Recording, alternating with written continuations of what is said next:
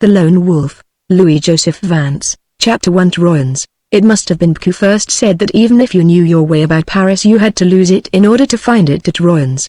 But then was proud to be Irish.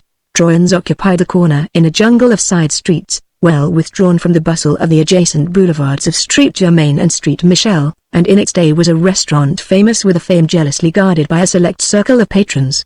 Its cooking was the best in Paris, its cellar second to none, its rates ridiculously reasonable, yet Decca knew it not.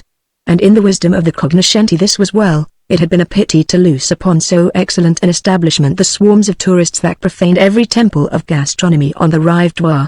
The building was of 3 stories, painted a dingy drab and trimmed with dull green shutters. The restaurant occupied almost all of the street front of the ground floor. A blank, non-committal double doorway at one extreme of its plate glass windows was seldom open and even more seldom noticed. This doorway was squat and broad and closed the mouth of a wide, stone-walled passageway. In one of its 2 substantial wings of oak a smaller door had been cut for the convenience of Troyens guests, who by this route gained the courtyard, a semi-roofed and shadowy place, cool on the hottest day. From the court a staircase, with an air of leading nowhere in particular, climbed lazily to the 2nd story and thereby justified its modest pretensions, for the 2 upper floors of Troyens might have been plotted by a nightmare-ridden architect after witnessing one of the first of the Palais Royal farces. Above stairs, a medieval maze of corridors long and short, complicated by many unexpected steps and staircases and turns and enigmatic doors, ran every which way and as a rule landed one in the wrong room, linking together, in all, some 20 bedchambers. There were no salons or reception rooms. There was never a bathroom. There wasn't even running water aside from 2 hallway taps, one to each story. The honored guest and the exacting went to bed by lamplight, others put up with candlesticks. Gas burned only in the corridors and the restaurant asthmatic jets that, spluttering blue within globes obese, semi-opaque, and yellowish, went well with furnishings and decorations of the Second Empire to which years had lent a mellow and somehow rakish dinginess, since nothing was ever refurbished. With such accommodations the guests of Troyens were well content. They were not many, to begin with, and they were almost all middle-aged bourgeois, a caste that resents innovations. They took Troyens as they found it. The rooms suited them admirably, and the tariff was modest. Why do anything to disturb the perennial peace of so discreet and confidential an establishment? One did much as one pleased there, providing one's bill was paid with tolerable regularity and the hand kept supple that operated the cordon in the small hours of the night. Papa Troyen came from a tribe of innkeepers and was liberal-minded, while as for Madame his wife, she cared for nothing but pieces of gold. To Troyens on a wet winter night in the year 1893 came the child who as a man was to call himself Michael Lanyard. He must have been 4 or 5 years old at that time, an age at which consciousness is just beginning to recognize its individuality and memory registers with capricious irregularity. He arrived at the hotel in a state of excitement involving an almost abnormal sensitiveness to impressions, but that was soon drowned deep in dreamless slumbers of healthy exhaustion, and when he came to look back through a haze of days, of which each had made its separate and imperative demand upon his budding emotions, he found his store of memories strangely dulled and disarticulate. The earliest definite picture was that of himself, a small but vastly important figure, nursing a heavy heart in a dark corner of a fiacre. Beside him sat a man who swore fretfully into his moustache whenever the whimpering of the boy threatened to develop into honest bawls, a strange creature, with pockets full of candy and a way with little boys in public surly and domineering, in private timid and propitiatory. It was raining monotonously, with that melancholy persistence which is the genius of Parisian winters, and the paving of the interminable strange streets was as black glass shot with colored lights. Some of the streets roared like famished beasts, others again were silent, if with a silence no less sinister. The rain made incessant crepitation on the roof of the fiacre, and the windows wept without respite. Within the cab a smell of mustiness contended feebly with the sickening reek of a cigar which the man was forever relighting and which as often turned cold between his teeth. Outside, unwearying hoofs were beating their deadly rhythm, clop-etty-clop. Back of all this lurked something formlessly alluring, something sad and sweet and momentous, which belonged very personally to the child but which he could never realize. Memory crept blindly toward it over a sword-wide bridge that had no end.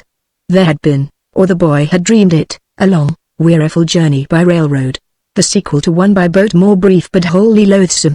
Beyond this point memory failed though sick with yearning, and the child gave over his instinctive but rather inconsecutive efforts to retrace his history. His daily life at Troyens furnished compelling and obliterating interests. Madame saw to that. It was Madame who took charge of him when the strange man dragged him crying from the cab, through a cold, damp place gloomy with shadows, and upstairs to a warm bright bedroom, a formidable body, this Madame, with cold eyes and many hairy moles, who made odd noises in her throat while she undressed the little boy with the man standing by, noises meant to sound compassionate and maternal but, to the child at least, hopelessly otherwise. Then drowsiness stealing upon one over a pillow wet with tears. Oblivion. And Madame it was who ruled with iron hand the strange new world to which the boy awakened. The man was gone by morning, and the child never saw him again, but inasmuch as those about him understood no English and he no French, it was some time before he could grasp the false assurances of Madame that his father had gone on a journey but would presently return. The child knew positively that the man was not his father, but when he was able to make this correction the matter had faded into insignificance. Life had become too painful to leave time or inclination for the adjustment of such minor and incidental questions as one's parentage. The little boy soon learned to know himself as Marcel, which wasn't his name, and before long was unaware he had ever had another. As he grew older he passed as Marcel Troyen, but by then he had forgotten how to speak English. A few days after his arrival the warm, bright bedchamber was exchanged for a cold dark closet opening off Madame's boudoir, a cupboard furnished with a rickety cot and a broken chair, lacking any provision for heat or light, and ventilated solely by a transom over the door, and inasmuch as Madame shared the French horror of draughts and so kept her boudoir hermetically sealed 9 months of the year, the transom didn't mend matters much. But that closet formed the boy's sole refuge, if a precarious one. Through several years, there alone was he ever safe from kicks and cuffs and scoldings for faults beyond his comprehension, but he was never permitted a candle, and the darkness and loneliness made the place one of haunted terror to the sensitive and imaginative nature of a growing child. He was, however, never insufficiently fed, and the luxury of forgetting misery in sleep could not well be denied him. By day, until of age to go to school, he played apprehensively in the hallways with makeshift toys, a miserable, dejected little body with his heart in his mouth at every sudden footfall, very much in the way of femmes de chambre who had nothing in common with the warm-hearted, impulsive, pitiful serving women of fiction. They complained of him to Madame, and Madame came promptly to cuff him. He soon learned an almost uncanny cunning in the art of effacing himself, when she was imminent, to be as still as death and to move with the silence of a wraith. Not infrequently his huddled immobility in a shadowy corner escaped her notice as she passed. But it always exasperated her beyond measure to look up, when she fancied herself alone, and become aware of the wide-eyed, terrified stare of the transfixed boy. That he was privileged to attend school at all was wholly due to a great fear that obsessed Madame of doing anything to invite the interest of the authorities. She was an honest woman, according to her lights, an honest wife, and kept an honest house, but she feared the gendarmerie more than the wrath of God. And by ukase of government a certain amount of education was compulsory. So Marcel learned among other things to read, and thereby took his first blind step towards salvation. Reading being the one pastime which could be practiced without making a noise of any sort to attract undesirable attentions, the boy took to it in self-defense. But before long it had become his passion. He read, by stealth, everything that fell into his hands, a weird melange of newspapers, illustrated Parisian weeklies, magazines, novels, cullings from the debris of guest chambers. Before Marcel was 11 he had read Les Miserables with intense appreciation. His reading, however, was not long confined to works in the French language. Now and again some departing guest would leave an English novel in his room, and these Marcel treasured beyond all other books. They seemed to him, in a way, part of his birthright. Secretly he called himself English in those days, because he knew he wasn't French, that much, at least, he remembered. And he spent long hours poring over the strange words until, at length, they came to seem less strange in his eyes. And then some accident threw his way a small English-French dictionary. He was able to read English before he could speak it. Out of school hours a drudge and scullion, the associate of scullions and their immediate betters, drawn from the cast of loose tongues and looser morals which breeds servants for small hotels, Marcel at 11, as nearly as his age can be computed, possessed a comprehension of life at once exact, exhaustive and appalling. Perhaps it was fortunate that he lived without friendship. His concept of womanhood was incarnate in Madame Troyen, so he gave all the hotel women a wide berth. The men servants he suffered in silence when they would permit it, but his nature was so thoroughly disassociated from anything within their experience that they resented him, a circumstance which exposed him to a certain amount of baiting not unlike that which the village idiot receives at the hands of rustic boors until Marcel learned to defend himself with a tongue which could distill vitriol from the vernacular, and with fists and feet as well. Thereafter he was left severely to himself and glad of it, since it furnished him with just so much more time for reading and dreaming over what he read. By 15 he had developed into a long, lank, loutish youth, with a face of extraordinary pallor, a sullen mouth, hot black eyes, and dark hair like a mane, so seldom was it trimmed. He looked considerably older than he was, and the slightness of his body was deceptive, disguising a power of sinewy strength. More than this, he could care very handily for himself in a scrimmage. Las Savit had no secrets from him, and he had picked up tricks from the Apaches quite as effectual as any in the manual of jiu-jitsu. Paris he knew as you and I know the palms of our hands, and he could converse with the precision of the native born in any one of the city's several odagas. To these accomplishments he added that of a thoroughly practiced petty thief. His duties were by day those of valet de chambre on the 3rd floor, by night he acted as omnibus in the restaurant. For these services he received no pay and less consideration from his employers, who would have been horrified by the suggestion that they countenanced slavery. Only his board and a bed in a room scarcely larger, if somewhat better ventilated, than the boudoir closet from which he had long since been ousted. This room was on the ground floor, at the back of the house, and boasted a small window overlooking a narrow alley. He was rooted out before daylight, and his working day ended as a rule at 10 in the evening, though when there were performances on at the Odeon, the restaurant remained open until an indeterminate hour for the accommodation of the supper trade. Once back in his kennel, its door closed and bolted, Marcel was free to squirm out of the window and roam and range Paris at will. And it was thus that he came by most of his knowledge of the city.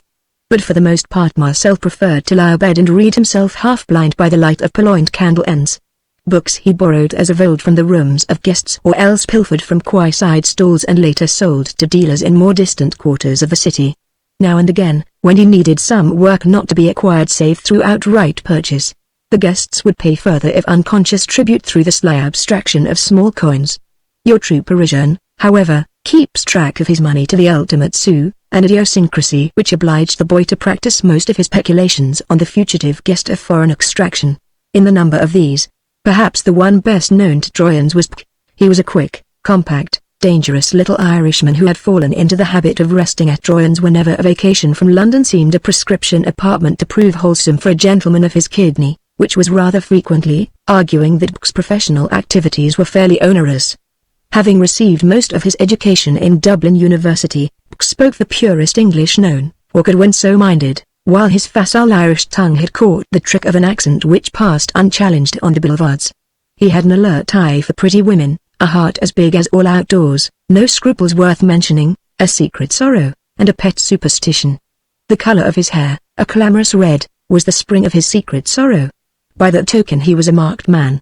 At irregular intervals he made frantic attempts to disguise it, but the only dye that would serve at all was a jet black and looked like the devil in contrast with his high coloring. Moreover, before a week passed, the red would crop up again wherever the hair grew thin, lending him the appearance of a badly singed pup. His pet superstition was that, as long as he refrained from practicing his profession in Paris, Paris would remain his impregnable tower of refuge. The world owed P a living, or he so considered, and it must be allowed that he made collections on account with tolerable regularity and success, but Paris was tax-exempt as long as Paris offered him immunity from molestation. Not only did Paris suit his tastes excellently, but there was no place, in P's esteem, comparable with Troyans for peace and quiet. Hence, the continuity of his patronage was never broken by trials of rival hostelries, and Troyans was always expecting P for the simple reason that he invariably arrived unexpectedly, with neither warning nor ostentation, to stop as long as he liked, whether a day or a week or a month, and depart in the same manner. His daily routine, as Troyans came to know it, varied but slightly.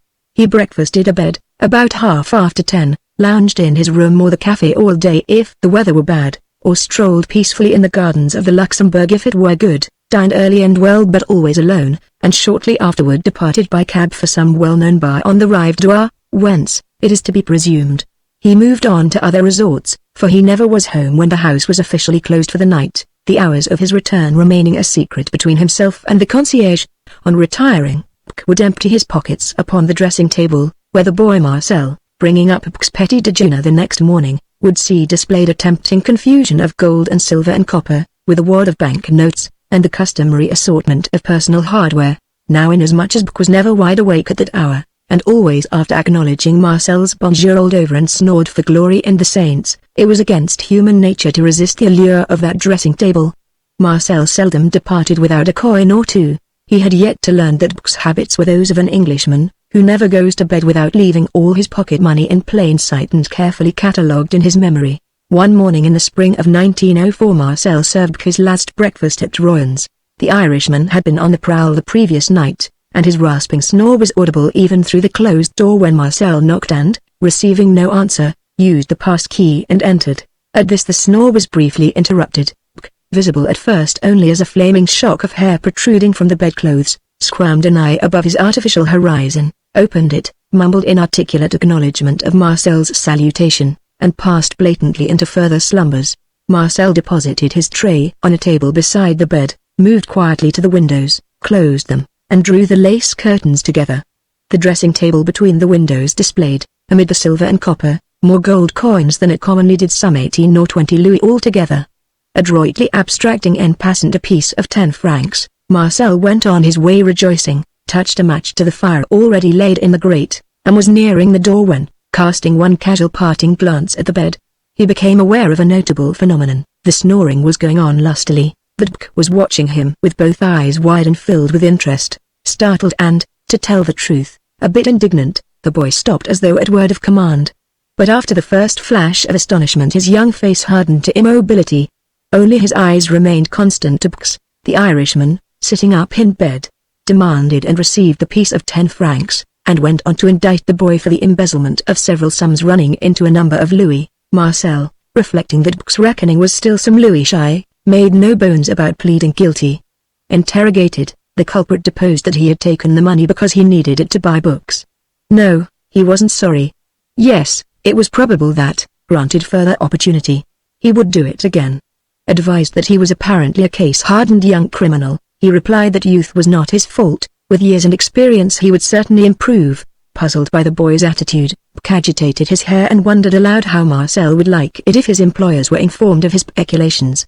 Marcel looked pained and pointed out that such a course on the part of Bk would be obviously unfair. The only real difference between them, he explained, was that where he filched a louis Bk filched thousands, and if Bk insisted on turning him over to the mercy of Madame and Papa at Royan, who would certainly summon a Sergeant Derville, he, Marcel, would be quite justified in retaliating by telling the Prefecture de Police all he knew about Bk. This was no chance shot, and took the Irishman between wind and water, and when, dismayed, he blustered, demanding to know what the boy meant by his damned impudence, Marcel quietly advised him that one knew what one knew. If one read the English newspaper in the café, as Marcel did, one could hardly fail to remark that Monsieur always came to Paris after some notable burglary had been committed in London, and if one troubled to follow Monsieur by night, as Marcel had, it became evident that Monsieur's first calls in Paris were invariably made at the establishment of a famous fence in the Rue des Trois Freres, and, finally, one drew one's own conclusions when strangers dining in the restaurant as on the night before. By way of illustration, strangers who wore all the hallmarks of police detectives from England catechized one about a person whose description was the portrait of Bk, and promised 100-franc note for information concerning the habits and whereabouts of that person, if seen. Marcel added, while Bk gasped for breath, that the gentleman in question had spoken to him alone, in the absence of other waiters, and had been fobbed off with a lie. But why Bk wanted to know had Marcel lied to save him, when the truth would have earned him 100 francs, because, Marcel explained coolly, I, too, am a thief. Monsieur will perceive it was a matter of professional honor. Now the Irish have their faults, but ingratitude is not of their number. Bk, packing hastily to leave Paris, France and Europe by the fastest feasible route, still found time to question Marcel briefly, and what he learned from the boy about his antecedents so worked with gratitude upon the sentimental nature of the Celt, that when on the third day following the Canal de Carpathia left Naples for New York, she carried not only a gentleman whose brilliant black hair and glowing pink complexion rendered him a bit too conspicuous among her first cabin passengers for his own comfort, but also in the second cabin his valet, a boy of 16 who looked 18. The gentleman's name on the passenger list didn't, of course, in the least resemble Bk. His valet's was given as Michael Lanyard. The origin of this name is obscure, Michael being easily corrupted into good Irish Mickey may safely be attributed to Bk. Lanyard has a tang of the sea which suggests a reminiscence of some sea tale prized by the pseudo-Marcel Royan. In New York began the second stage in the education of a professional criminal. The boy must have searched far for a preceptor of more sound attainments than Bk. It is, however, Only fair to say that must have looked as far for an apter pupil. Under his tutelage, Michael Lanyard learned many things. He became a mathematician of considerable promise, an expert mechanician, a connoisseur of armor plate and explosives in their more specific applications, and he learned to grade precious stones with a glance. Also, because was born of gentlefolk, he learned to speak English, what clothes to wear and when to wear them, and the civilized practice with knife and fork at table. And because was a diplomatist of sorts, Marcel acquired the knack of being at ease in every grade of society. He came to know that a self-made millionaire, taken the right way, is as approachable as one whose millions date back even unto the third generation. He could order a dinner at Sherry's as readily as drinks at Sharkey's. Most valuable accomplishment of all, he learned to laugh. In the way of byproducts he picked up a working acquaintance with American, English and German slang. French slang he already knew as a mother tongue, considerable geographical knowledge of the capitals of Europe, America and Illinois, a taste that discriminated between tobacco and the stuff sold as such in France, and a genuine passion for good paintings. Finally drilled into his apprentice the three cardinal principles of successful cracksmanship: to know his ground thoroughly before venturing upon it, to strike and retreat with the swift precision of a hawk, to be friendless. And the last of these was the greatest. "You're a promising lad," he said so often that Lanyard would almost wince from that formula of introduction. A promising lad, though it's sad I should be to say it, instead of proud as I am. For I've made you, but for me you'd long since have matriculated at La Tour Pointue and graduated with the canaille of the Santee. And in time you may become a first chop operator, which I'm not and never will be. But if you do, 'twill be through fighting shy of two things. The first of them's woman, and the second is man. To make a friend of a man you must lower your guard. Ordinarily 'tis fatal. As for woman, remember this, m'lad, to let love into your life you must open a door no mortal hand can close. And God only knows what'll follow in. If ever you find you've fallen in love and can't fall out, cut the game on the instant, or you'll end wearing stripes or broad arrows the same as myself would, if this cursed cough wasn't going to be the death of me. No, m'lad, take a fool's advice, you'll never get better, and when you're shut of me, which will be soon, I'm thinking, take the lonesome road and stick to the middle of it. He travels the fastest that travels alone is a true saying, but 'tis only half the truth. He travels the farthest into the bargain. Yet the lonesome road has its drawbacks. Lad, it's damned lonely.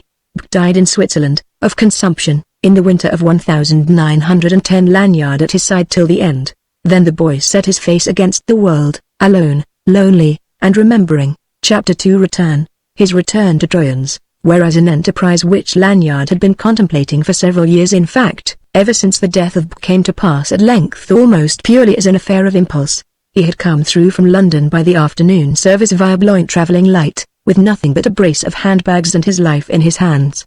2 coups to his credit since the previous midnight had made the shift advisable, though only one of them, the later, rendered it urgent. Scotland Yard would, he reckoned, require at least 24 hours to unlimber for action on the Ombre affair, but the other, the theft of the Husman plans, though not consummated before noon, must have set the chancelleries of at least 3 powers by the ears before Lanyard was fairly entrained at Charing Cross. Now his opinion of Scotland Yard was low. Its emissaries must operate gingerly to keep within the laws they serve.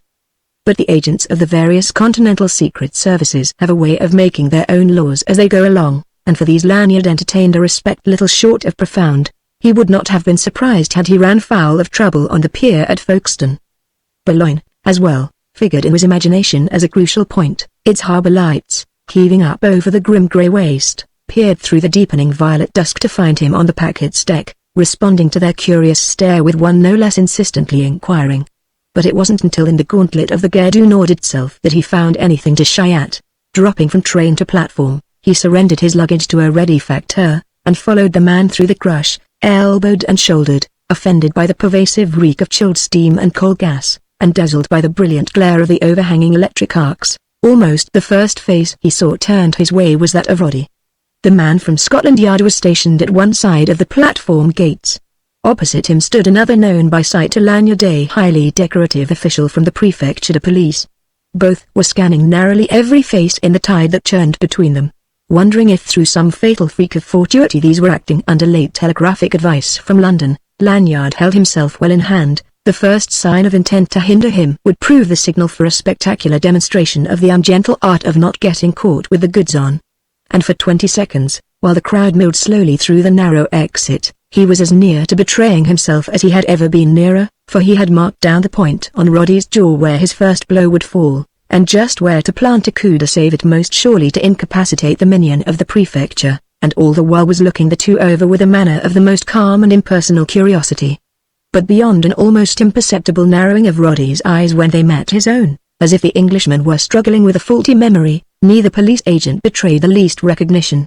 And then Lanyard was outside the station, his factor introducing him to a ramshackle taxicab. No need to speculate whether or not Roddy were gazing after him. In the ragged animal who held the door while Lanyard fumbled for his factor's tip, he recognized a runner for the prefecture, and beyond question there were many such about. If any lingering doubt should trouble Roddy's mind he need only ask, such and one took what cab and for what destination? To be instantly and accurately informed. In such case to go directly to his apartment, that handy little restaurant near the Trocadero, was obviously inadvisable. Without apparent hesitation Lanyard directed the driver to the Hotel Lutetia, tossed the ragged spare sou, and was off to the tune of a slammed door and a motor that sorely needed overhauling. Their rain, which had welcomed the train a few miles from Paris, was in the city torrential. Few wayfarers braved the swimming sidewalks, and the little clusters of chairs and tables beneath permanent café awnings were one and all neglected. But in the roadways an amazing concourse of vehicles, mostly motor-driven, skimmed, skidded, and shot over burnished asphalting all, of course, at top speed else this were not Paris. Lanyard thought of insects on the surface of some dark forest pool. The roof of the cab rang like a drumhead. The driver blinked through the back splatter from his rubber apron. Now and again the tires lost grip on the treacherous going and provided instants of lively suspense. Lanyard lowered a window to release the musty odor peculiar to French taxis, got well peppered with moisture, and promptly put it up again. Then insensibly he relaxed, in the toils of memories roused by the reflection that this night fairly duplicated that which had welcomed him to Paris, 20 years ago. It was then that, for the first time in several months, he thought definitely of Troyens, and it was then that chance ordained that his taxicab should skid. On the point of leaving the Ile de la Cite by way of the Pont Street Michel, it suddenly, one might pardonably have believed, went mad, darting crabwise from the middle of the road to the right-hand footway with evident design to climb the rail and make an end to everything in the Seine. The driver regained control barely in time to avert a tragedy, and had no more than accomplished this much when a bit of broken glass gutted one of the rear tires, which promptly gave up the ghost with a roar like that of a lusty young cannon. At this the driver, apparently a person of religious bias, said something heartfelt about the sacred name of his pipe and, crawling from under the apron, turned aft to assess damages. On his own part Lanyard swore in sound Saxon, opened the door, and delivered himself to the pelting shower. "Well?" he inquired after watching the driver muzzle the eviscerated tire for some eloquent moments. Turning up a distorted face, the other gesticulated with profane abandon, by way of good measure interpolating a few disconnected words and phrases. Lanyard gathered that this was the second accident of the same nature since noon, that the cab consequently lacked a spare tire, and that short of a trip to the garage the accident was irremediable. So he said, intelligently, it couldn't be helped, paid the man and over-tipped precisely as though their journey had been successfully consummated, and standing over his luggage watched the maimed vehicle limp miserably off through the teeming mists. Now in normal course his plight should have been relieved within 2 minutes. But it wasn't. For some time all such taxis as did pass displayed scornfully inverted flags. Also, their drivers jeered in their pleasing Parisian way at the lonely outlander occupying a position of such uncommon distinction in the heart of the storm and the precise middle of the Pont Street Michel. Over to the left, on the Quai de Marc-Neuf, the façade of the prefecture frowned portentously La Tour Pointue, as the Parisian loves to term it. Lanyard forgot his annoyance long enough to salute that grim pile with a mocking bow, thinking of the men therein who would give half their possessions to lay hands on him who was only a few hundred yards distant, marooned in the rain. In its own good time a night-prowling fiacre rambled up and veered over to his hail. He viewed this stroke of good fortune with intense disgust. The shambling, weather-beaten animal between the shafts promised a long, damp crawl to the Lutetia, and on this reflection he yielded to impulse, heaving in his luggage drawings. He told the cocker.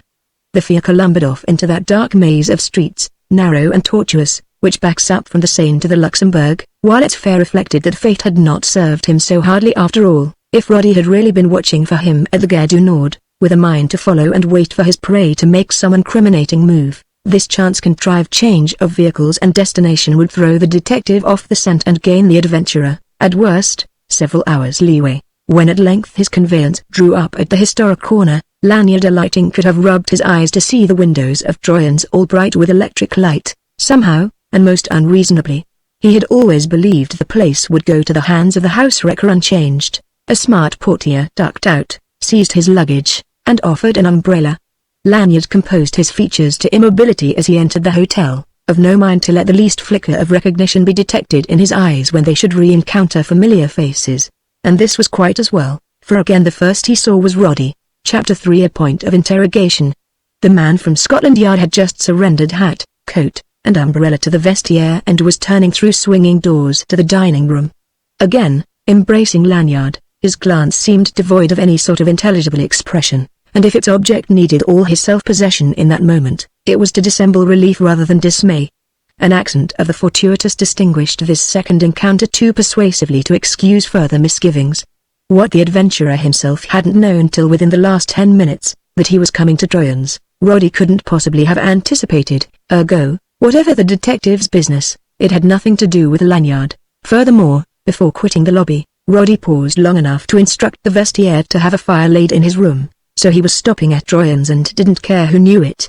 His doubts altogether dissipated by this incident, Lanyard followed his natural enemy into the dining room with an air as devil-may-care as one could wish, and so impressive that the maitre d'hotel abandoned the detective to the mercies of one of his captains and himself hastened to seat Lanyard and take his order. This last disposed of, Lanyard surrendered himself to new impressions of which the first proved a bit disheartening.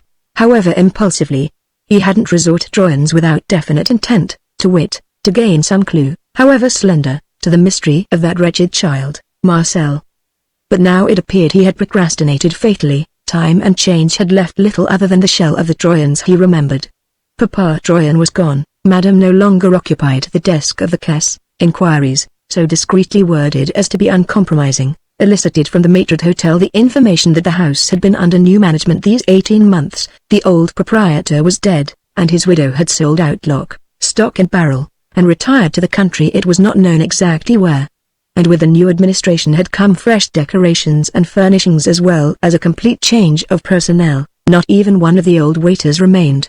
All are gone, the old familiar faces, Lanyard quoted in vindictive melancholy. Damn. Happily, it was soon demonstrated that the cuisine was being maintained on its erstwhile plane of excellence. One still had that comfort. Other impressions, less ultimate, proved puzzling, disconcerting, and paradoxically reassuring. Lanyard commanded a fair view of Roddy across the waist of the room. The detective had ordered a meal that matched his aspect well, both of true British simplicity. He was a square-set man with a square jaw, cold blue eyes, a fat nose, a thin-lipped trap of a mouth, a face as red as rare beefsteak. His dinner comprised a cut from the joint, boiled potatoes, Brussels sprouts, a bit of cheese, a bottle of paste. He ate slowly, chewing with the doggedness of a strong character hampered by a weak digestion, and all the while kept eyes fixed to an issue of the Paris edition of the London Daily Mail, with an effect of concentration quite too convincing. Now one doesn't read the Paris edition of the London Daily Mail with tense excitement. Humanly speaking, it can't be done. Where, then, was the object of this so sedulously dissembled interest? Lanyard wasn't slow to read this riddle to his satisfaction in as far, that is, as it was satisfactory to feel still more certain that Roddy's quarry was another than himself. Despite the lateness of the hour, which had by now turned 10 o'clock, the restaurant had a dozen tables or so in the service of guests pleasantly engaged in lengthening out an agreeable evening with dessert, coffee, liqueurs and cigarettes. The majority of these were in couples, but at a table one removed from Roddy's sat a party of 3, and Lanyard noticed, or fancied, that the man from Scotland Yard turned his newspaper only during lulls in the conversation in this quarter. Of the 3, one might pass for an American of position and wealth, a man of something more than 60 years, with an execrable accent, a racking cough, and a thin, patrician cast of features clouded darkly by the expression of a soul in torment, furrowed, seamed, twisted a mask of mortal anguish.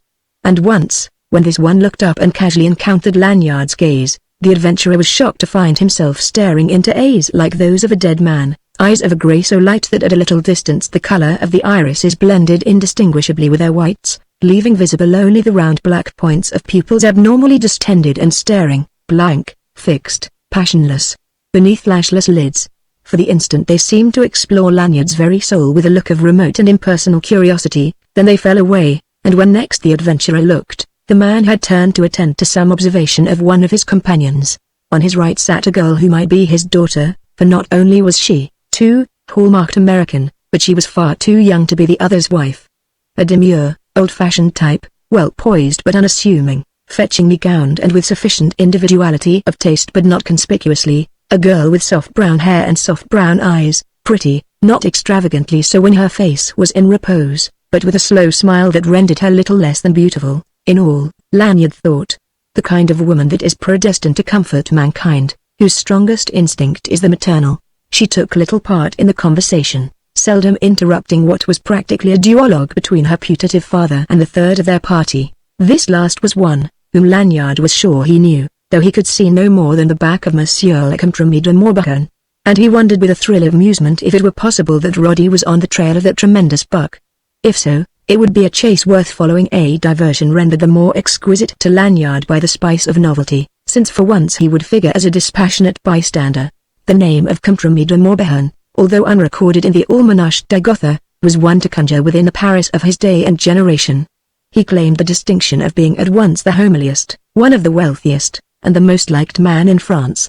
As to his looks, good or bad, they were said to prove infallibly fatal with women, while not a few men, perhaps for that reason, did their possessor the honor to imitate them.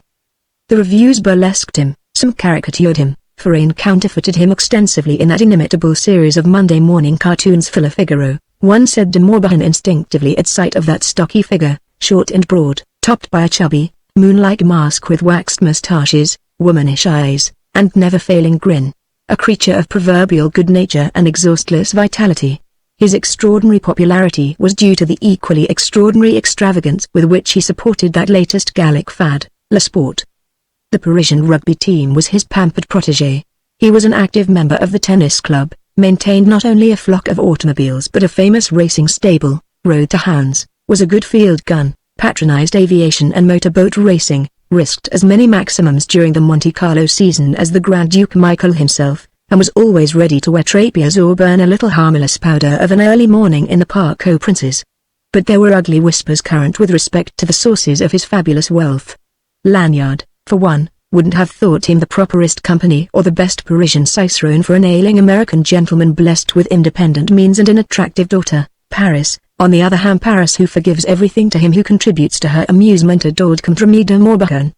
But perhaps Lanyard was prejudiced by his partiality for Americans, a sentiment the outgrowth of the years spent in New York with Bk. He even fancied that between his spirit and theirs existed some subtle bond of sympathy. For all he knew, he might himself be American. For some time Lanyard strained to catch something of the conversation that seemed to hold so much of interest for Roddy, but without success because of the hum of voices that filled the room. In time, however, the gathering began to thin out, until at length there remained only this party of three, Lanyard enjoying a most delectable salad, and Roddy puffing a cigar, with such a show of enjoyment that Lanyard suspected him of the sin of smuggling, and slowly gulping down a second bottle of paste. Under these conditions the talk between de Morbihan and the Americans became public property. The first remark overheard by Lanyard came from the elderly American. Following a pause and a consultation of his watch, 11:15, he announced, "Plenty of time," said de Morbihan cheerfully. "That is," he amended, "if mademoiselle isn't bored." The girl's reply, accompanied by a pretty inclination of her head toward the Frenchman, was lost in the accents of the first speaker's strong and sonorous voice, in strange contrast with his ravaged appearance and distressing cough. "Don't let that worry you," he advised cheerfully.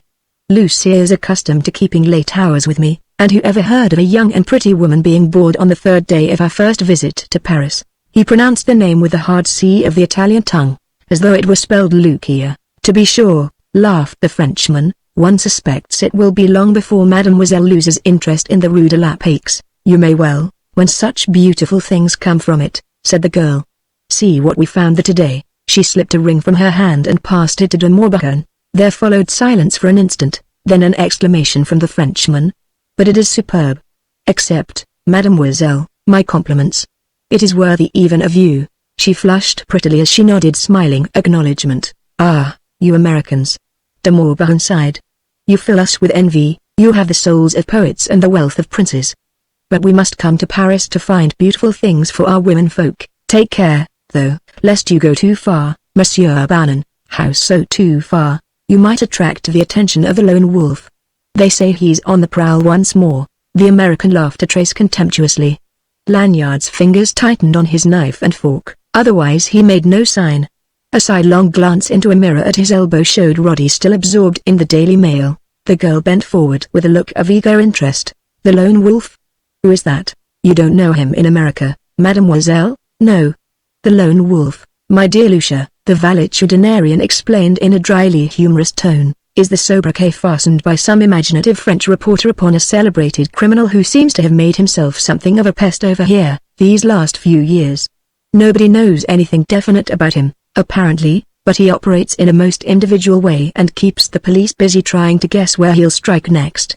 The girl breathed an incredulous exclamation. "But I assure you," de Morbihan protested, "the rogue has had a wonderfully successful career, thanks to his dispensing with Confederates and confining his depredations to jewels and similar valuables, portable and easy to convert into cash. Yet," he added, nodding sagely, "one isn't afraid to predict his race is almost run." "You don't tell me," the older man exclaimed. "Have they picked up the scent at last?" "The man is known," de Morbihan affirmed. By now the conversation had caught the interest of several loitering waiters, who were listening open-mouthed. Even Roddy seemed a bit startled, and for once forgot to make business with his newspaper, but his wondering stare was exclusively for de Morbihan. Lanyard put down knife and fork, swallowed a final mouthful of hot brine, and lighted a cigarette with the hand of a man who knew not the meaning of nerves. "Garçon," he called quietly, and ordered coffee and cigars, with a liqueur to follow. "Known," the American exclaimed. "They've caught him, eh?" "I didn't say that," de Morbihan laughed, "but the mystery is no more in certain quarters." "Who is he, then?" "That monsieur will pardon me, I'm not yet free to state. Indeed, I may be indiscreet in saying as much as I do. Yet, among friends," his shrug implied that, as far as he was concerned, waiters were unhuman and the other guests of the establishment non-existent. "But," the American persisted, "perhaps you can tell us how they got on his track?" "It wasn't difficult," said de Morbihan. "Indeed, quite simple." This tone of depreciation is becoming, for it was my part to suggest the solution to my friend, the chief of the sheet. He had been annoyed and distressed, had even spoken of handing in his resignation because of his inability to cope with this gentleman, the Lone Wolf. And since he is my friend, I too was distressed on his behalf, and badgered my poor wits until they chanced upon an idea which led us to the light. "You won't tell us?" the girl protested, with a little moue of disappointment, as the Frenchman paused provokingly. "Perhaps I shouldn't. And yet why not? As I say, it was elementary reasoning, a mere matter of logical deduction and elimination. One made up one's mind the Lone Wolf must be a certain sort of man, the rest was simply sifting France for the man to fit the theory, and then watching him until he gave himself away." "You don't imagine we're going to let you stop there?" the American demanded in an aggrieved tone. "No? I must continue? Very well, I confess to some little pride.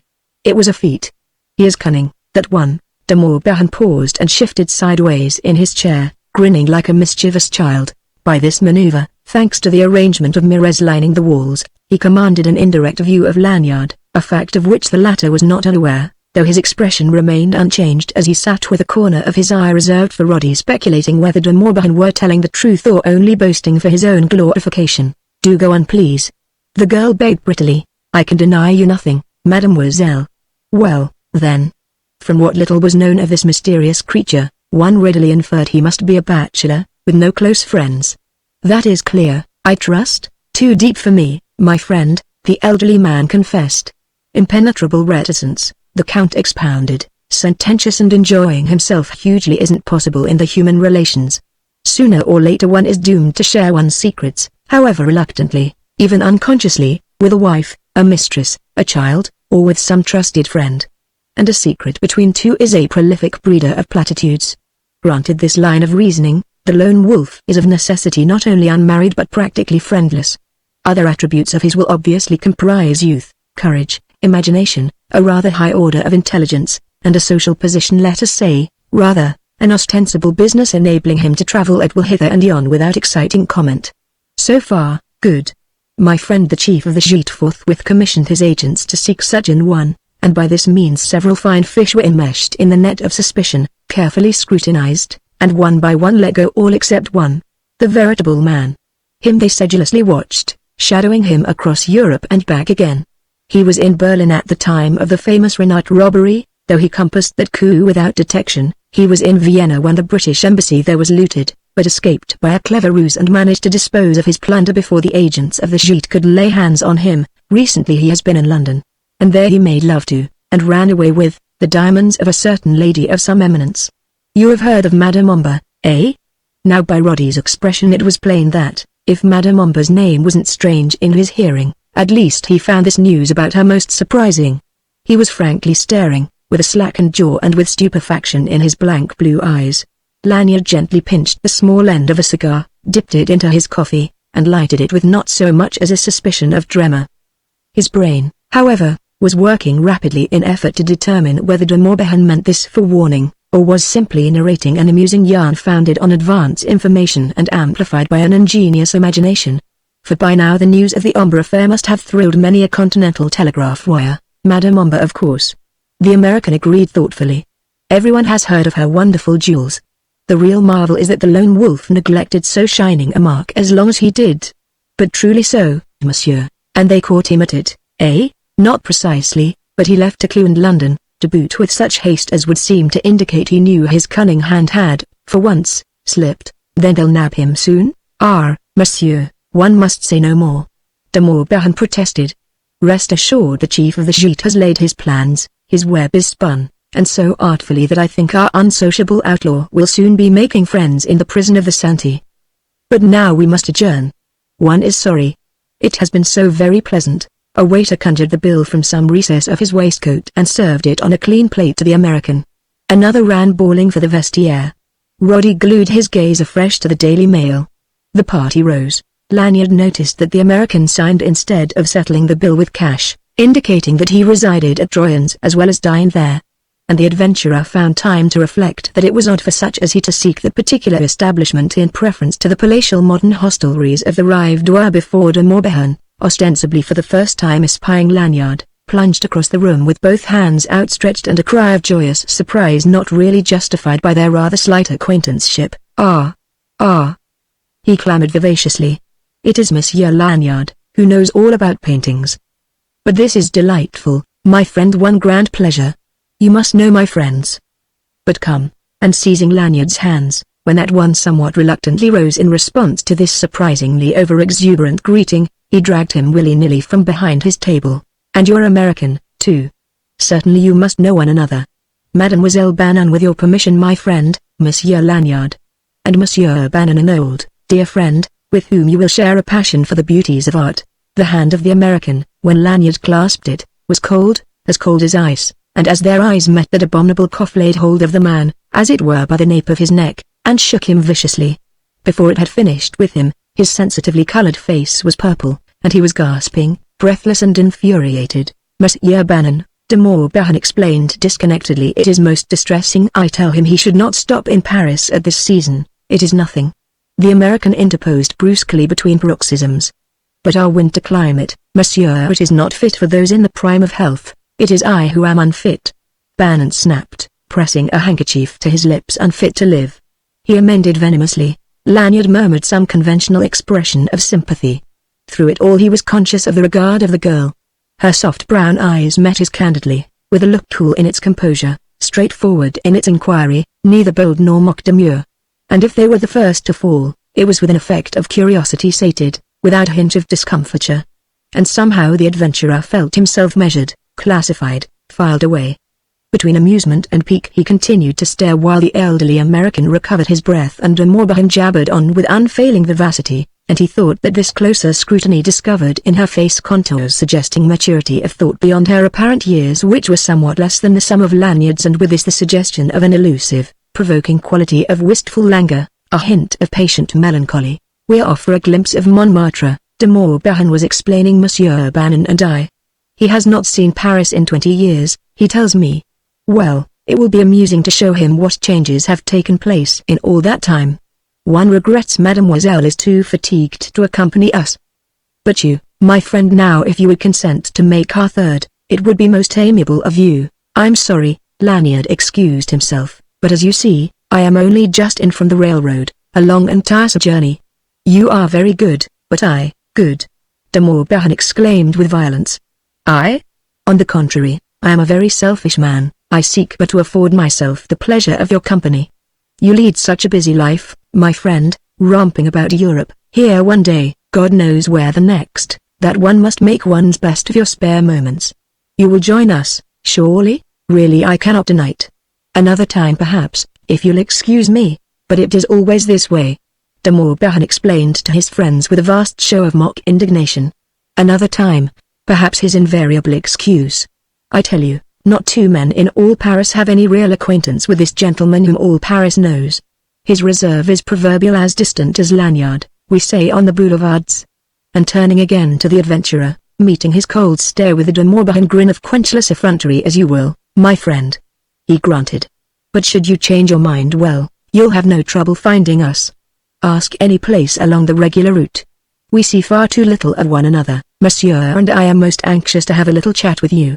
It will be an honor, Lanyard returned formally. In his heart he was pondering several most excruciating methods of murdering the man. What did he mean? How much did he know? If he knew anything, he must mean ill, for assuredly he could not be ignorant of Roddy's business, or that every other word he uttered was riveting suspicion on Lanyard of identity with the lone wolf, or that Roddy was listening with all his ears and staring into the bargain. Decidedly something must be done to silence this animal, should it turn out he really did know anything. It was only after profound reflection over his liqueur, while Roddy devoured his daily mail and washed it down with a third bottle of base, that Lanyard summoned the Maitre d'Hotel and asked for a room. It would never do to fix the doubts of the detective by going elsewhere that night. But, fortunately, Lanyard knew that Warren-Which was Troyon's as no one else knew it. Roddy would find it hard to detain him, should events seem to advise an early departure. Chapter 4 A Stratagem. When the Maitre d'Hotel had shown him all over the establishment, innocently enough, en route, furnishing him with a complete list of his other guests and their rooms, memoranda readily registered by a retentive memory, Lanyard chose the bedchamber next that occupied by Roddy, in the second story. The consideration influencing this selection was of course that, so situated, he would be in position not only to keep an eye on the man from Scotland Yard but also to determine whether or no Roddy were disposed to keep an eye on him. In those days Lanyard's faith in himself was a beautiful thing. He could not have enjoyed the immunity ascribed to the lone wolf as long as he had without gaining a power of sturdy self-confidence in addition to a certain amount of temperate contempt for spies of the law and all their ways. Against the peril inherent in this last, however, he was self-warned, esteeming it the most fatal chink in the armor of the lawbreaker, this disposition to underestimate the acumen of the police. Far too many promising young adventurers like himself were annually laid by the heels in that snare of their own infatuate weaving. The mouse has every right, if he likes, to despise the cat for a heavy-handed and bloodthirsty beast, lacking wit and imagination, a creature of simple force majeure, but that mouse will not advisedly swagger in cat-haunted territory. A blow of the paws, when all's said and done, a blow of the paw, something to numb the wits of the wiliest mouse. Considering Roddy, he believed it to be impossible to gauge the limitations of that essentially British intelligence, something as self-contained as a London flat. One thing only was certain, Roddy didn't always think in terms of beef and base. He was nobody's facile fool, he could make a shrewd inference as well as strike a shrewd blow. Reviewing the scene in the restaurant, Lanyard felt measurably warranted in assuming not only that Roddy was interested in De Morbihan, but that the Frenchman was well aware of that interest. And he resented sincerely his inability to feel as confident that the Count, with his gossip about the lone wolf, had been merely seeking to divert Roddy's interest to putatively larger game. It was just possible that De Morbihan's identification of Lanyard with that mysterious personage, at least by innuendo, had been unintentional. But somehow Lanyard didn't believe it had. The two questions troubled him sorely. Did De Morbihan know? Did he merely suspect, or had he only loosed an aimless shot which chance had sped to the right goal? Had the mind of Roddy proved fallow to that suggestion, or had it, with its simple national tenacity, been impatient of such side issues, or incredulous, and persisted in focusing its processes upon the personality and activities of Monsieur le Comte de Morbihan? However, one would surely learn something illuminating before very long. The business of a sleuth is to sleuth, and sooner or later Roddy must surely make some move to indicate the quarter wherein his real interest lay. Just at present, reasoning from noises audible through the bolted door that communicated with the adjoining bedchamber, the business of a sleuth seemed to comprise going to bed. Lanyard, shaving and dressing, could distinctly hear a tuneless voice contentedly humming Sally in Our Alley, a rendition punctuated by one heavy thump and then another and then by a heartfelt sigh of relief as Roddy kicked off his boots and followed by the tapping of a pipe against grate bars, the squeal of a window lowered for ventilation, the click of an electric light, and the creaking of bed springs. Finally, and before Lanyard had finished dressing, the man from Scotland Yard began placidly to snore. Of course, he might well be bluffing, for Lanyard had taken pains to let Roddy know that they were neighbors, by announcing his selection in loud tones close to the communicating door. But this was a question which the adventurer meant to have answered before he went out.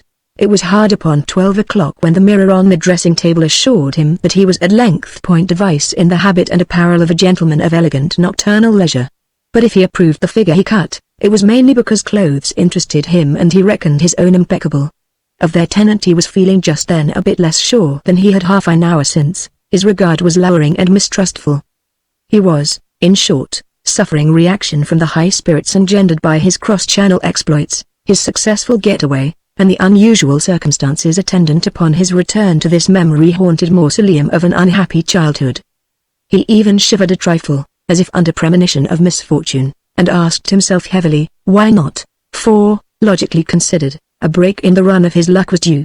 Thus far he had played, with a success almost too uniform, his dual role, by day the amiable amateur of art, by night the nameless mystery that prowled unseen and preyed unhindered. Could such success be reasonably expected to attend him always? Should he count de Morbihan's yarn a warning? Black must turn up every so often in a run of red, every gambler knows as much. And what was Michael Lanyard but a common gambler, who persistently staked life and liberty against the blindly impartial casts of chance?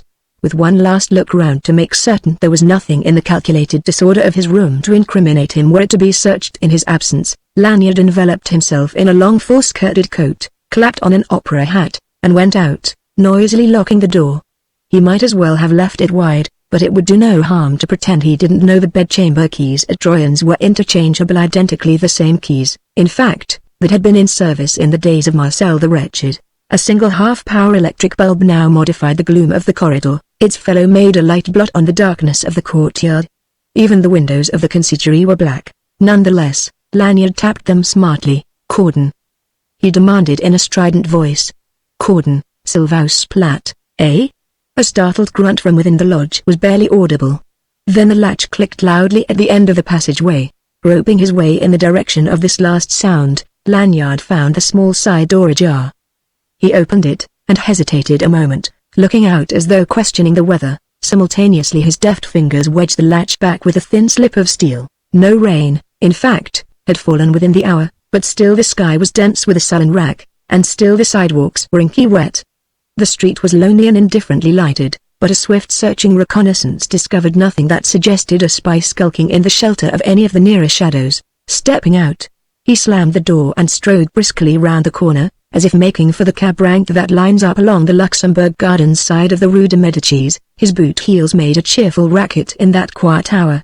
He was quite audibly going away from Troyan's, but instead of holding on to the cab rank, he turned the next corner, and then the next, rounding the block, and presently, reapproaching the entrance to Troyan's, paused in the recess of a dark doorway and, lifting one foot after another, slipped rubber caps over his heels. Thereafter his progress was practically noiseless. The smaller door yielded to his touch without a murmur. Inside, he closed it gently, and stood a moment listening with all his senses, not with his ears alone but with every nerve and fibre of his being, with his imagination, to boot. But there was never a sound or movement in all the house that he could detect, and no shadow could have made less noise than he, slipping cat-footed across the courtyard and up the stairs, avoiding with superdeveloped sensitiveness every lift that might complain beneath his tread. In a trice he was again in the corridor leading to his bedchamber. It was quite as gloomy and empty as it had been 5 minutes ago, yet with a difference, a something in its atmosphere that made him nod briefly in confirmation of that suspicion which had brought him back so stealthily. For one thing, Roddy had stopped snoring. And Lanyard smiled over the thought that the man from Scotland Yard might profitably have copied the trick of Porgs, of snoring like the seven sleepers when most completely awake. It was naturally no surprise to find his bedchamber door unlocked and slightly ajar. Lanyard made sure of the readiness of his automatic, strode into the room, and shut the door quietly but by no means soundlessly. He had left the shades down and the hangings drawn at both windows, and since these had not been disturbed, something nearly approaching complete darkness reigned in the room. But though promptly on entering his fingers closed upon the wall switch near the door, he refrained from turning out the lights immediately, with a fancy of impish inspiration that it would be amusing to learn what move Roddy would make when the tension became too much even for his trained nerves. Several seconds passed without the least sound disturbing the stillness, Lanyard himself grew a little impatient, finding that his sight failed to grow accustomed to the darkness because that last was too absolute, pressing against his staring eyeballs like a black fluid impenetrably opaque, as unbroken as the hush. Still, he waited. Surely Roddy wouldn't be able much longer to endure such suspense, and, surely enough, the silence was abruptly broken by a strange and moving sound, a hushed cry of alarm that was half a moan and half a sob. Lanyard himself was startled, for that was never Roddy's voice. There was a noise of muffled and confused footsteps, as though someone had started in panic for the door, then stopped in terror. Words followed, the strangest he could have imagined, words spoken in a gentle and tremulous voice. In pity's name. Who are you and what do you want? Thunderstruck, Lanyard switched on the lights. At a distance of some 6 paces he saw, not Roddy, but a woman, and not a woman merely, but the girl he had met in the restaurant. Chapter 5 Anticlimax. The surprise was complete. None, indeed, was ever more so, but it's a question which party thereto was the more affected. Lanyard stared with the eyes of stupefaction. To his fancy, this thing passed the compass of simple incredulity. It wasn't merely improbable, it was preposterous, it was anticlimax exaggerated to the proportions of the grotesque. He had come prepared to surprise and bullyrag the most astute police detective of whom he had any knowledge. He found himself surprised and discountenanced by this. Confusion no less intense informed the girl's expression. Her eyes were fixed to his with a look of blank inquiry. Her face, whose coloring had won his admiration 2 hours since, was colorless. Her lips were just ajar. The fingers of one hand touched her cheek, indenting it. The other hand caught up before her the long skirts of a pretty robe chamber, beneath whose edge a hand's breadth of white silk shimmered and the toe of a silken mule was visible. Thus she stood, poised for flight, attired only in a dressing gown over what, one couldn't help suspecting, was her nightdress, for her hair was down, and she was unquestionably all ready for her bed. But Book's patient training had been wasted if this man proved one to remain long at loss. Rallying his wits quickly from their momentary rout, he reasserted command over them, and if he didn't in the least understand, made a brave show of accepting this amazing accident as a commonplace. "I beg your pardon, Miss Bannon," he began with a formal bow.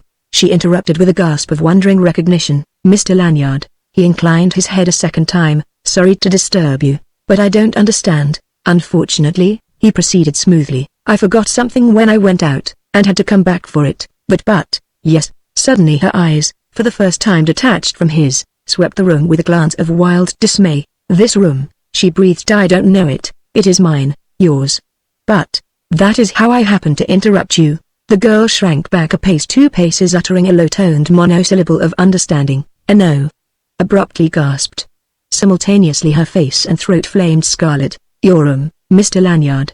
Her tone so convincingly voiced shame and horror that his heart misgave him. Not that alone, but the girl was very good to look upon.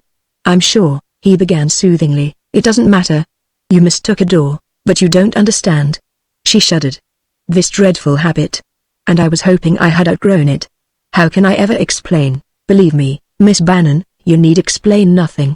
"But I must. I wish to. I can't bear to let you think. But surely you can make allowances for sleepwalking." To this appeal he could at first return nothing more intelligent than a dazed repetition of the phrase. So that was how. Why hadn't he thought of it before? Ever since he had turned on the lights, he had been subjectively busy trying to invest her presence there with some plausible excuse. But somnambulism had never once entered his mind. And in his stupidity, at pains though he had been to render his words inoffensive, he had been guilty of constructive incivility. In his turn, Lanyard colored warmly. "I beg your pardon," he muttered. The girl paid no attention. She seemed self-absorbed, thinking only of herself and the anomalous position into which her infirmity had tricked her. When she did speak, her words came swiftly. "You see. I was so frightened. I found myself suddenly standing up in darkness, just as if I had jumped out of bed at some alarm, and then I heard somebody enter the room and shut the door stealthily. Oh, please understand me, but I do, Miss Bannon. Quite. I am so ashamed. Please don't consider it that way. But now that you know, you don't think, my dear Miss Bannon, but it must be so hard to credit. Even why, it's more than a year since this last happened. Of course, as a child, it was almost a habit. They had to watch me all the time. Once. But that doesn't matter. I am so sorry. You really mustn't worry," Lanyard insisted. "It's all quite natural. Such things do happen, are happening all the time. But I don't want you. I am nobody, Miss Bannon. Besides, I shan't mention the matter to a soul." and if ever I am fortunate enough to meet you again, I shall have forgotten it completely, believe me." There was convincing sincerity in his tone. The girl looked down, as though abashed. "You are very good," she murmured, moving toward the door. "I am very fortunate." Her glance of surprise was question enough. "To be able to treasure this much of your confidence," he explained with a tentative smile. She was near the door. He opened it for her, but cautioned her with a gesture and a whispered word, "Wait. I'll make sure nobody's about." He stepped noiselessly into the hall and paused an instant, looking right and left, listening. The girl advanced to the threshold and there checked, hesitant, eyeing him anxiously. He nodded reassurance. "All right, coast's clear," but she delayed one moment more. "It's you who are mistaken," she whispered, coloring again beneath his regard, in which admiration could not well be lacking. "It is I who am fortunate to have met a gentleman." A diffident smile, together with the candor of her eyes, embarrassed him to such extent that for the moment he was unable to frame a reply. "Good night," she whispered, "and thank you, thank you." Her room was at the far end of the corridor.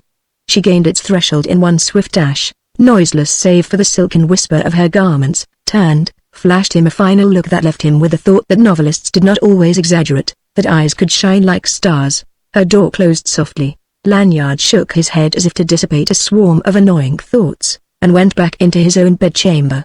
He was quite content with the explanation the girl had given, but being the slave of a methodical and pertinacious habit of mind, spent 5 busy minutes examining his room and all that it contained with a perseverance that would have done credit to a Frenchman searching for a mislaid sou. If pressed, he would have been put to it to name what he sought or thought to find.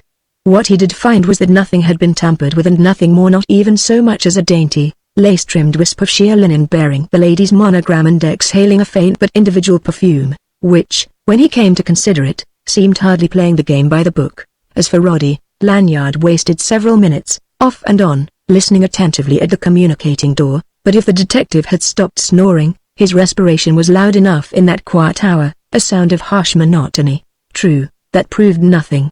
But Lanyard, after the fiasco of his first attempt to catch his enemy awake, was no more disposed to be hypercritical. He had his fill of being ingenious and profound.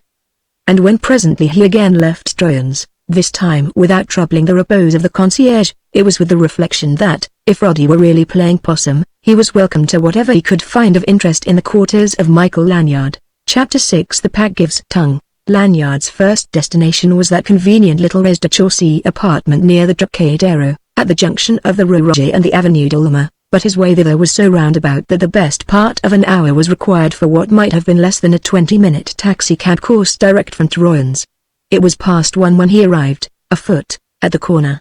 Not that he grudged the time, for in Lanyard's esteemed epigram had come to have the weight and force of an axiom: the more trouble you make for yourself, the less the good public will make for you.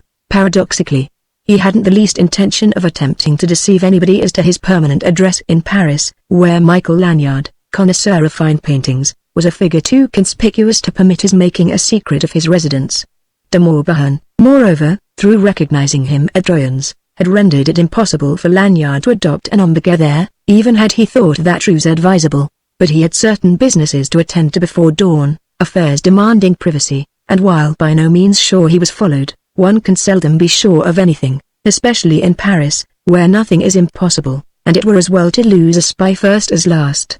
And his mind could not be at ease with respect to Roddy, thanks to de Morbihan's gasconade in the presence of the detective, and also to that hint which the Count had dropped concerning some fatal blunder in the course of Lanyard's British campaign. The adventurer could recall leaving no step uncovered. Indeed, he had prided himself on conducting his operations with a degree of circumspection unusually thoroughgoing, even for him. Yet he was unable to rid himself of those misgivings roused by de Morbihan's declaration that the theft of the ombre jewels had been accomplished only at cost of a clue to the thief's identity. Now the Count's positive information concerning the robbery proved that the news thereof had anticipated the arrival of its perpetrator in Paris, yet Roddy unquestionably had known nothing of it prior to its mention in his presence, after dinner. Or else the detective was a finer actor than Lanyard credited.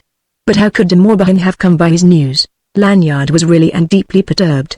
Bested to distraction by such thoughts, he fitted key to latch and quietly let himself into his flat by a private street entrance which, in addition to the usual door opening on the court and under the eye of the concierge, distinguished this from the ordinary Parisian apartment and rendered it doubly suited to the adventurer's uses. Then he turned on the lights and moved quickly from room to room of the 3 comprising his quarters, with comprehensive glances reviewing their condition, but, indeed, he hadn't left the reception hall for the salon without recognizing that things were in no respect as they ought to be. A hat he had left on the hall rack had been moved to another peg, a chair had been shifted 6 inches from its ordained position, and the door of a clothes press, which he had locked on leaving, now stood ajar. Furthermore, the state of the salon, which he had furnished as a lounge and study, and of the tiny dining room and the bedchamber adjoining, bore out these testimonies to the fact that alien hands had thoroughly ransacked the apartment, leaving no square inch unscrutinized.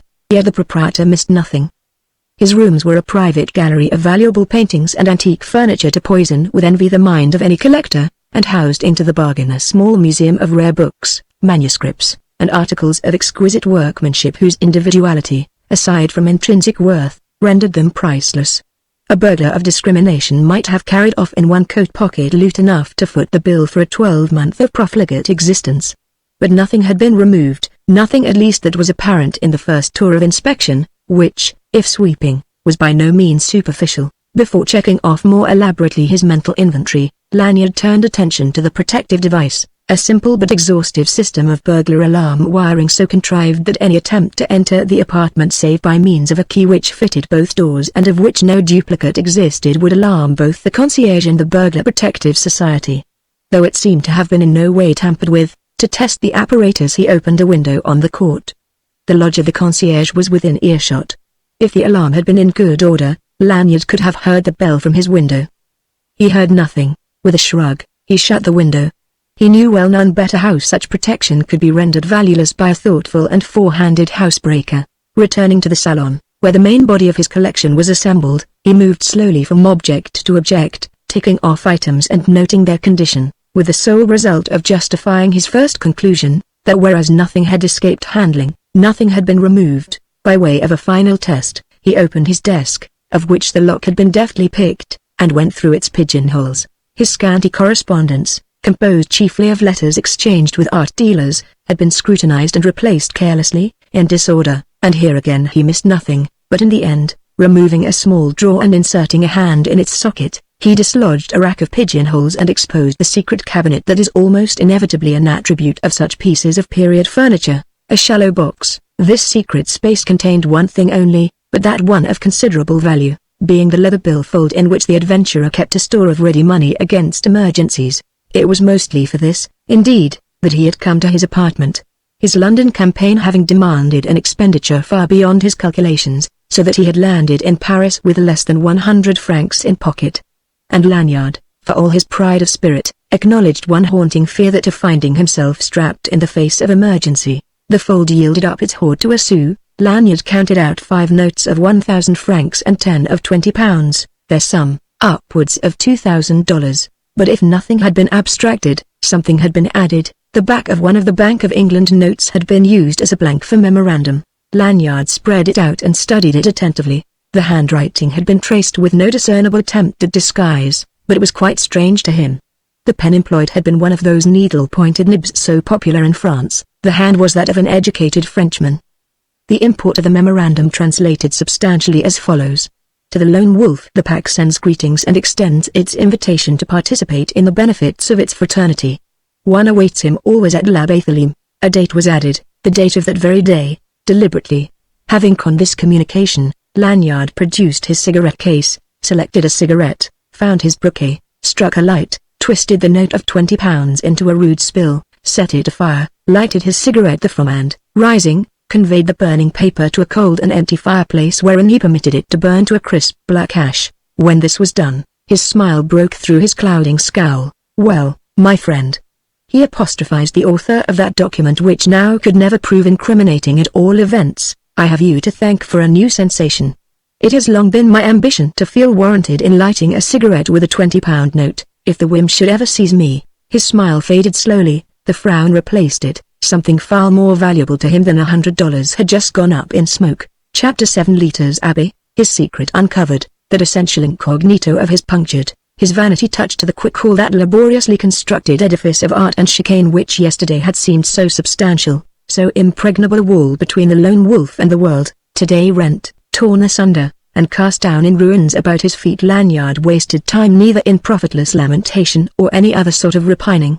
He had much to do before morning, to determine, as definitely as might indiscretion be possible, who had fathomed his secret and how, to calculate what chance he still had of pursuing his career without exposure and disaster, and to arrange, if investigation verified his expectations, which were of the gloomiest, to withdraw in good order, with all honors of war, from that dangerous field, delaying only long enough to revise plans disarranged by the discoveries of this last bad quarter of an hour.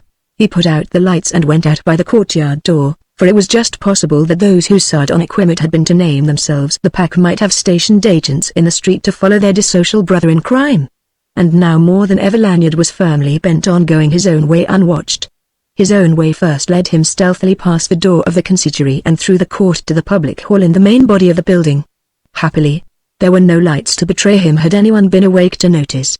For thanks to Parisian notions of economy, even the best apartment houses dispense with elevator boys and with lights that burn up real money every hour of the night. By pressing a button beside the door on entering, however, Lanyard could have obtained light in the hallways for 5 minutes, or long enough to enable any tenant to find his front door and the keyhole therein, at the end of which period the lamps would automatically have extinguished themselves. Or by entering a narrow-chested box of about the dimensions of a generous coffin, and pressing a button bearing the number of the floor at which he wished to alight, he could have been comfortably wafted aloft without sign of more human agency. But he prudently availed himself of neither of these conveniences. Afoot and in complete darkness he made the ascent of 5 flights of winding stairs to the door of an apartment on the 6th floor. Here a flash from a pocket lamp located the keyhole, the key turned without sound, the door swung on silent hinges. Once inside, the adventurer moved more freely, with less precaution against noise. He was on known ground, and alone. The apartment, though furnished, was untenanted, and would so remain as long as Lanyard continued to pay the rent from London under an assumed name. It was the convenience of this refuge and avenue of retreat, indeed, which had dictated his choice of the rez-de-chaussée, for the 6th floor flat possessed one invaluable advantage: a window on a level with the roof of the adjoining building. 2 minutes' examination sufficed to prove that here at least the Pack had not trespassed. 5 minutes later Lanyard picked the common lock of a door opening from the roof of an apartment house on the farthest corner of the block, found his way downstairs, tapped the door of the consistory, chanted the venerable Open Sesame of Paris, Cordon, Sylvaus Plat, and was made free of the street by a worthy guardian too sleepy to challenge the identity of this late departing guest. He walked 3 blocks, picked up a taxicab, and in 10 minutes more was set down at the Gare des Invalides.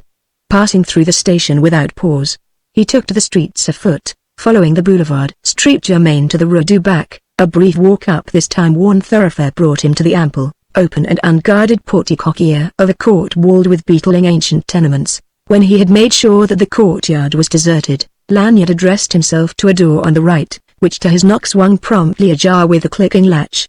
At the same time the adventurer whipped from beneath his cloak a small black velvet visor and adjusted it to mask the upper half of his face. Then entering a narrow and odorous corridor, whose obscurity was emphasized by a lonely guttering candle, he turned the knob of the first door and walked into a small, well-furnished room. A spare-bodied young man, who had been reading at a desk by the light of an oil lamp with a heavy green shade, rose and bowed courteously. "Good morning, monsieur," he said with the cordiality of one who greets an acquaintance of old standing. "Be seated," he added, indicating an armchair beside the desk. "It seems long since one has had the honor of a call from monsieur." "That is so," Lanyard admitted, sitting down. The young man followed suit. The lamplight, striking across his face beneath the greenish penumbra of the shade, discovered the countenance of Hebraic cast. "Monsieur has something to show me, eh?" But naturally, Lanyard's reply just escaped a suspicion of curtness, as who should say, "What did you expect?" He was puzzled by something strange and new in the attitude of this young man, a trace of reserve and constraint. They had been meeting from time to time for several years, conducting their secret and lawless business according to a formula invented by Buck and religiously observed by Lanyard. A note or telegram of innocent superficial intent, addressed to a certain member of a leading firm of jewelers in Amsterdam, was the invariable signal for conferences such as this, which were invariably held in the same place, at an hour indeterminate between midnight and dawn, between on the one hand this intelligent, cultivated and well-mannered young Jew, and on the other hand the thief in his mask. In such wise did the lone wolf dispose of his loot. At all events of the bulk thereof, other channels were, of course, open to him, but none so safe, and with no other receiver of stolen goods could he hope to make such fair and profitable deals. Now inevitably in the course of this long association, though each remained in ignorance of his confederate's identity, these two had come to feel that they knew each other fairly well. Not infrequently, when their business had been transacted, Lanyard would linger an hour with the agent, chatting over cigarettes, both, perhaps, a little thrilled by the piquancy of the situation, for the young Jew was the only man who had ever wittingly met the lone wolf face to face. Why then this sudden awkwardness and embarrassment on the part of the agent? Lanyard's eyes narrowed with suspicion. In silence he produced a jewel case of Morocco leather and handed it over to the Jew, then settled back in his chair, his attitude one of lounging, but his mind as quick with distrust as the fingers that, under cover of his cloak, rested close to a pocket containing his automatic. Accepting the box with a little bow, the Jew pressed the catch and discovered its contents. But the richness of the treasure thus disclosed did not seem to surprise him, and, indeed, he had more than once been introduced with no more formality to plunder of far greater value. Fitting a jeweler's glass to his eye, he took up one after another of the pieces and examined them under the lamplight. Presently he replaced the last, shut down the cover of the box, turned a thoughtful countenance to Lanyard, and made as if to speak, but hesitated. "Well?" the adventurer demanded impatiently. "This, I take it," said the Jew absently, tapping the box, "is the jewelry of Madame Omber." "I took it," Lanyard retorted good-naturedly not to put too fine a point upon it. "I am sorry," the other said slowly. "Yes, it is most unfortunate. May one inquire what is most unfortunate?" The Jew shrugged and with the tips of his fingers gently pushed the box toward his customer. "This makes me very unhappy," he admitted, "but I have no choice in the matter, monsieur. As the agent of my principals I am instructed to refuse you an offer for these valuables." "Why?" Again the shrug, accompanied by a deprecatory grimace. "That is difficult to say. No explanation was made me. My instructions were simply to keep this appointment as usual, but to advise you it will be impossible for my principals to continue their relations with you as long as your affairs remain in their present status." "Their present status?" Lanyard repeated. "What does that mean, if you please?" "I cannot say, monsieur. I can only repeat that which was said to me." After a moment Lanyard rose, took the box, and replaced it in his pocket. "Very well," he said quietly. "Your principals, of course, understand that this action on their part definitely ends our relations, rather than merely interrupts them at their whim?" "I am desolated, monsieur, but one must assume that they have considered everything. You understand, it is a matter in which I am wholly without discretion, I trust?" "Oh, quite." Lanyard assented carelessly. He held out his hand. "Goodbye, my friend." The Jew shook hands warmly. "Good night, monsieur, and the best of luck." There was significance in his last words that Lanyard did not trouble to analyze. Beyond doubt, the man knew more than he dared admit. And the adventurer told himself he could shrewdly surmise most of that which the other had felt constrained to leave unspoken. Pressure from some quarter had been brought to bear upon that eminently respectable firm of jewel dealers in Amsterdam to induce them to discontinue their clandestine relations with the lone wolf, profitable though these must have been. Lanyard believed he could name the quarter whence this pressure was being exerted. But before going further or coming to any momentous decision, he was determined to know to a certainty who were arrayed against him and how much importance he need attach to their antagonism. If he failed in this, it would be the fault of the other side, not his for want of readiness to accept its invitation. In brief, he didn't for an instant contemplate abandoning either his rigid rule of solitude or his chosen career without a fight, but he preferred not to fight in the dark. Anger burned in him no less hotly than chagrin. It could hardly be otherwise with one who, so long suffered to go his way without let or hindrance, now suddenly, in the course of a few brief hours, found himself brought up with a lantern hemmed in and menaced on every side by secret opposition and hostility. He no longer feared to be watched, and the very fact that, as far as he could see, he wasn't watched, only added fuel to his resentment, demonstrating as it did so patently the cynical assurance of the pack that they had him cornered, without alternative other than to supple himself to their will. To the driver of the first taxicab he met, Lanyard said "L'Abbé," then shutting himself within the conveyance, surrendered to the most morose reflections. Nothing of this mood was, however, apparent in his manner on alighting. He bore a countenance of amiable insouciance through the portals of this festal institution whose proudest boast and incidentally sole claim to uniquity is that it never opens its doors before midnight nor closes them before dawn. He had moved about with such celerity since entering his flat on the Rue Roger that it was even now only 2 o'clock, an hour at which reverie might be expected to have reached its apogee in this, the soi-disant smartest place in Paris. A less sophisticated adventurer might have been flattered by the cordiality of his reception at the hands of that arbiter elegant charm the Maitre d'Hotel, R.H., Monsieur Lanier_RRR_. But it is long since we have been so favored. However, I have kept your table for you. Have you, though? Could it be otherwise, after receipt of your honored order? No, said Lanyard coolly, I presume not. If you value your peace of mind, Monsieur is alone? This with an accent of disappointment. Temporarily, it would seem so. But this way, if you please. In the wake of the functionary, Lanyard traversed that frowsy anteroom where doubtful wasters are herded on suspicion in company with the corps of automatic bacchanalians and figurants, to the main restaurant, the inner sanctum toward which the naive soul of the travel-bitten Anglo-Saxon aspires so ardently. It was not a large room, irregularly octagonal in shape, lined with wall seats behind a close-set rank of tables, better lighted than most Parisian restaurants, that is to say, less glaringly, abominably ventilated, the open space in the middle of the floor reserved for a handful of haggard young professional dancers, their stunted bodies more or less costumed in brilliant colors, footing it with all the vivacity to be expected of 5 francs per night per head, the tables occupied by parties Anglo-Saxon and French in the proportion of 5 to 1, attended by a company of bored and apathetic waiters, a string orchestra ragging incessantly, a vicious buccaneer on a dais shining with self-complacence while he vamped and shouted wait and 48 Robert-Lee. Lanyard permitted himself to be penned in a corner behind a table, ordered champagne not because he wanted it but because it was etiquette, suppressed a yawn, lighted a cigarette, and reviewed the assemblage with a languid but shrewd glance. He saw only the company of every night, for even in the off-season there are always enough English-speaking people in Paris to make it possible for l'Abbé Tholime to keep open with profit. The inevitable assortment of respectable married couples with friends, the men chafing and wondering if possibly all this might seem less unattractive were they footloose and fancy-free, the women contriving to appear at ease with varying degrees of success, but one and all flushed with dubiety, the sprinkling of demi-mondaines not in the least concerned about their social status, the handful of people who, having brought their fun with them, were having the good time they would have had anywhere, the scattering of plain drunks in evening dress. Nowhere a face that Lanyard recognized definitely, no Mr. Bannon, no Comtramie de Morbihan. He regarded this circumstance, however, with more vexation than surprise. De Morbihan would surely show up in time. Meanwhile, it was annoying to be obliged to wait, to endure this martyrdom of ennui. He sipped his wine sparingly, without relish, considering the single subsidiary fact which did impress him with some wonder that he was being left severely to himself, something which doesn't often fall to the lot of the unattached male at l'Abbé. Evidently an order had been issued with respect to him. Ordinarily he would have been grateful, tonight he was merely irritated, such neglect rendered him conspicuous.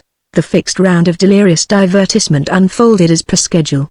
The lights were lowered to provide a melodramatic atmosphere for that startling novelty. The Apache dance. The coon shouted stridently. The dancers danced bravely on their poor, tired feet. An odious dwarf creature in a miniature outfit of evening clothes toddled from table to table, offensively soliciting stray francs but shied from the gleam in Lanyard's eyes. Lackeys made the rounds, presenting each guest with a handful of colored, featherweight celluloid balls, with which to bombard strangers across the room. The inevitable shame-faced Englishman departed in tow of an overdressed Frenchwoman with pride of conquest in her smirk. The equally inevitable alcoholic was dug out from under his table and thrown into a cab. An American girl insisted on climbing upon a table to dance, but swayed and had to be helped down, giggling foolishly. A Spanish dancing girl was afforded a clear floor for her specialty, which consisted in singing several verses understood by nobody, the choruses emphasized by frantic assaults on the hair of several variously surprised, indignant, and flattered male guests among them Lanyard, who submitted with resignation. And then, just when he was on the point of consigning the pack to the devil for inflicting upon him such cruel and inhuman punishment, the Spanish girl picked her way through the mob of dancers who invaded the floor promptly on her withdrawal, and paused beside his table. "You're not angry, mon coco?" she pleaded with a provocative smile. Lanyard returned a smiling negative. "Then I may sit down with you and drink a glass of your wine? Can't you see I've been saving the bottle for you?" The woman plumped herself promptly into the chair opposite the adventurer. He filled her glass. "But you are not happy tonight?" she demanded, staring over the brim as she sipped. "I'm thoughtful," he said. "And what does that mean? I am saddened to contemplate the infirmities of my countrymen. These Americans who can't rest in Paris until they find some place as deadly as any Broadway boasts. These English who adore beautiful Paris solely because here they may continue to get drunk publicly after 12:30. Ah, then it's La Barbe, is it not? Said the girl, gingerly stroking her faded, painted cheek. It is true, I am bored. Then why not go where you're wanted? She drained her glass at a gulp and jumped up, swirling her skirts. Your cab is waiting, monsieur, and perhaps you will find it more amusing with that pack. Flinging herself into the arms of another girl, she swung away, grinning impishly at Lanyard over her partner's shoulder. Chapter 8. The High Hand. Evidently his first move toward departure was signaled, for as he passed out through l'Abbé's doors the carriage porter darted forward and saluted. Monsieur Lanyard? Yes, monsieur's car is waiting. Indeed? Lanyard surveyed briefly a handsome black limousine that, at pause beside the curb, was champing its spits in the most spirited fashion. Then he smiled appreciatively. All the same, I thank you for the compliment, he said, and forthwith tipped the porter. But before entrusting himself to this gratuitous conveyance, he put himself to the trouble of inspecting the chauffeur, a capable-looking mechanic togged out in a rich black livery which, though relieved by a vast amount of silk braiding, was like the car guiltless of any sort of insignia. I presume you know where I wish to go, my man? The chauffeur touched his cap. But naturally, monsieur. Then take me there, the quickest way you know. Nodding acknowledgement of the porter's salute, Lanyard sank gratefully back upon uncommonly luxurious upholstery. The fatigue of the last 36 hours was beginning to tell on him a bit, though his youth was still so vital, so instinct with strength and vigor, that he could go as long again without sleep if need be.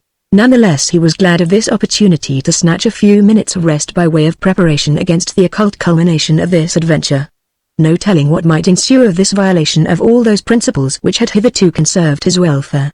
And he entertained a gloomy suspicion that he would be inclined to name another ass, who proposed as he did to bear this pack in its den with nothing more than his wits and an automatic pistol to protect 10,000 francs, the jewels of Madame Ombre, the Haussmann plans, and, possibly, his life. However, he stood committed to his folly, if folly it were. He would play the game as it lay. As for curiosity concerning his immediate destination, there was little enough of that in his temper. A single glance round on leaving the car would fix his whereabouts beyond dispute, so thorough was his knowledge of Paris. He contemplated briefly, with admiration, the simplicity with which that affair at l'Abbé had been managed, finding no just cause to suspect anyone there of criminal complicity in the plans of the pack. A forged order for a table to the Madrid Hotel, 10 francs to the carriage porter and 20 more to the dancing woman to play parts in a putative practical joke, and the thing had been arranged without implicating a soul. Of a sudden, ending a ride much shorter than Lanyard would have liked, the limousine swung in toward a curb. Bending forward, he unlatched the door and, glancing through the window, uttered a grunt of profound disgust. If this were the best that Pack could do, he had hoped for something a trifle more original from men with wit and imagination enough to plot the earlier phases of this intrigue. The car had pulled up in front of an institution which he knew well, far too well, indeed, for his own good. Nonetheless, he consented to get out. Sure you've come to the right place? He asked the chauffeur, 2 fingers touching the visor of his cap. But certainly, monsieur. Oh, all right. Lanyard grumbled resignedly, and tossing the man a 5-franc piece, applied his knuckles to the door of an outwardly commonplace hotel particulier in the Rue Chaptal between the impasse of the Grand Guigne and the Rue Pigalle. Now the neophyte needs the introduction of a trusted sponsor before he can win admission to the clubhouse of the exclusive circle of friends of humanity. But Lanyard's knock secured him prompt and unquestioned right of way. The unfortunate fact is, he was a member in the best of standing, for this society of pseudo-altruistic aims was nothing more nor less than one of those several private gambling clubs of Paris which the French government tolerates more or less openly, despite adequate restrictive legislation, and gambling was Lanyard's ruling passion, a legacy from no less than the rest of his professional equipment. To every man his vice, the argument is in defense of his failing. And perhaps the least mischievous vice a professional cracksman can indulge is that of gambling, since it can hardly drive him to lengths more desperate than those whereby he gains a livelihood. In the esteem of Paris, Count Remy de Morbihan himself was scarcely a more light-hearted plunger than Monsieur Lanyard. Naturally, with this reputation, he was always free of the handsome salons wherein the friends of humanity devoted themselves to roulette, auction bridge, baccarat and chemin de fer, and of this freedom he now proceeded to avail himself, with his hat just a shade aslant on his head, his hands in his pockets, a suspicion of a smile on his lips and a glint of the devil in his eyes, in all an expression accurately reflecting the latest phase of his humor, which was become largely one of contemptuous toleration. thanks to what he chose to consider an exhibition of insipid stupidity on the part of the pack. Nor was this humor in any way modified when, in due course, he confirmed anticipation by discovering Monsieur Lecomte de Morbihan lounging beside one of the roulette tables, watching the play, and now and again risking a maximum on his own account. A flash of animation crossed the unlovely mask of the Count when he saw Lanyard approaching, and he greeted the adventurer with a gay little flirt of his pudgy dark hand. "Ah, my friend!" he cried. "It is you, then, who have changed your mind. But this is delightful. And what has become of your American friend?" asked the adventurer. "He tired quickly, that one, and packed himself off to Troyon's."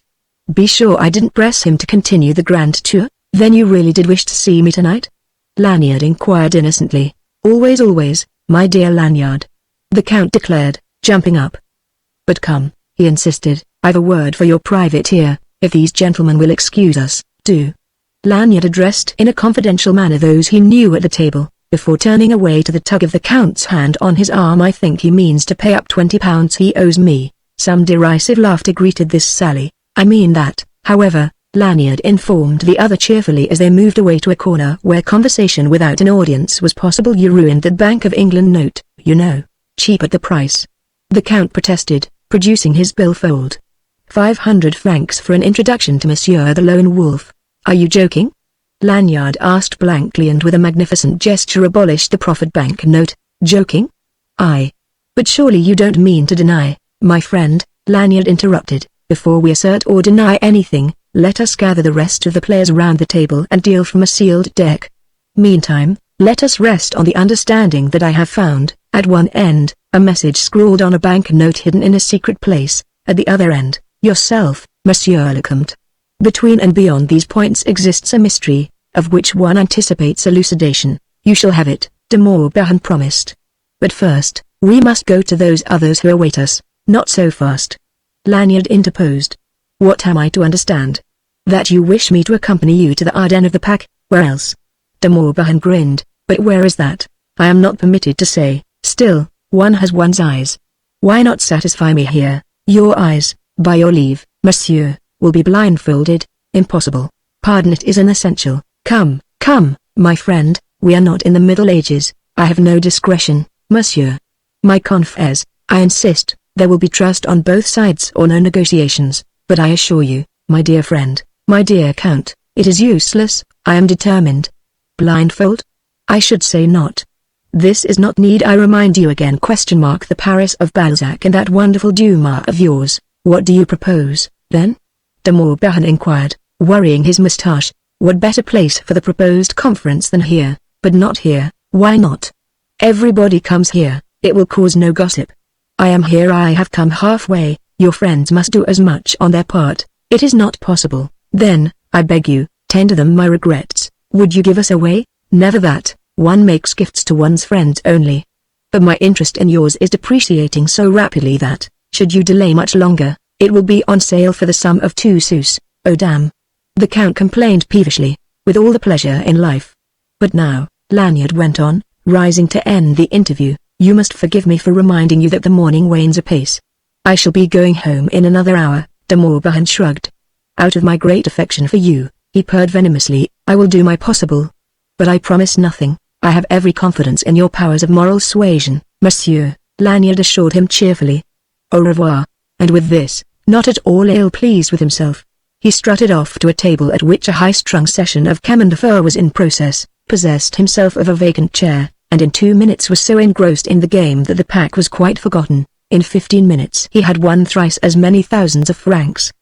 20 minutes or half an hour later, a hand on his shoulder broke the grip of his besetting passion. "Our table is made up, my friend," de Morbihan announced with his inextinguishable grin. "We're waiting for you, quite at your service." Settling his score and finding himself considerably better off than he had imagined, he resigned his place gracefully, and suffered the Count to link arms and drag him away up the main staircase to the second story, where smaller rooms were reserved for parties who preferred to gamble privately. "So it appears you succeeded."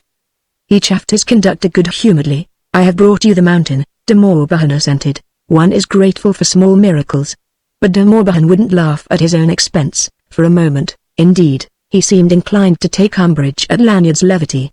but the sudden squaring of his broad shoulders and the hardening of his features was quickly modified by an uneasy sidelong glance at his companion.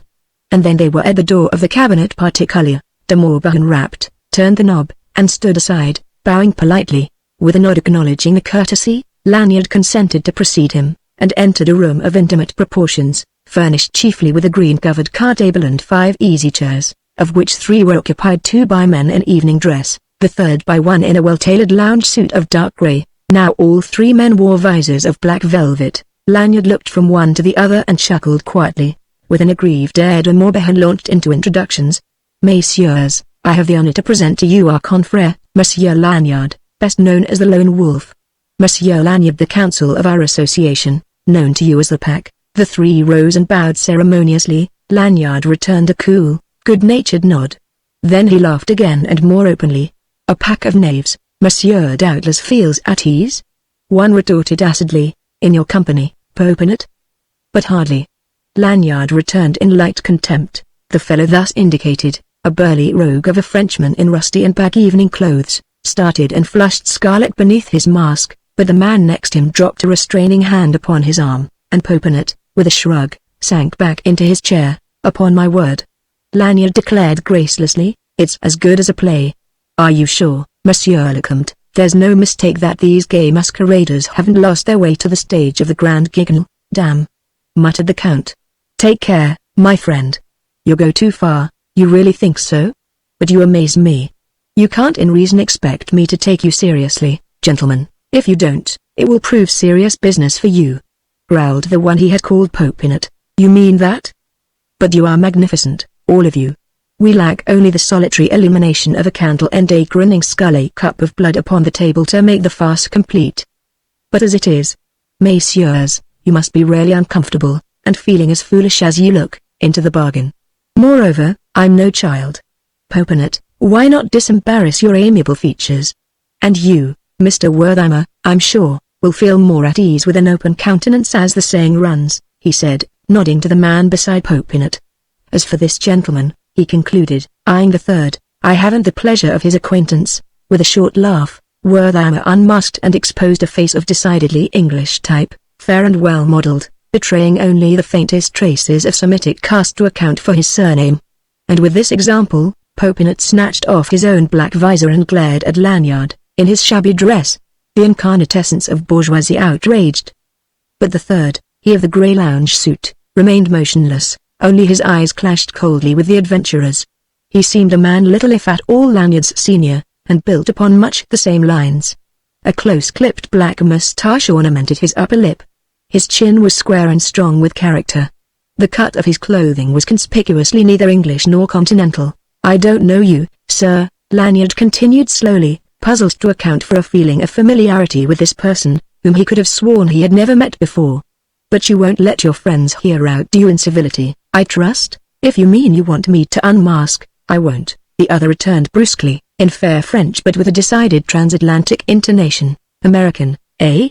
Native-born, if it interests you. Have I ever met you before? You have not, my dear Count, Lanyard said, turning to de Morbihan. Do me the favor to introduce this gentleman. Your dear Count will do nothing like that, Mr. Lanyard. If you need a name to call me by, Smith's good enough. The incisive force of his enunciation assorted consistently with the general habit of the man. Lanyard recognized a nature no more pliable than his own. Idle to waste time bickering with this one. It doesn't matter, he said shortly, and drawing back a chair, sat down.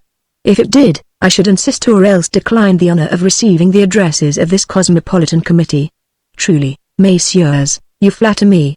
Here we have Mr. Wertheimer, representing the swell mobsman across channel, Monsieur le Comte standing for the great inn of Paris, Popinot, spokesman for our friends the Apaches, and the well-known Mr. Goodenough Smith, ambassador of the gunmen of New York no doubt. I presume one is to understand you wait upon me as representing the fine flower of the European underworld? You're to understand that I, for one, don't relish your impudence, the stout Popinot snapped. Sorry.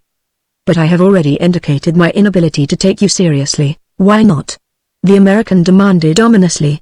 You'd be sore enough if we took you as a joke, wouldn't you? You misapprehend, Mr. R. Smith. It is my first aim and wish that you do not take me in any manner, shape or form. It is you, remember, who requested this interview and addressed your parts so strikingly. What are we to understand by that? De Morbihan interposed. This, messieurs, if you must know.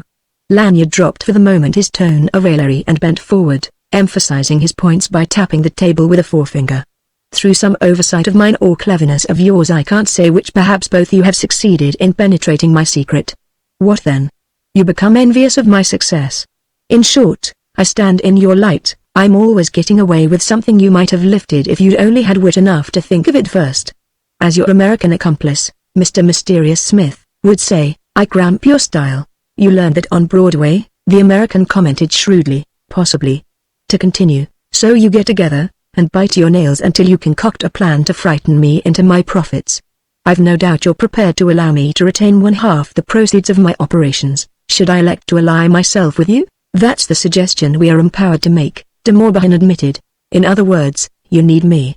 You say to yourselves, we'll pretend to be the head of a criminal syndicate, such as the silly novelists are forever writing about, and we'll threaten to put him out of business unless he comes to our terms.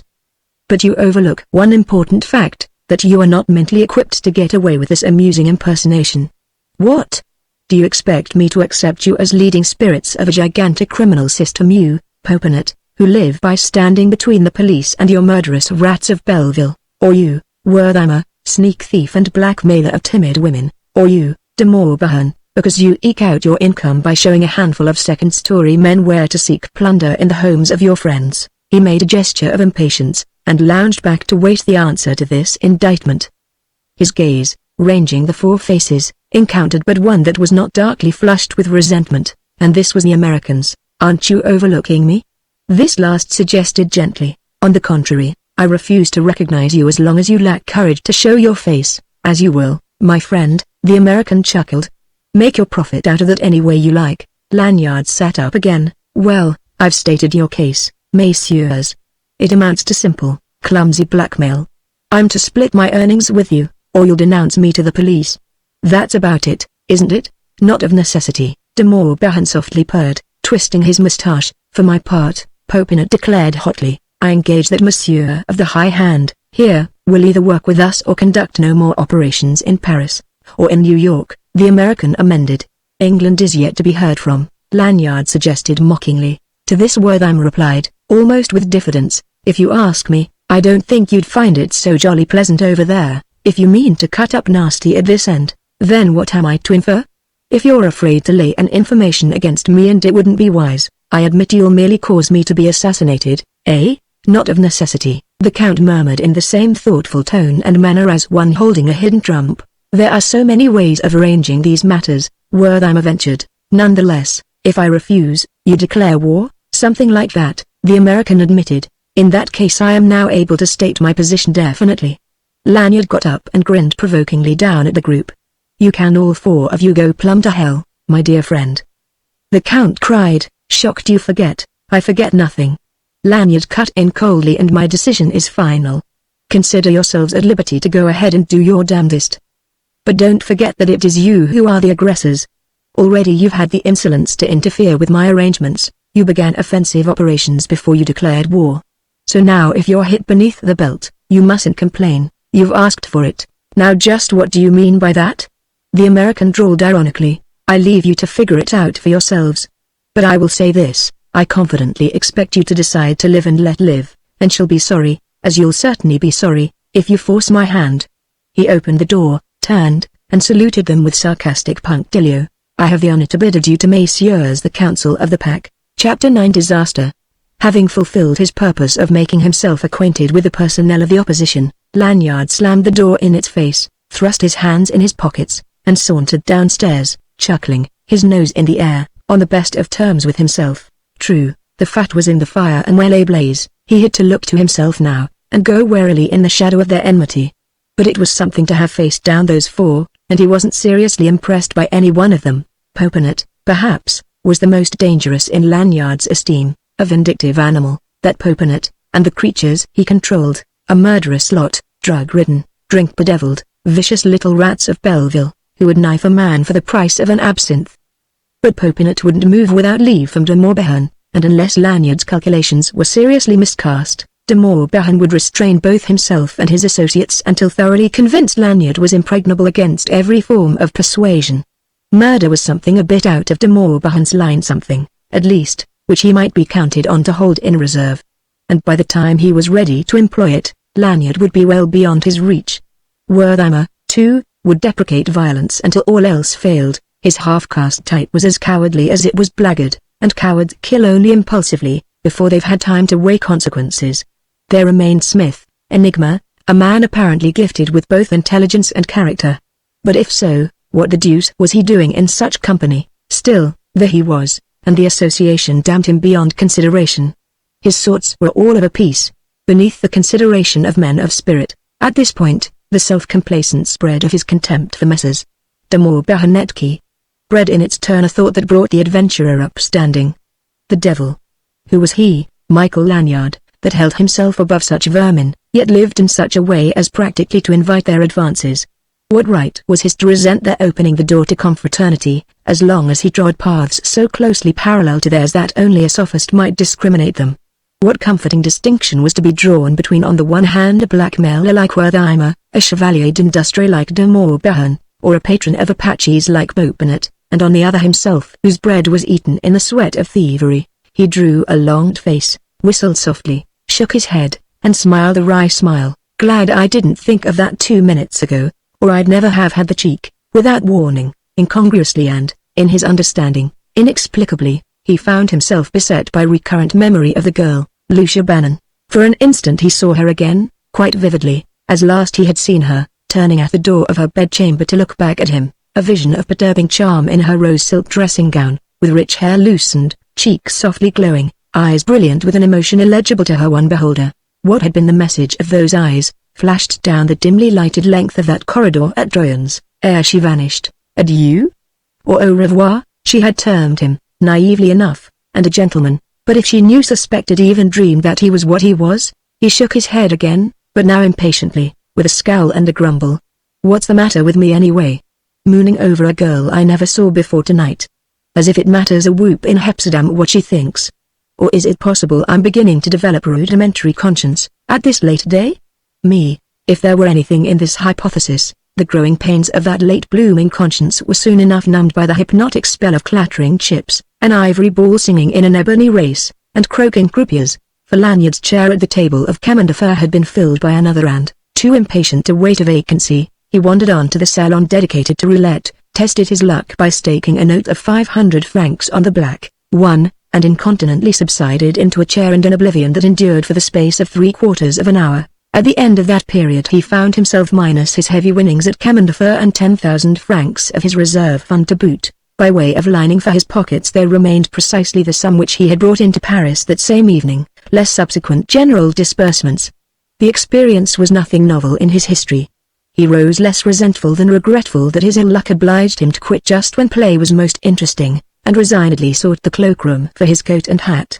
And there he found de Morbihan again! Standing all garmented for the street, mouthing a huge cigar and wearing a look of impatient discontent. At last, he cried in an aggrieved tone as Lanyard appeared in the offing. "You do take your time, my friend." Lanyard smothered with a smile whatever emotion was his of the moment. "I didn't imagine you really meant to wait for me," he parried with double meaning, both to humour de Morbihan and hoodwink the attendant. "What do you think?" retorted the Count with asperity. "That I'm willing to stand by and let you moon round Paris at this hour of the morning, hunting for a taxicab that isn't to be found and running God knows what risk of being stuck up by some misbegotten Apache? But I should say not. I mean to take you home in my car, though it cost me a half-hour of beauty sleep not likely to be forfeited at my age." The significance that underlay the semi-humorous petulance of the little man was not wasted. "You're most amiable, Monsieur le Comte," Lanyard observed thoughtfully, while the attendant produced his hat and coat. "So now, if you're ready, I won't delay you longer." In another moment they were outside the clubhouse, its doors shut behind them, while before them, at the curb, waited that same handsome black limousine which had brought the adventurer from l'Abbaye. 2 swift glances, right and left, showed him an empty street, bare of hint of danger. "One moment, monsieur," he said, detaining the Count with a touch on his sleeve. "It's only right that I should advise you. I'm armed." "Then you're less foolhardy than one feared. If such things interest you, I don't mind admitting I carry a life preserver of my own. But what of that? Is one eager to go shooting at this time of night, for the sheer fun of explaining to Sergeant DeVille that one has been attacked by Apaches? Providing always one lives to explain, it's as bad as that, eh? Enough to make me loath to linger at your side in a lighted doorway. Lanyard laughed in his own discomfiture. Monsieur Lecomte, said he, there's a dash in you of what your American pal, Mysterious Smith, would call sporting blood, that commands my unstinted admiration. I thank you for your offered courtesy, and beg leave to accept, de Morbihan replied with a grunt of none too civil intonation, instructed the chauffeur to Troyon's, and followed Lanyard into the car. Courtesy, he repeated, settling himself with a shake. That makes nothing. If I regarded my own inclinations, I'd let you go to the devil as quick as Popinot's assassins could send you there. This is delightful. Lanyard protested. First you must see me home to save my life, and then you tell me your inclinations consign me to a premature grave. Is there an explanation, possibly, on your person, said the Count, sententious, eh? You carry your reason with you, my friend, in the shape of the Ombre. Assuming you are right, you never went to the Rue du Bac, monsieur, without those jewels, and I have had you under observation ever since. What conceivable interest, Lanyard pursued evenly, do you fancy you've got in the said loot? Enough, at least, to render me unwilling to kiss it adieu by leaving you to the mercies of Popinot. You don't imagine I'd ever hear of it again, when his Apaches had finished with you? Ah. So, after all, your so-called organization isn't founded on the reciprocal trust so essential to the prosperity of such enterprises. Amuse yourself as you will with your inferences, my friend, the Count returned, unruffled, but don't forget my advice, pull wide of Popinot. A vindictive soul, eh? One may say that. You can't hold him? That one? No fear. You were anything but wise to bait him as you did, perhaps. It's purely a matter of taste in associates. If I were the fool you think me, mused the Count, I'd resent that innuendo. As it happens, I'm not. At least, I can wait before calling you to account, and meantime profit by your patience. But naturally.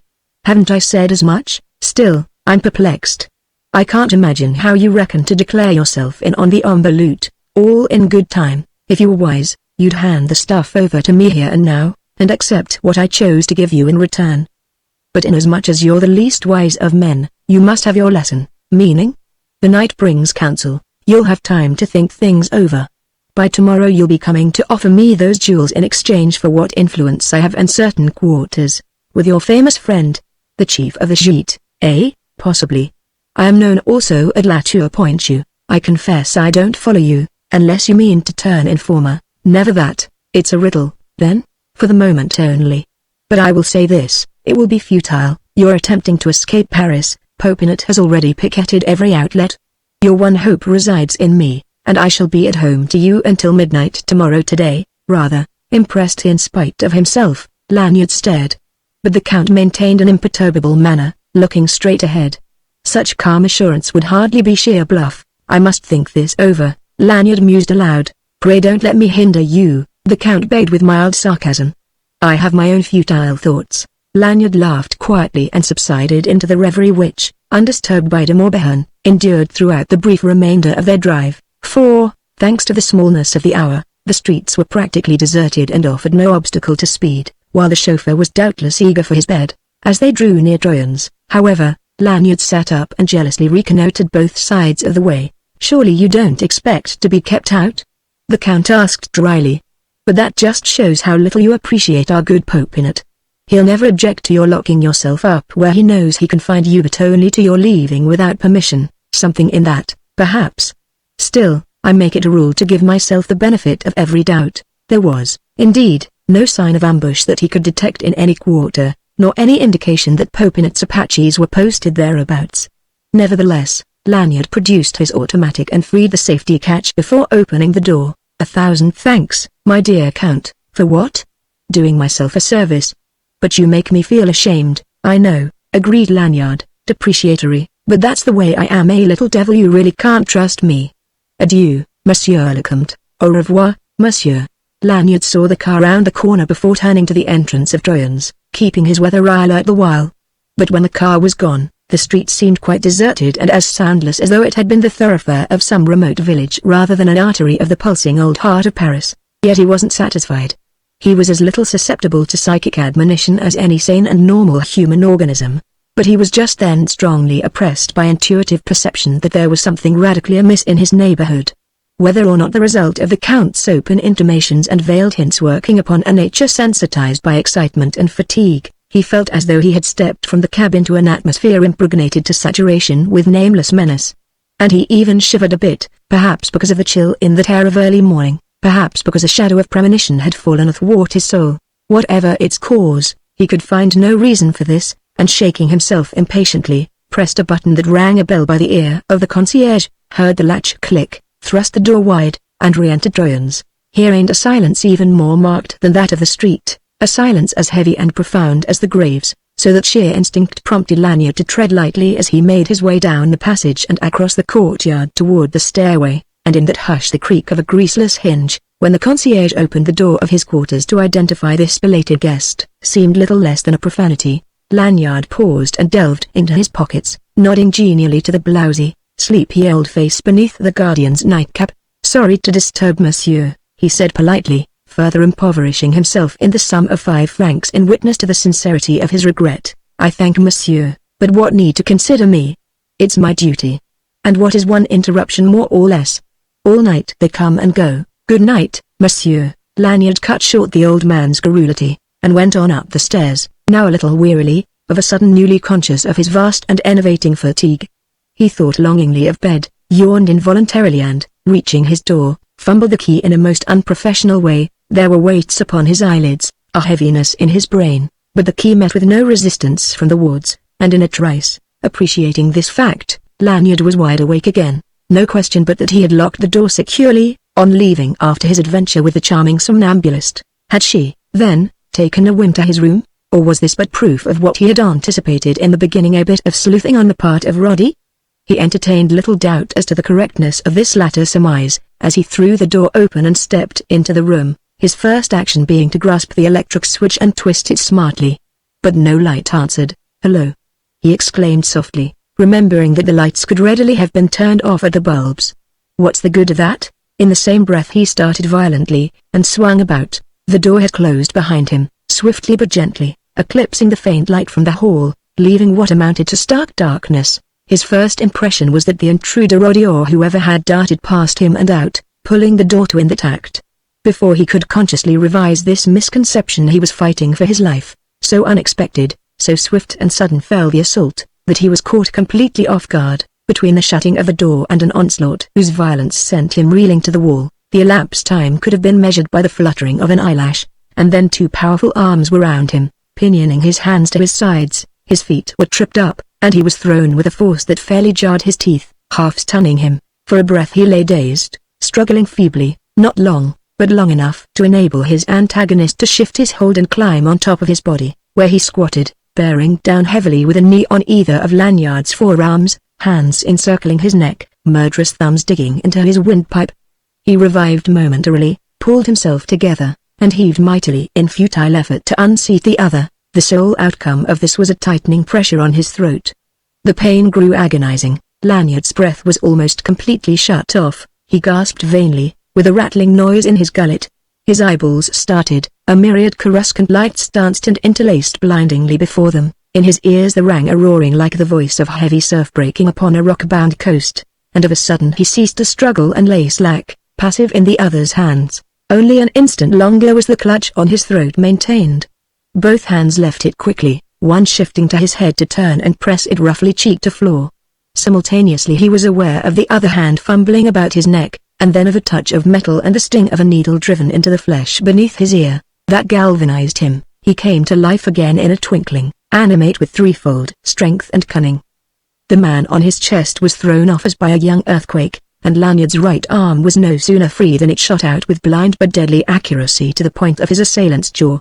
A click of teeth was followed by a sickish grunt as the man lurched over. Lanyard found himself scrambling to his feet, a bit giddy perhaps, but still sufficiently master of his wits to get his pistol out before making another move. Chapter 10 Turnabout. The thought of Lanyard's pocket flash lamp offering itself, immediately its wide circle of light enveloped his late antagonist. That one was resting on a shoulder, legs uncouthly asprawl, quite without movement of any perceptible sort, his face more than half turned to the floor, and masked into the bargain. Incredulously Lanyard stirred the body with a foot, holding his weapon poised as though half expecting it to quicken with instant and violent action, but it responded in no way. With a nod of satisfaction, he shifted the light until it marked down the nearest electric bulb, which proved, in line with his inference, to have been extinguished by the socket key, while the heat of its bulb indicated that the current had been shut off only an instant before his entrance. The light full up, he went back to the thug, knelt and, lifting the body, turned it upon its back. Recognition immediately rewarded this maneuver. The masked face upturned to the glare was that of the American who had made a fourth in the concert of the pack. Mr. Smith, quickly unlatching the mask, Lanyard removed it, but the countenance thus exposed told little more than he knew. He could have sworn he had never seen it before. Nonetheless, something in its evil cast persistently troubled his memory, with the same provoking and baffling effect that had attended their first encounter. Already the American was struggling toward consciousness. His lips and eyelids twitched spasmodically, he shuddered, and his flexed muscles began to relax. In this process something fell from between the fingers of his right hand, something small and silver-bright that caught Lanyard's eye. Picking it up, he examined with interest a small hypodermic syringe loaded to the full capacity of its glass cylinder, plunger drawn back all ready for instant service. It was the needle of this instrument that had pricked the skin of Lanyard's neck. Beyond reasonable doubt it contained a soporific, if not exactly a killing dose of some narcotic drug. Cocaine, at a venture. So it appeared that this agent of the pack had been commissioned to put the lone wolf to sleep for an hour or two or more, perhaps not permanently, that he might be out of the way long enough for their occult purposes. He smiled grimly, fingering the hypodermic and eyeing the prostrate man. Turnabout, he reflected, is said to be fair play. Well, why not? He bent forward, dug the needle into the wrist of the American and shot the plunger home, all in a single movement so swift and deft that the drug was delivered before the pain could startle the victim from his coma. As for that, the man came to quickly enough, but only to have his clearing senses met and dashed by the muzzle of a pistol stamping a cold ring upon his temple. Lie perfectly quiet, my dear Mr. Smith, Lanyard advised, don't speak above a whisper. Give the good dope a chance, it'll only need a moment, or I'm no judge and you're a careless highbinder. I'd like to know, however, if it's all the same to you. But already the injection was taking effect. The look of panic, which had drawn the features of the American and flickered from his eyes with dawning appreciation of his plight, was clouding, fading, blending into one of daze and stupor. The eyelids flickered and lay still, the lips moved as if with urgent desire to speak, but were dumb. A long convulsive sigh shook the American's body, and he rested with the immobility of the dead, save for the slow but steady rise and fall of his bosom. Lanyard thoughtfully reviewed these phenomena. Must kick like a mule, that dope. He reflected. Lucky it didn't get me before I guessed what was up. If I'd even suspected its strength, however, I'd have been less hasty. I could do with a little information from Mr. Mysterious Stranger here. Suddenly conscious of a dry and burning throat, he rose and going to the washstand drank deep and thirstily from a water bottle, then set himself resolutely to repair the disarray of his wits and consider what was best to be done. In his abstraction he wandered to a chair over whose back hung a light dressing gown of wine-colored silk, which, because it would pack in small compass, was in the habit of carrying with him on his travels. Lanyard had left this thrown across his bed, and he was wondering subconsciously what use the man had thought to make of it, that he should have taken the trouble to shift it to the chair. But even as he laid hold of it, Lanyard dropped the garment in sheer surprise to find it damp and heavy in his grasp, sodden with viscid moisture. And when, in a swift flash of intuition, he examined his fingers, he discovered them discolored with a faint reddish stain. Had the dye run? And how had the American come to dabble the garment in water? To what end? Then the shape of an object on the floor near his feet arrested Lanyard's questing vision. He stared, incredulous, moved forward, bent over and picked it up, clipping it gingerly between fingertips. It was one of his razors, a heavy hollow ground blade, and it was foul with blood. With a low cry, smitten with awful understanding, Lanyard wheeled and stared fearfully at the door communicating with Roddy's room.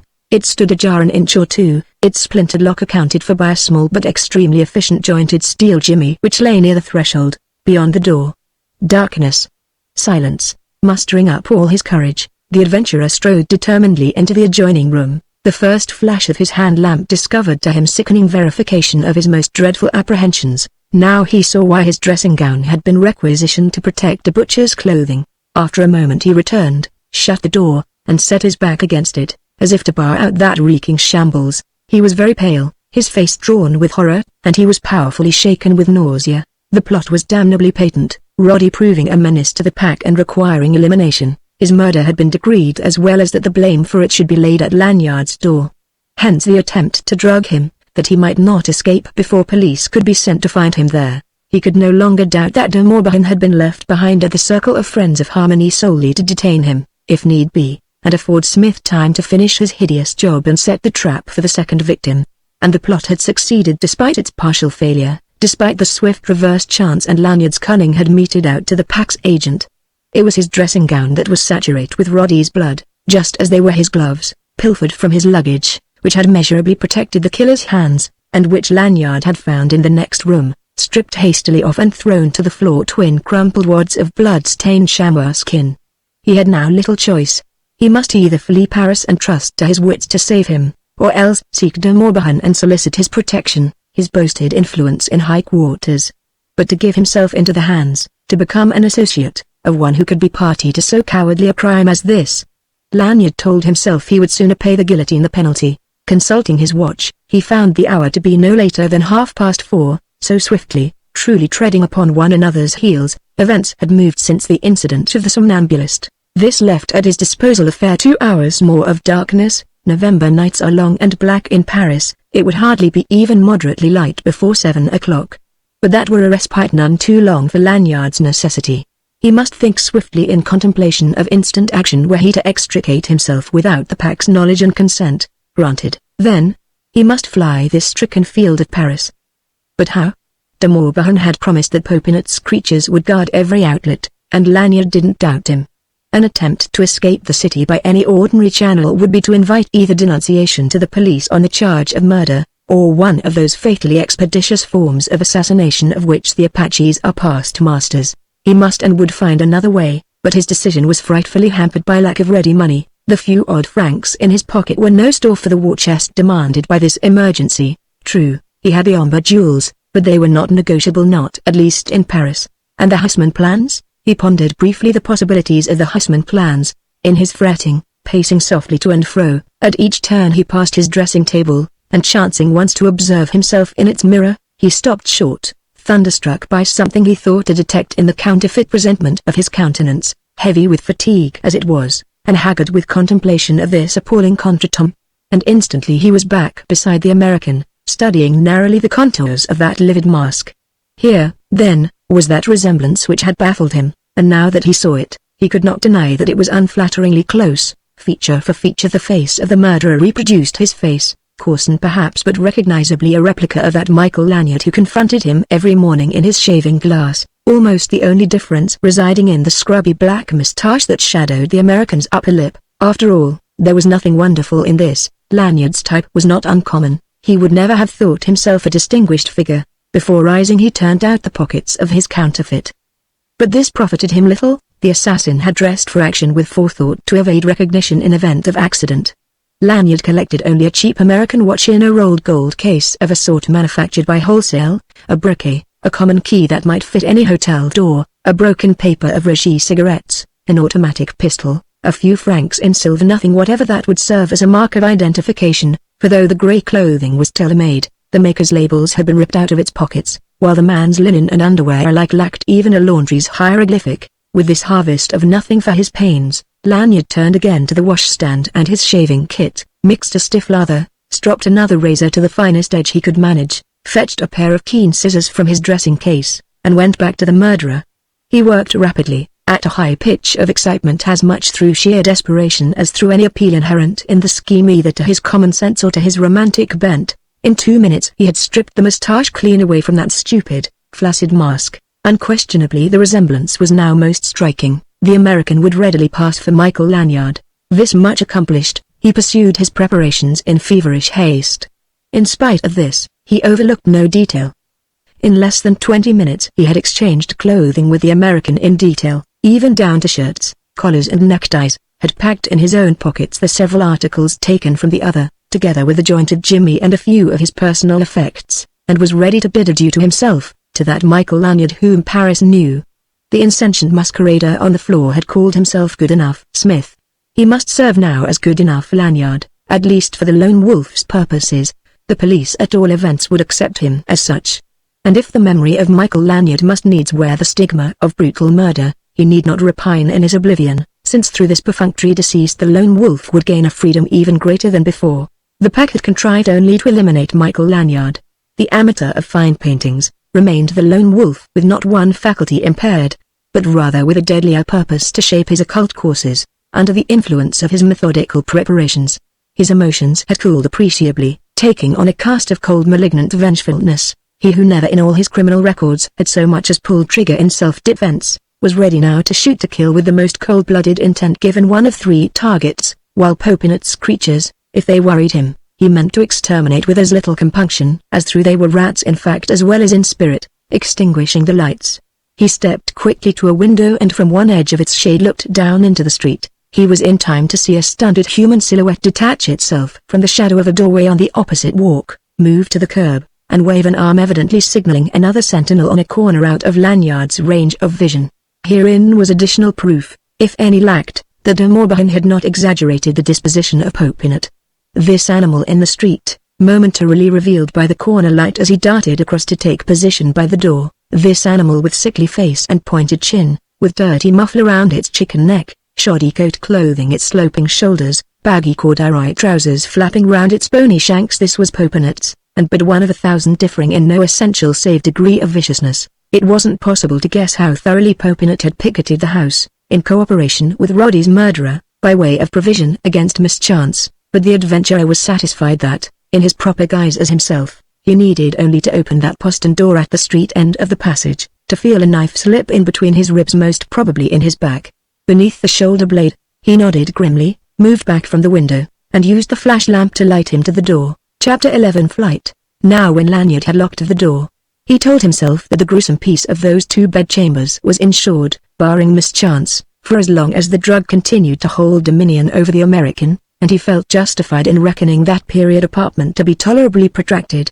while not before noon at earliest would any hotelier who knew his business permit the rest of an Anglo-Saxon guest to be disturbed, lacking, that is, definite instructions to the contrary. For a full minute after withdrawing the key the adventurer stood at alert attention, but the heavy silence of that sinister old rookery sang in his ears untroubled by any untoward sound. That wistful shadow of his memories, that cowering Marcel of the so dead yesterday in acute terror of the hand of Madame Troyan, had never stolen down that corridor more quietly. Yet Lanyard had taken not 5 paces from his door when the other opened, at the far end, and Lucia Bannon stepped out. He checked then, and shut his teeth upon an involuntary oath.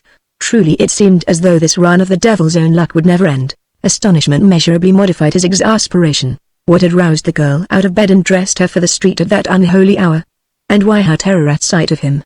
For that the surprise was no more welcome to her than to him was as patent as the fact that she was prepared to leave the hotel forthwith, enveloped in a business-like Burberry rainproof from her throat to the hem of a tweed walking skirt, and wearing boots both stout and brown. And at sight of him she paused and instinctively stepped back, groping blindly for the knob of her bedchamber door, while her eyes, holding to his with an effect of frightened fascination, seemed momentarily to grow more large and dark in her face of abnormal pallor. But these were illegible evidences, and Lanyard was intent solely on securing her silence before she could betray him and ruin incontinently that grim alibi which he had prepared at such elaborate pains. He moved toward her swiftly, with long and silent strides, a lifted hand enjoining rather than begging her attention.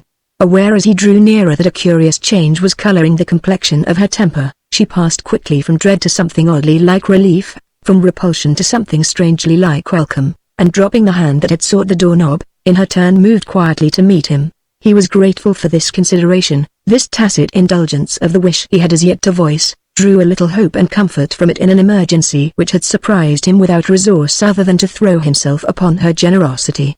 And as soon as he could make himself heard in the clear yet concentrated whisper that was a trick of his trade, a whisper inaudible to ears a yard distant from those to which it was pitched, he addressed her in a manner at once peremptory and apologetic. "If you please, Miss Bannon." Not a word, not a whisper. She paused and nodded compliance, questioning eyes steadfast to his. Doubtfully, wondering that she betrayed so little surprise, he pursued as one committed to a forlorn hope.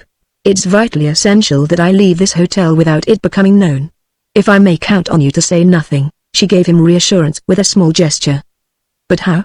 She breathed in the least of whispers. "The concierge? Leave that to me. I know another way. I only need a chance." "Then won't you take me with you, eh?"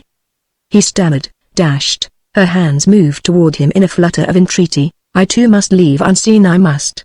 Take me with you out of this place, and I promise you no one shall ever know.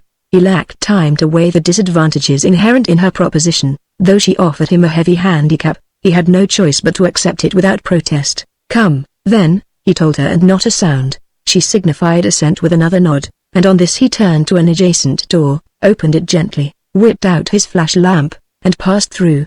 Without sign of hesitancy, she followed, and like two shadows they dogged the dancing spotlight of the flash lamp, through a linen closet and service room, down a shallow well threaded by a spiral of iron steps and, by way of the long corridor linking the kitchen offices, to a stout door secured only by huge, old-style bolts of iron. Thus, in less than 2 minutes from the instant of their encounter, they stood outside Troyan's back door, facing a cramped, malodorous alleyway, a dark and noisome souvenir of that wild medieval Paris whose effacement is an enduring monument to the fame of the good Baron Haussmann. Now again it was raining, a thick drizzle that settled slowly, lacking little of a fog's opacity, and the faint glimmer from the street lamps of that poorly lighted quarter, reflected by the low-swung clouds, lent Lanyard and the girl little aid as they picked their way cautiously, and always in complete silence, over the rude and slimy cobbles of the foul back way. For the adventurer had pocketed his lamp, lest its beams bring down upon them some prowling creature of Popinot's, though he felt passably sure that the alley had been left unguarded in the confidence that he would never dream of its existence. Did he survive to seek escape from Troyon's?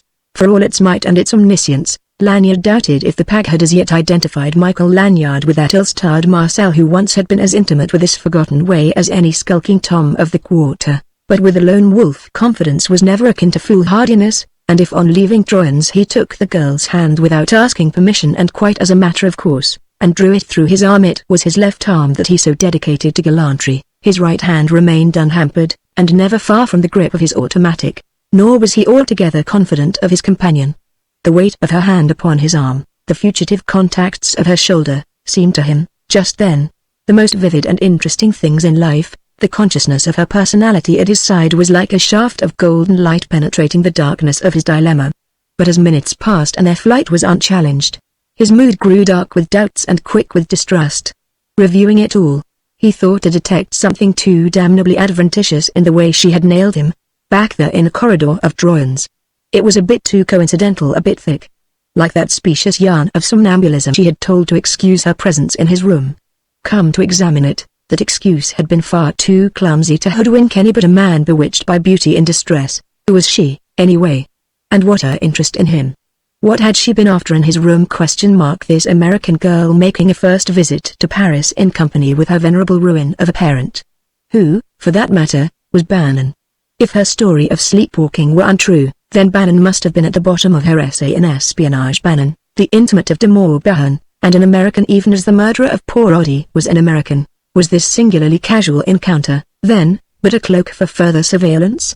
Had he in his haste and desperation simply played into her hands, when he burdened himself with the care of her? But it seemed absurd, to think that she, a girl like her, whose every word and gesture was eloquent of gentle birth and training, yet what had she wanted in his room? Somnambulists are sincere indeed in the indulgence of their failing when they time their expeditions so opportunely and arm themselves with keys to fit strange doors. Come to think of it, he had been rather willfully blind to that flaw in her excuse. Again, why should she be up and dressed and so madly bent on leaving Troyon's at 4:30 in the morning? Why couldn't she wait for daylight at least? What errand, reasonable duty or design could have roused her out into the night and the storm at that weird hour? He wondered, and momentarily he grew more jealously heedful of her, critical of every nuance in her bearing. The least trace of added pressure on his arm, the most subtle suggestion that she wasn't entirely indifferent to him or regarded him in any way other than as the chance-found comrade of an hour of trouble, would have served to fix his suspicions. For such, he told himself, would be the first thought of one bent on beguiling to lead him on by some intimation, the more tenuous and elusive the more provocative, that she found his person not altogether objectionable, but he failed to detect anything of this nature in her manner. So, what was one to think? That she was mental enough to appreciate how ruinous to her design would be any such advances? In such perplexity he brought her to the end of the alley and pulled up for a look round before venturing out into the narrow, dark, and deserted side street that then presented itself. At this the girl gently disengaged her hand and drew away a pace or two, and when Lanyard had satisfied himself that there were no Apaches in the offing, He turned to see her standing there, just within the mouth of the alley, in a pose of blank indecision. Conscious of his regard, she turned to his inspection, a face touched with a fugitive, uncertain smile. "Where are we?" she asked. He named the street, and she shook her head. "That doesn't mean much to me," she confessed. "I'm so strange to Paris, I know only a few of the principal streets." "Where is the boulevard?" "Street Germain." Lanyard indicated the direction. "2 blocks that way, thank you." She advanced a step or two, but paused again. "Do you know, possibly, just where I could find a taxicab?" "I'm afraid you won't find any hereabouts at this hour," he replied. "A fiacre? Perhaps with luck. I doubt if there's one disengaged nearer than Montmartre, where business is apartment, to be more brisk." "Oh!" she cried in dismay. "I hadn't thought of that. I thought Paris never went to sleep, only about 3 hours earlier than most of the world's capitals. But perhaps I can advise you, if you would be so kind. Only, I don't like to be a nuisance." He smiled deceptively. "Don't worry about that. Where do you wish to go?" "To the Gare du Nord." That made him open his eyes. "The Gare du Nord?" he echoed. "But I beg your pardon, I wish to take the first train for London," the girl informed him calmly. "You'll have a while to wait," Lanyard suggested. "The first train leaves about 8:30, and it's now not more than 5, that can't be helped."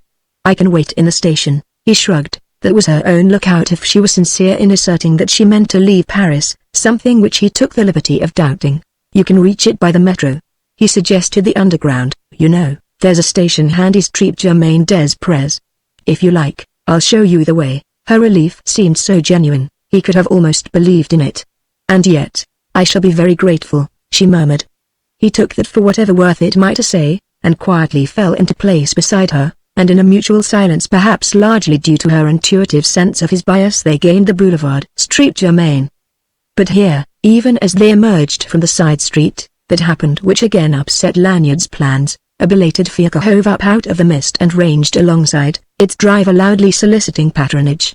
Beneath his breath Lanyard cursed the man liberally. Nothing could have been more inopportune. He needed that uncouth conveyance for his own purposes, and if only it had waited until he had piloted the girl to the station of the Metropolitan, he might have had it. Now he must either yield the cab to the girl or share it with her. But why not?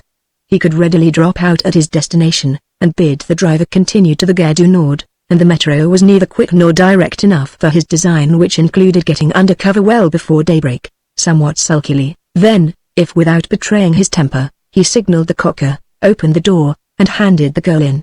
"If you don't mind dropping me en route, I shall be very glad," she said.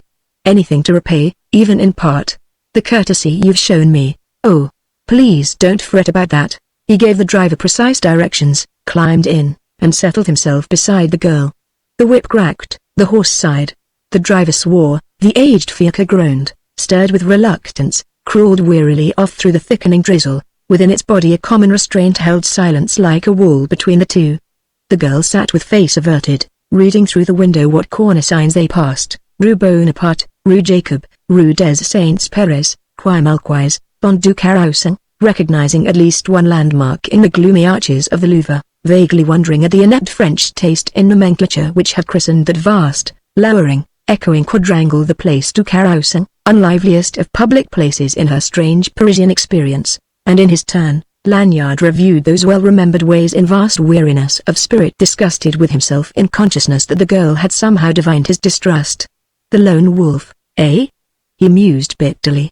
Rather, the cornered rat if people only knew. Better still, the errant no! The arrant ass. They were skirting the Palais Royal when suddenly she turned to him in an impulsive attempt at self-justification. "What must you be thinking of me, Mr. Lanyard?" He was startled. "I? Oh, don't consider me, please. It doesn't matter what I think, does it? But you've been so kind, I feel I owe you at least some explanation." "Oh, as for that," he countered cheerfully, "I've got a pretty definite notion you're running away from your father." "Yes. I couldn't stand it any longer." She caught herself up in full voice, as though tempted but afraid to say more. He waited briefly before offering encouragement. "I hope I haven't seemed impertinent." "No, no." Then this impatient negative, his pause of invitation, evoked no other recognition. She had subsided into her reserve, but he fancied not altogether willingly. Was it, then, possible that he had misjudged her? "You friends in London, no doubt?" he ventured. "No, none, but, I shall manage very well. I shan't be there more than a day or two till the next steamer sails, I see." There had sounded in her tone a finality which signified desire to drop the subject. Nonetheless, he pursued mischievously, "Permit me to wish you bon voyage, Miss Bannon. And to express my regret that circumstances have conspired to change your plans." She was still eyeing him askance, dubiously, as if weighing the question of his acquaintance with her plans, when the vehicle lumbered from the Rue Vivienne into the Place de la Bourse, rounded that frowning pile, and drew up on its north side before the blue lights of the all-night telegraph bureau. "With permission," Lanyard said, unlatching the door, "I'll stop off here. But I'll direct the cocker very carefully to the Gare du Nord." "Please don't even tip him, that's my affair." "No, not another word of thanks. To have been permitted to be of service, it is a unique pleasure, Miss Bannon. And so, good night." With an effect that seemed little less than timid, the girl offered her hand. "Thank you, Mr. Lanyard," she said in an unsteady voice. "I am sorry," but she didn't say what it was she regretted, and Lanyard, standing with bared head in the driving mist, touched her fingers coolly, repeated his farewells, and gave the driver both money and instructions, and watched the cab lurch away before he approached the telegraph bureau. But the enigma of the girl so deeply intrigued his imagination that it was only with difficulty that he concocted a non-committal telegram to Roddy's friend in the prefecture, that imposing personage who had watched with a man from Scotland Yard at the platform gates in the Gare du Nord. It was couched in English, when eventually composed and submitted to the telegraph clerk with a fervent if inaudible prayer that he might be ignorant of the tongue. "Come at once to my room at Royans. Enter via adjoining room prepared for immediate action on important development. Urgent. Roddy." Whether or not this were Greek to the man behind the wicket, it was accepted with complete indifference, or, rather, with an interest that apparently evaporated on receipt of the fees. Lanyard couldn't see that the clerk favored him with as much as a curious glance before he turned away to lose himself, to bury his identity finally and forever under the incognito of the lone wolf. He couldn't have rested without taking that one step to compass the arrest of the American assassin. Now, with luck and prompt action on the part of the prefecture, he felt sure Roddy would be avenged by Monsieur de Paris. But it was very well that there should exist no clue whereby the author of that mysterious telegram might be traced. It was, then, not an ill-pleased Lanyard who slipped off into the night and the rain, but his exasperation was elaborate when the first object that met his gaze was that wretched fiacre, back in place before the door, Lucia Bannon leaning from its lowered window, the cocker on his box brandishing an importunate whip at the adventurer. He barely escaped choking on suppressed profanity, and for 2 sous would have swung on his heel and ignored the girl deliberately. But he didn't dare. Close at hand stood a Sergeant Derville, inquisitive eyes bright beneath the dripping visor of his kepi, keenly welcoming this diversion of a cheerless hour. With at least outward semblance of resignation, Lanyard approached the window. "I have been guilty of some stupidity, perhaps?" he inquired with lip civility that had no echo in his heart. "But I am sorry." "The stupidity is mine," the girl interrupted in accents tense with agitation. "Mr. Lanyard, I." Her voice faltered and broke off in a short, dry sob, and she drew back with an effect of instinctive distaste for public emotion. Lanyard smothered an impulse to demand roughly, "Well, what now?" and came closer to the window. "Something more I can do, Miss Bannon, I don't know. I've just found it out. I came away so hurriedly I never thought to make sure, but I've no money, not a franc." After a little pause he commented helpfully, "That does complicate matters, doesn't it? What am I to do?" "I can't go back, I won't." "Anything rather. You may judge how desperate I am, when I prefer to throw myself on your generosity, and already I've strained your patience." "Not much," he interrupted in a soothing voice. "But half a moment, we must talk this over." Directing the cocker to drive to the Place Pigalle, he re-entered the cab, suspicion more than ever rife in his mind. But as far as he could see with that confounded Sergo staring exclamation mark, there was nothing else for it. He couldn't stand there in the rain forever, gossiping with a girl half hysterical or pretending to be. "You see," she explained when the fiacre was again underway, "I thought I had a 100-franc note in my pocketbook, and so I have, but the pocketbook's back there, in my room at Royans." 100 francs wouldn't see you far toward New York," he observed thoughtfully. "Oh, I hope you don't think." She drew back into her corner with a little shudder of humiliation, as if he hadn't noticed. Lanyard turned to the window, leaned out, and redirected the driver sharply. "Impasse Stanislas."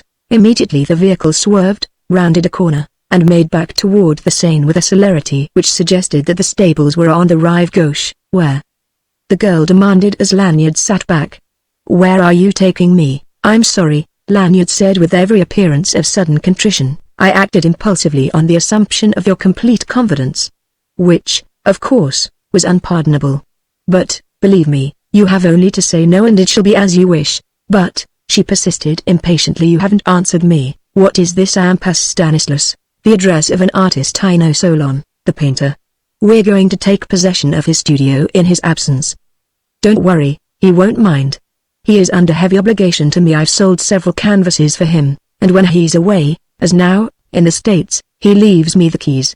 It's a sober-minded, steady-paced neighborhood, where we can rest without misgivings and take our time to think things out. But the girl began in an odd tone.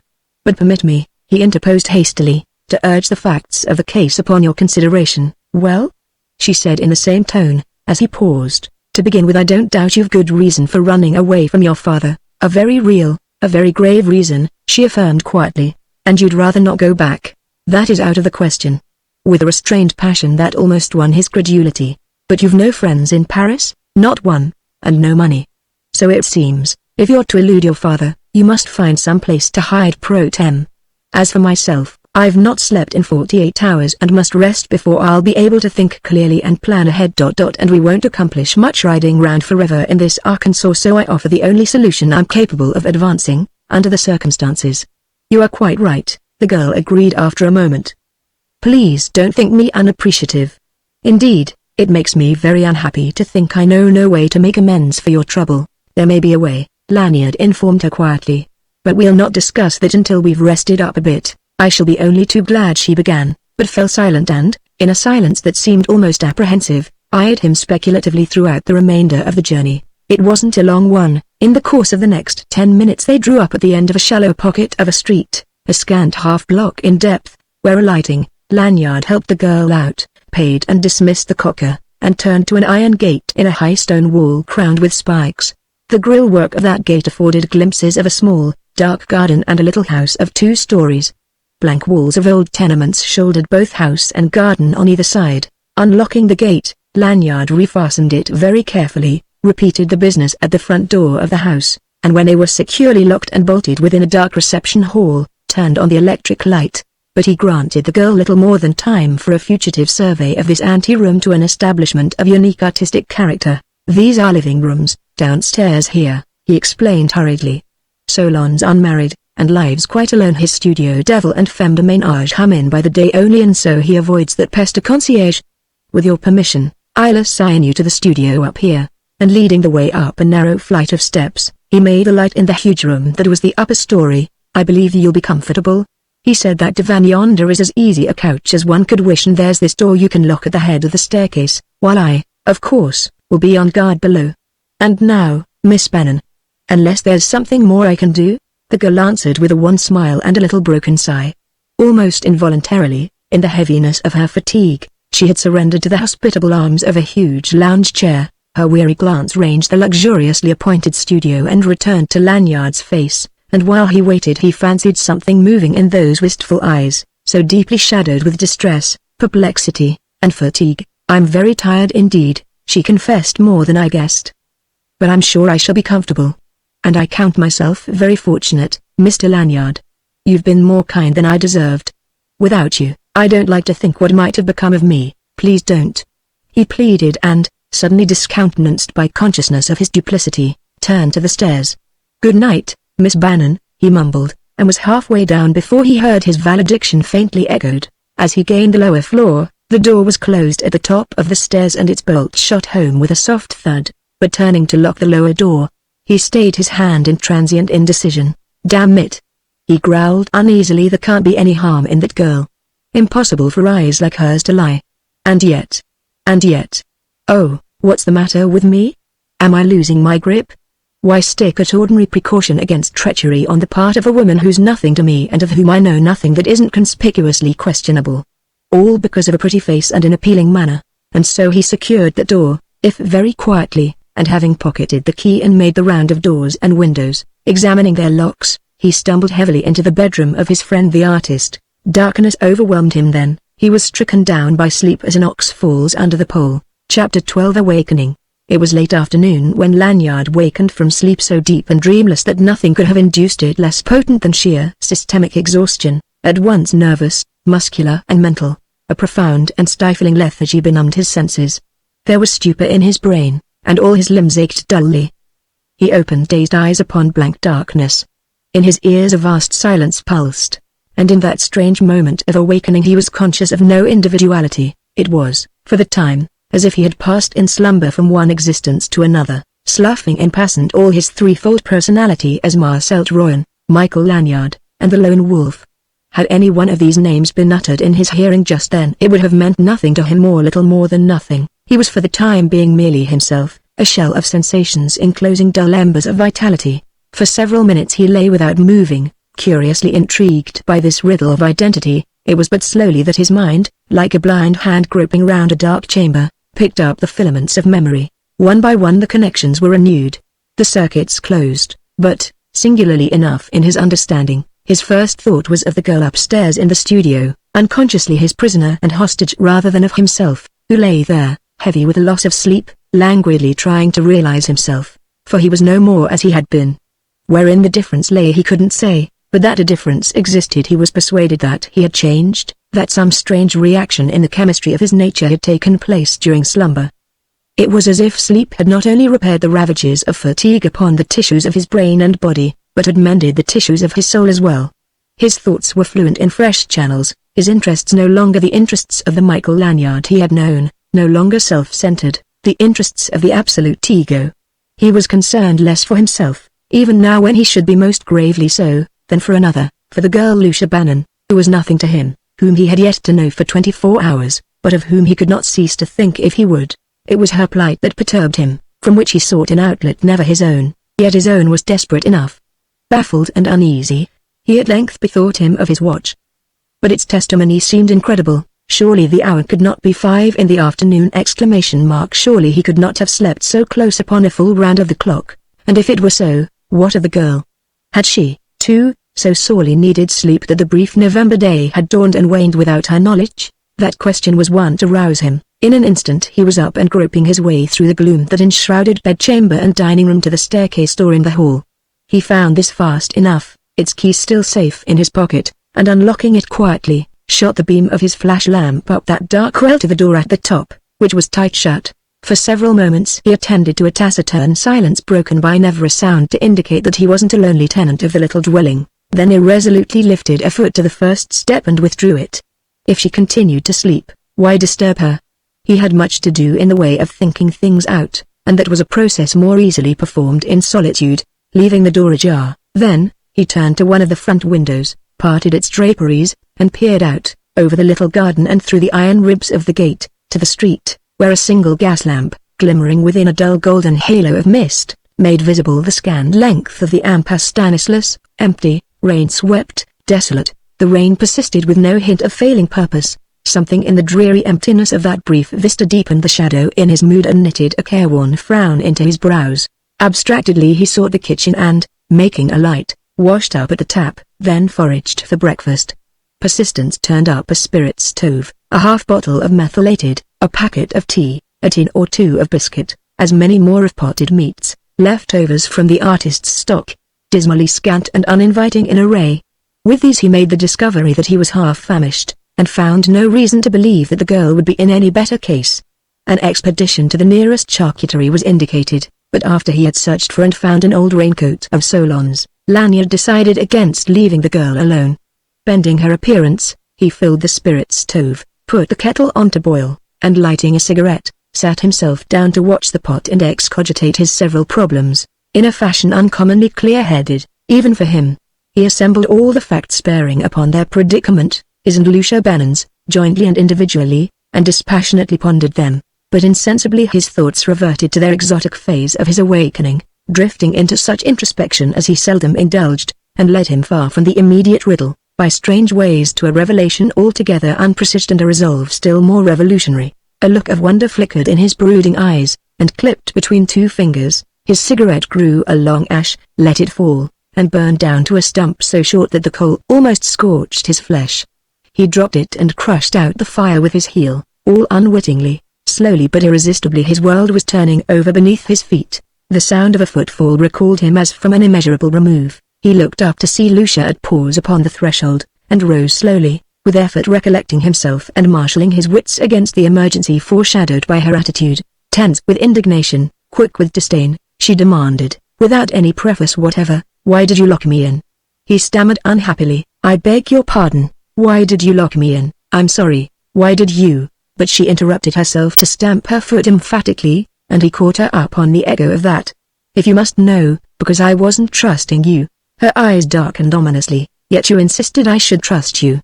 The circumstances aren't parallel. You're not a notorious malefactor, wanted by the police of every capital in Europe, hounded by rivals to boot, fighting for life, liberty," and he laughed shortly, "the pursuit of happiness." She caught her breath sharply, whether with dismay or mere surprise at his frankness he couldn't tell. "Are you?"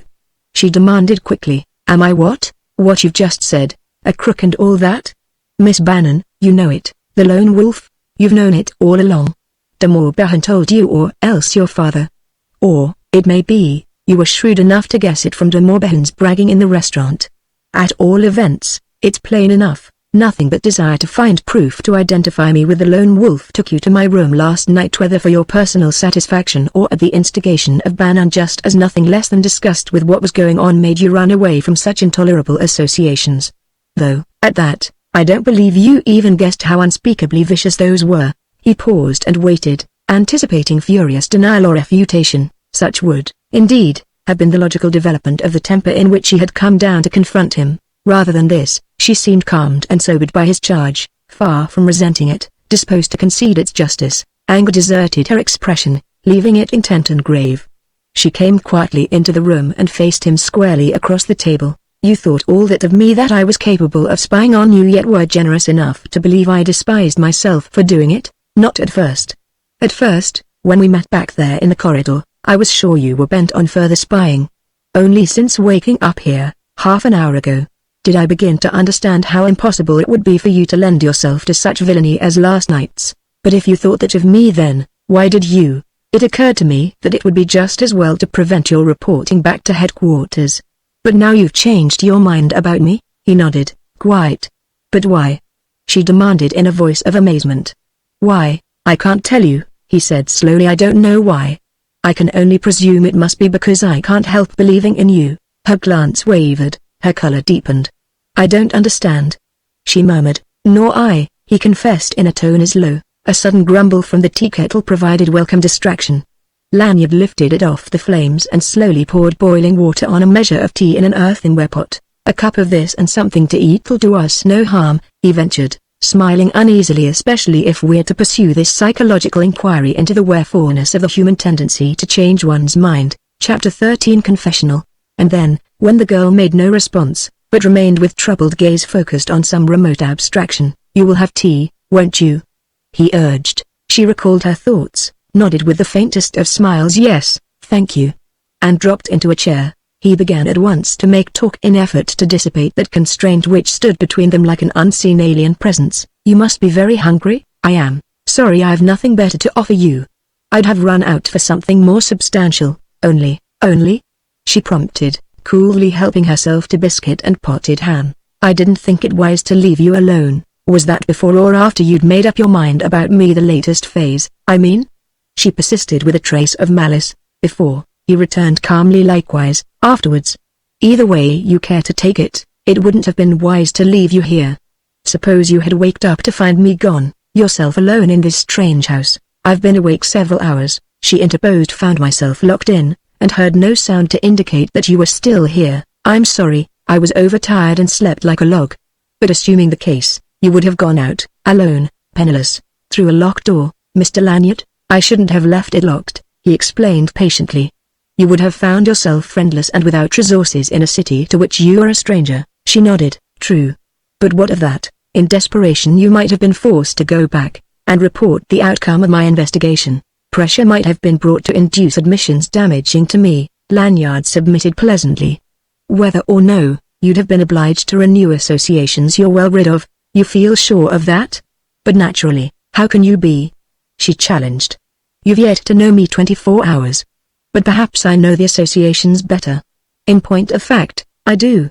Even though you may have stooped to play the spy last night, Miss Bannon, you couldn't keep it up. You had to fly further contamination from that pack of jackals. Not you feel sure merely to keep you under observation. I do feel sure of that. I have your word for it. The girl deliberately finished her tea, and sat back, regarding him steadily beneath level brows. Then she said with an odd laugh, "You have your own way of putting one on honor. I don't need to with you." She analyzed this with gathering perplexity. "What do you mean by that?" "I mean, I don't need to put you on your honor because I'm sure of you. Even were I not, still I'd refrain from exacting any pledge, or attempting to." He paused and shrugged before continuing, "If I thought you were still to be distrusted, Miss Bannon, I'd say, there's a free door, go when you like, back to the pack, turn in your report, and let them act as they see fit. Do you think I care for them? Do you imagine for one instant that I fear any one or all of that gang? That rings suspiciously of egoism." "Let it," he retorted. "It's pride of caste, if you must know.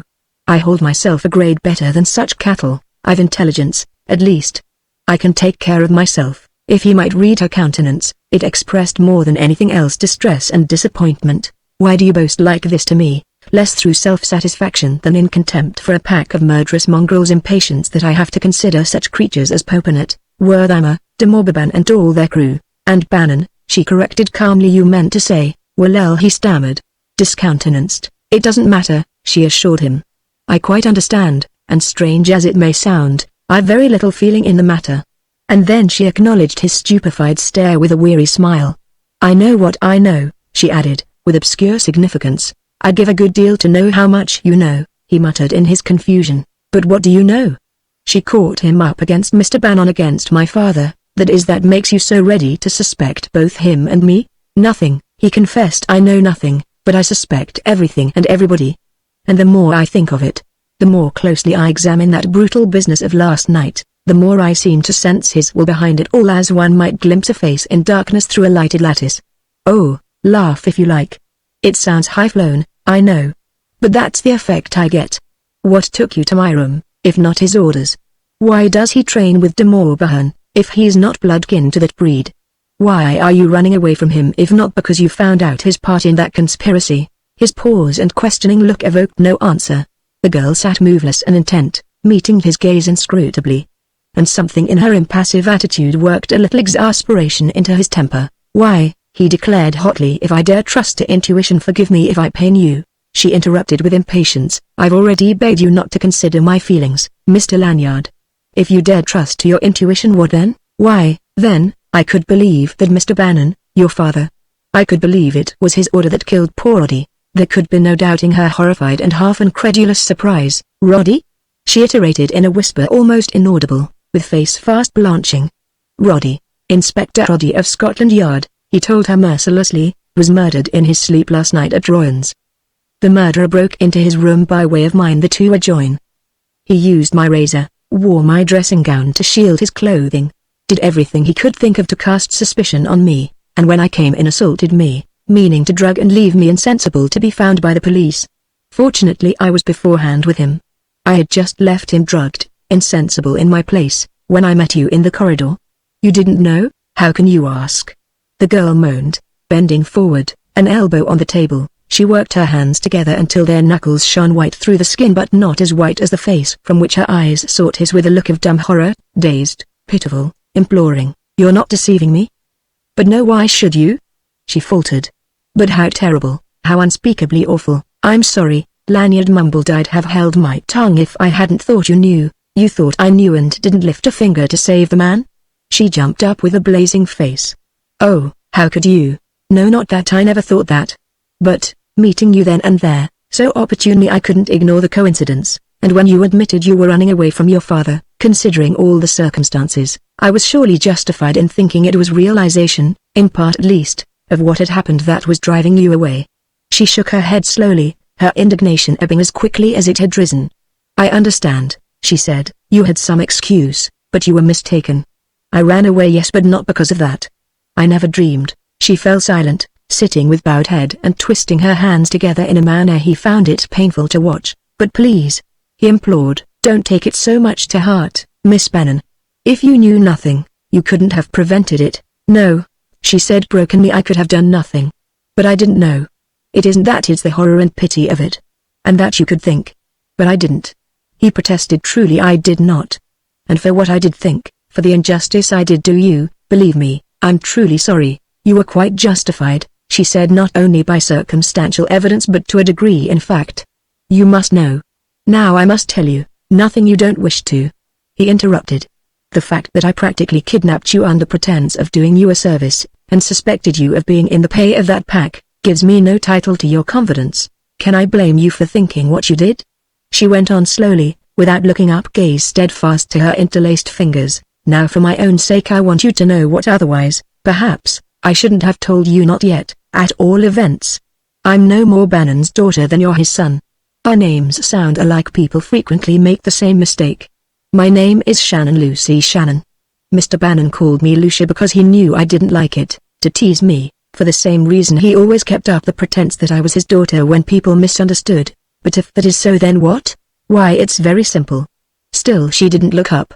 I'm a trained nurse. Mr. Bannon is consumptive, so far gone. It's a wonder he didn't die years ago. For months I've been haunted by the thought that it's only the evil in him keeps him alive. It wasn't long after I took the assignment to nurse him that I found out something about him. He'd had a hemorrhage at his desk, and while he lay in coma, and I was waiting for the doctor, I happened to notice one of the papers he'd been working over when he fell. And then, just as I began to appreciate the sort of man I was employed by, he came to, and saw and knew. I found him watching me with those dreadful eyes of his, and though he was unable to speak, knew my life wasn't safe if ever I breathed a word of what I had read. I would have left him then, but he was too cunning for me, and when in time I found a chance to escape I was afraid I'd not live long if ever I left him. He went about it deliberately, to keep me frightened, and though he never mentioned the matter directly, let me know plainly, in 100 ways, what his power was and what would happen if I whispered a word of what I knew. It's nearly a year now, nearly a year of endless terror, and her voice fell. She was trembling with the recrudescent suffering of that year-long servitude. And for a little Lanyard felt too profoundly moved to trust himself to speak. He stood aghast, staring down at this woman, so intrinsically and gently feminine, so strangely strong and courageous, and vaguely envisaging what anguish must have been hers in enforced association with a creature of Bannon's ruthless stamp. He was rent with compassion and swore to himself he'd stand by her and see her through and free and happy if he died for it or ended in the Santee. Poor child. He heard himself murmuring, poor child, don't pity me. She insisted, still with face averted. I don't deserve it. If I had the spirit of the mouse, I'd have defied him. It needed only courage enough to say one word to the police. But who is he, then? Lanyard demanded. What is he, I mean? I hardly know how to tell you. And I hardly dare. I feel as if these walls would betray me if I did. But to me he's the incarnation of all things evil. She shook herself with a nervous laugh. But why be silly about it? I don't really know what or who he is. I only suspect and believe that he is a man whose life is devoted to planning evil and ordering its execution through his lieutenants. When the papers at home speak of the man higher up they mean Archer Bannon, though they don't know it, or else I'm merely a hysterical woman exaggerating the impressions of a morbid imagination. And that's all I know of him that matters. But why, if you believe all this, how did you at length find courage? Because I no longer had courage to endure, because I was more afraid to stay than to go, afraid that my own soul would be forfeit. And then, last night, he ordered me to go to your room and search it for evidence that you were the lone wolf. It was the first time he'd ever asked anything like that of me. I was afraid, and though I obeyed, I was glad when you interrupted, glad even though I had to lie the way I did. And all that worked on me, after I had gone back to my room, until I felt I could stand it no longer, and after a long time, when the house seemed all still, I got up, dressed quietly, and that is how I came to meet you, quite by accident. But you seemed so frightened at first when you saw me. I was, she confessed simply. I thought you were Mr. Greggs. Greggs? Mr. Bannon's private secretary, his right-hand man. He's about your height and has a suit like the one you wear, and in that poor light at the distance I didn't notice you were clean-shaven. Greggs wears a moustache. Then it was Greggs murdered Roddy and tried to drug me. By George, I'd like to know whether the police got there before Bannon, or somebody else, discovered the substitution.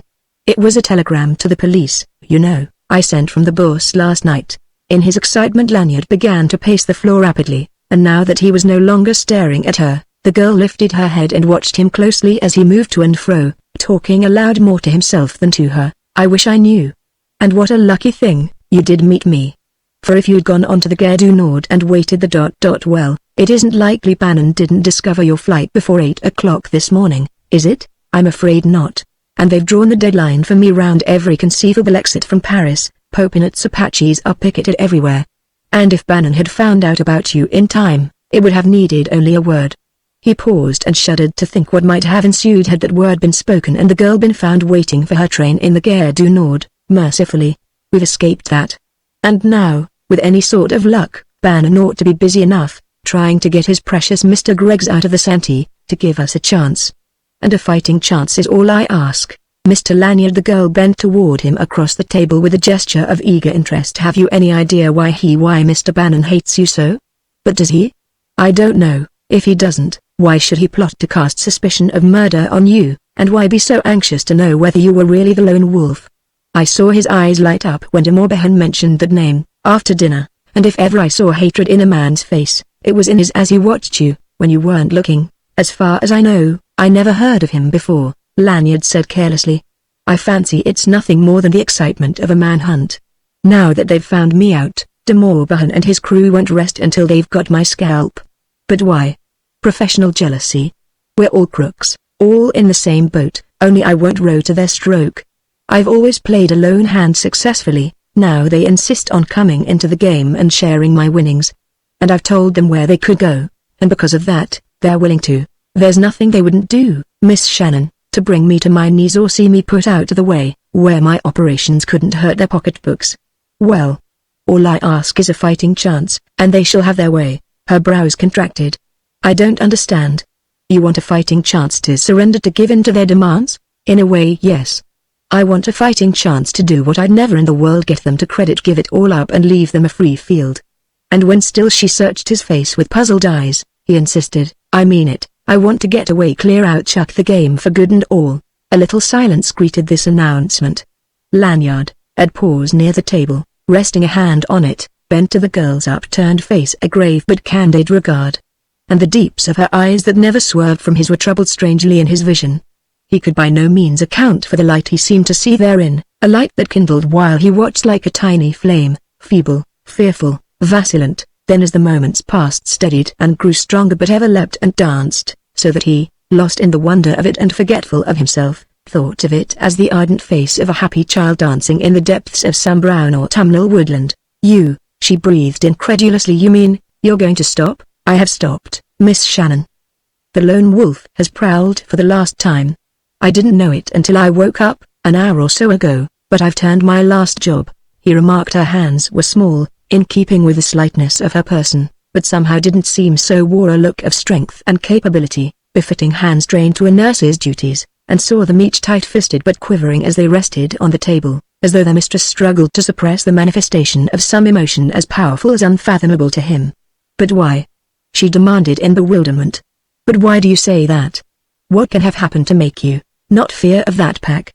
He laughed. Not that, I promise you. Oh, I know, she said impatiently. I know that very well. But still I don't understand. If it won't bore you, I'll try to explain. He drew up his chair and sat down again, facing her across the littered table.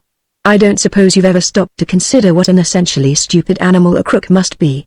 Most of them are stupid because they practice clumsily one of the most difficult professions imaginable, and inevitably fail at it, yet persist. They wouldn't think of undertaking a job of civil engineering with no sort of preparation, but they'll tackle a dangerous proposition in burglary without a thought, and pay for failure with years of imprisonment, and once out try it again. That's one kind of criminal, the 99% class, incurably stupid.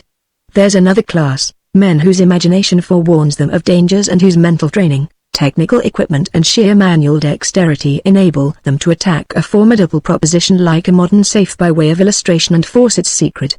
They're the successful criminals, like myself, but they're no less stupid, no less failures, than the other 99 in our every 100, because they never stop to think.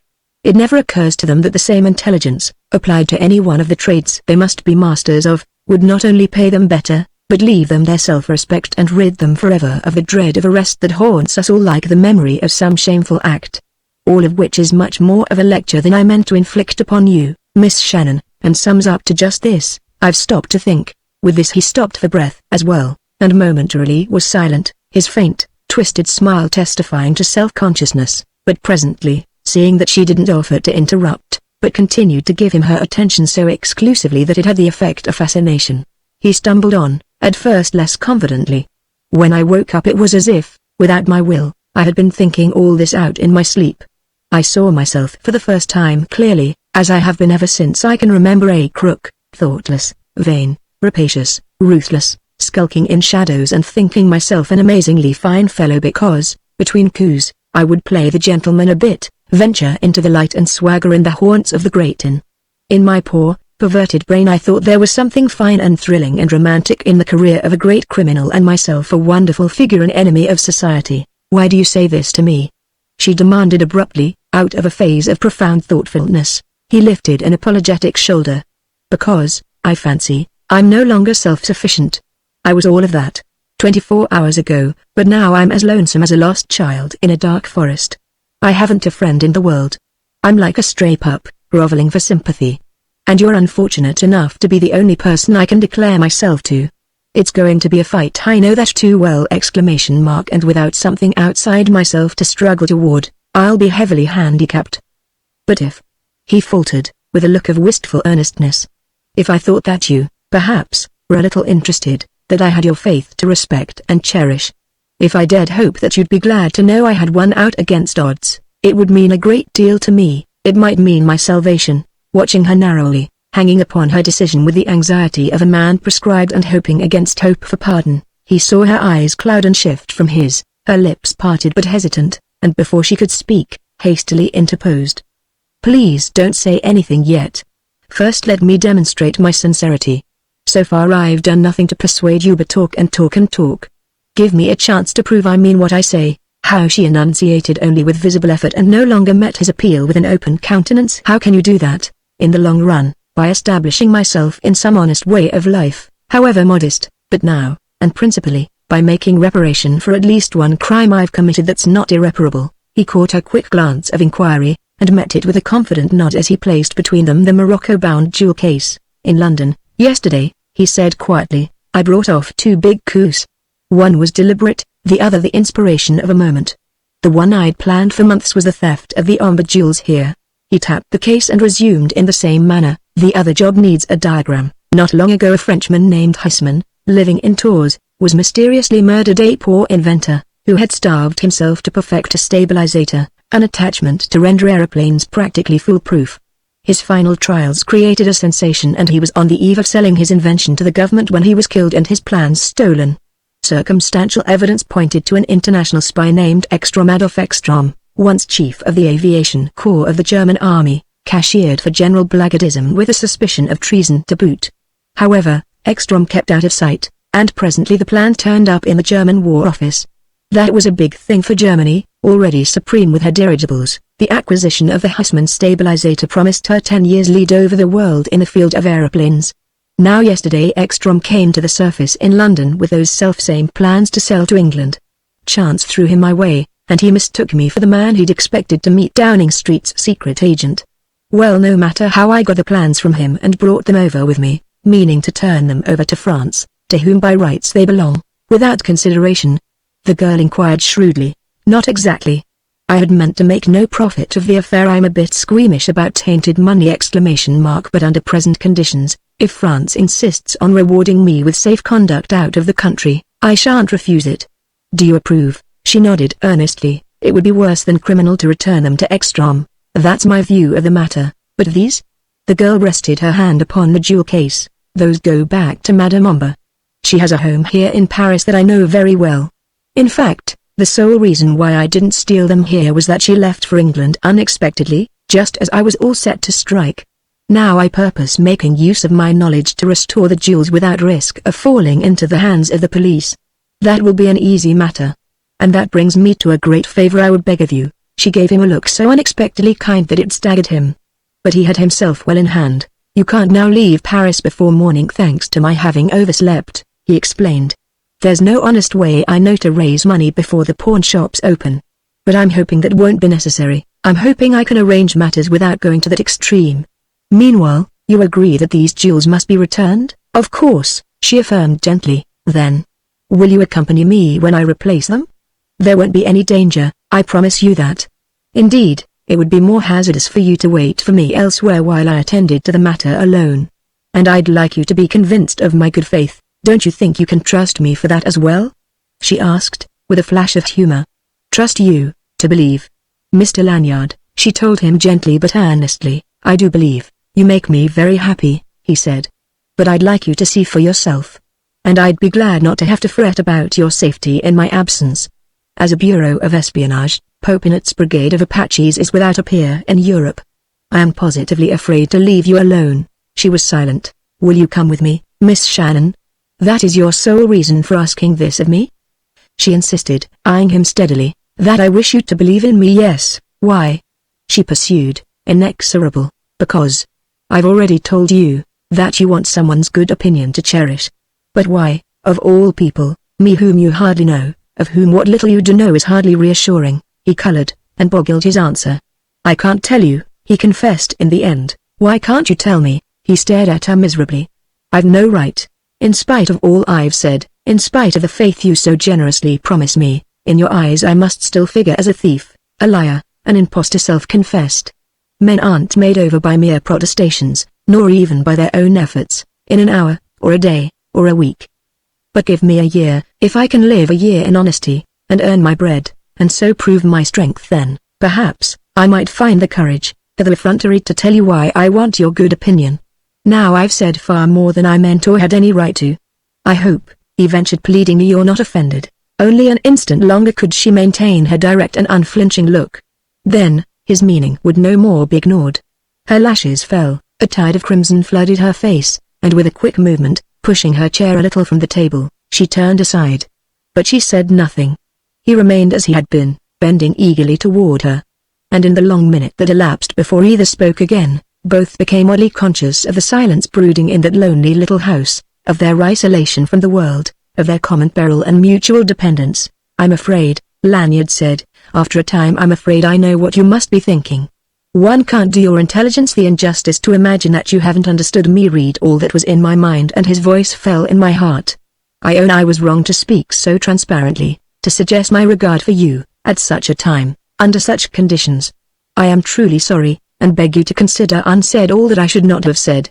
After all, what earthly difference can it make to you if one thief more decides suddenly to reform?" That brought her abruptly to her feet, to show him a face of glowing loveliness and eyes distractingly dimmed and softened. "No," she implored him breathlessly, "please, you mustn't spoil it. You've paid me the finest of compliments, and one I'm glad and grateful for. And would I might think I deserved. You say you need a year to prove yourself?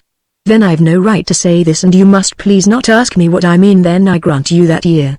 A year one shall wait to hear from you from the day we part, here in Paris.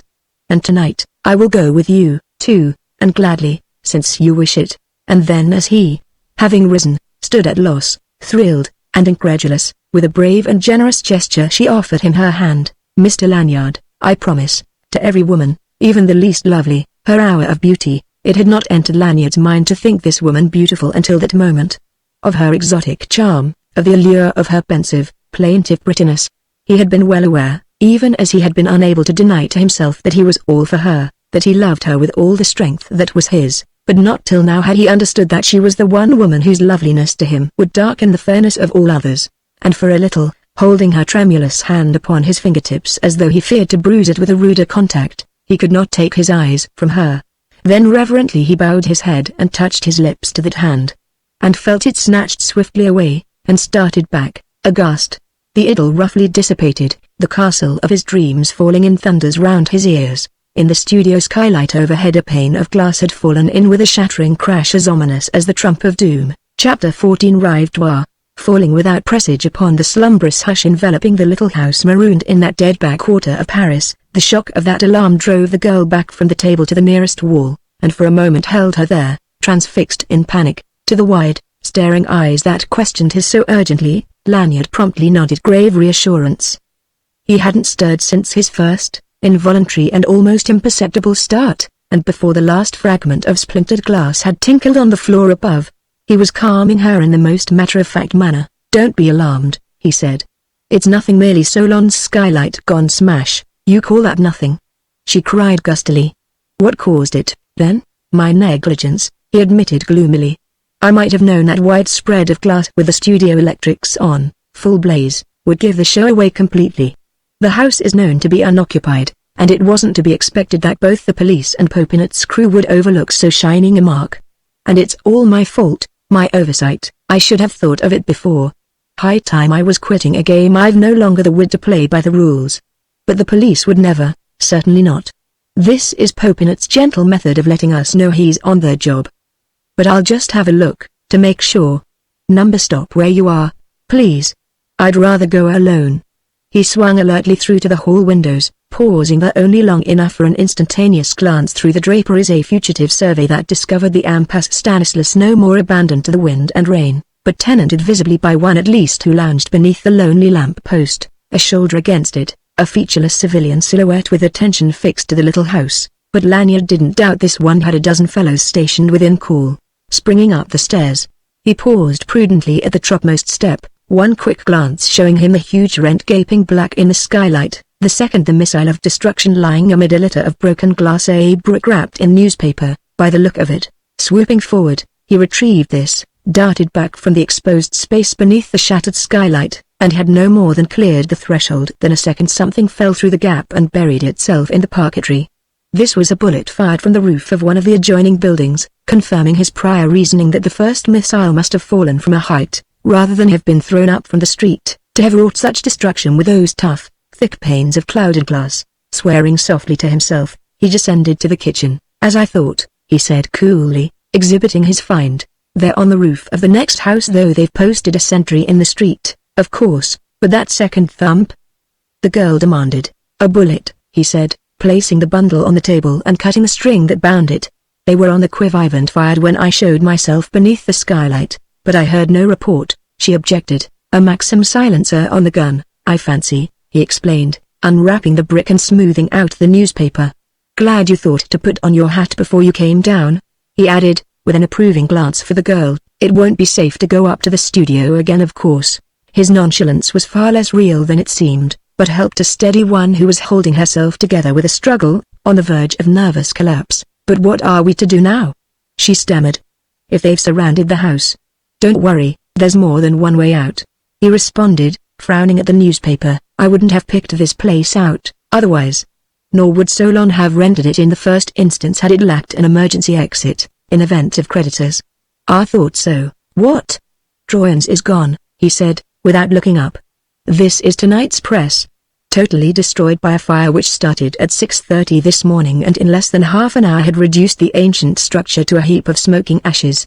He ran his eye quickly down the column, selecting salient phrases, believed to have been of incendiary origin though the premises were uninsured. That's an intelligent guess. _narrow escape of guests in their what may columns. 3 lives believed to have been lost. 1 body recovered charred almost beyond recognition _, but later identified as Roddy Poor Devil. 2 guests missing, Monsieur Lanyard, the well-known connoisseur of art, who occupied the room adjoining that of the unfortunate detective, and Mademoiselle Bannon, daughter of the American millionaire, who himself escaped only by a miracle with his secretary Monsieur Greggs, the latter being overcome by fumes. What a shame. Police and firemen searching the ruins. Extraordinary interest manifested by the prefecture indicates a suspicion that the building may have been fired to conceal some crime of a political nature. Crushing the newspaper between his hands, he thrust it into a corner. That's all of importance. Thoughtful of Popinot to let me know, this way. The prefecture, of course, is humming like a wasp's nest with the mystery of that telegram, signed with Roddy's name and handed in at the boss an hour or so before he was burned to death. Too bad I didn't know then what I do now. If I'd even remotely suspected Greg's association with the pack was via Bannon. But what's the use? I did my possible, knowing the odds were heavy against success. What was written on the paper? The girl demanded obliquely. He made his eyes blank. Written on the paper? I saw something in red ink at the head of the column. You tried to hide it from me, but I saw. What was it? Oh, that. He laughed contemptuously. Just Popinot's impudence, an invitation to come out and be a good target. She shook her head impatiently. You're not telling me the truth. It was something else, or you wouldn't have been so anxious to hide it. Oh, but I assure you, you can't. Be honest with me, Mr. Lanyard. It was an offer to let you off if you give me up to Bannon, wasn't it? Something like that. He assented sheepishly, too absurd for consideration. But now we're due to clear out of this before they find a way in. Not that they're likely to risk a raid until they've tried starving us out. but it would be as well to put a good distance between us before they find out we've decamped. He shrugged into his borrowed raincoat, buttoned it to his chin, and turned down the brim of his felt hat, but when he looked up at the girl again, he found she hadn't moved. Rather, she remained as one spellbound, staring less at than through him, her expression inscrutable. "Well," he ventured, "if you're quite ready, Miss Shannon, Mr. Lanyard," she demanded almost sharply. What was the full wording of that message? "If you must know, I must." He lifted a depreciative shoulder. "If you like, I'll read it to you, or, rather, translate it from the thieves' argot Popinot complimented me by using." "Not necessary," she said tersely. "I'll take your word for it. But you must tell me the truth, as you will." Popinot delicately suggested that if I leave you here, to be reunited to your alleged parent, if I'll trust to his word of honor, that is, and walk out of the house alone, he'll give me 24 hours in which to leave Paris. Then only I stand between you and, my dear young woman." He protested hastily. "Please don't run away with any absurd notion like that. Do you imagine I'd consent to treat with such canaille under any circumstances? All the same," she continued stubbornly, "I'm the stumbling block. You're risking your life for me." "I'm not," he insisted almost angrily. "You are," she returned with quiet conviction. "Well," he laughed, "have it your own way, but it's my life, isn't it? I really don't see how you're going to prevent my risking it for anything that may seem to me worth the risk." But she wouldn't laugh, only her countenance, suddenly bereft of its mutinous expression, softened winningly and her eyes grew very kind to him. "As long as it's understood, I understand very well," she said quietly. "I'll do as you wish, Mr. Lanyard." "Good," he cried cheerfully. "I wish, by your leave, to take you out to dinner. This way, please." Leading through the scullery, he unbarred a low, arched door in one of the walls, discovering the black mouth of a narrow and tunnel-like passageway. With a word of caution, flash lamp in his left hand, pistol in right, Lanyard stepped out into the darkness. In 2 minutes he was back, with a look of relief. "All clear," he reported. "I felt pretty sure Popinot knew nothing of this way out, else we'd have entertained uninvited guests long since." Now, half a minute. The electric meter occupied a place on the wall of the scullery not far from the door. Prying open its cover, he unscrewed and removed the fuse plug, plunging the entire house in complete darkness. "That'll keep them guessing a while," he explained with a chuckle. "They'll hesitate a long time before rushing a dark house infested by a desperate armed man if I know anything about that mongrel lot. Besides, when they do get their courage up, the lack of light will stave off discovery of this way of escape. And now, one word more." A flash of the lamp located her hand. Calmly he possessed himself of it. "If without opposition, I've brought you into trouble enough, as it is, through my stupidity," he said, "but for that, this place should have been a refuge to us until we were quite ready to leave Paris. So now we mustn't forget, before we go out to run God only knows what gauntlet, to fix a rendezvous in event of separation. Popinot, for instance, may have drawn a cordon around the block. We can't tell until we're in the street. If he has, you must leave me to entertain them until you're safe beyond their reach." "Oh, don't worry, I'm perfectly well able to take care of myself. But afterwards, we must know where to find each other. Hotels, cafes and restaurants are out of the question. In the first place, we've barely money enough for our dinner. Besides, they'll be watched closely. As for our embassies and consulates, they aren't open at all hours, and will likewise be watched.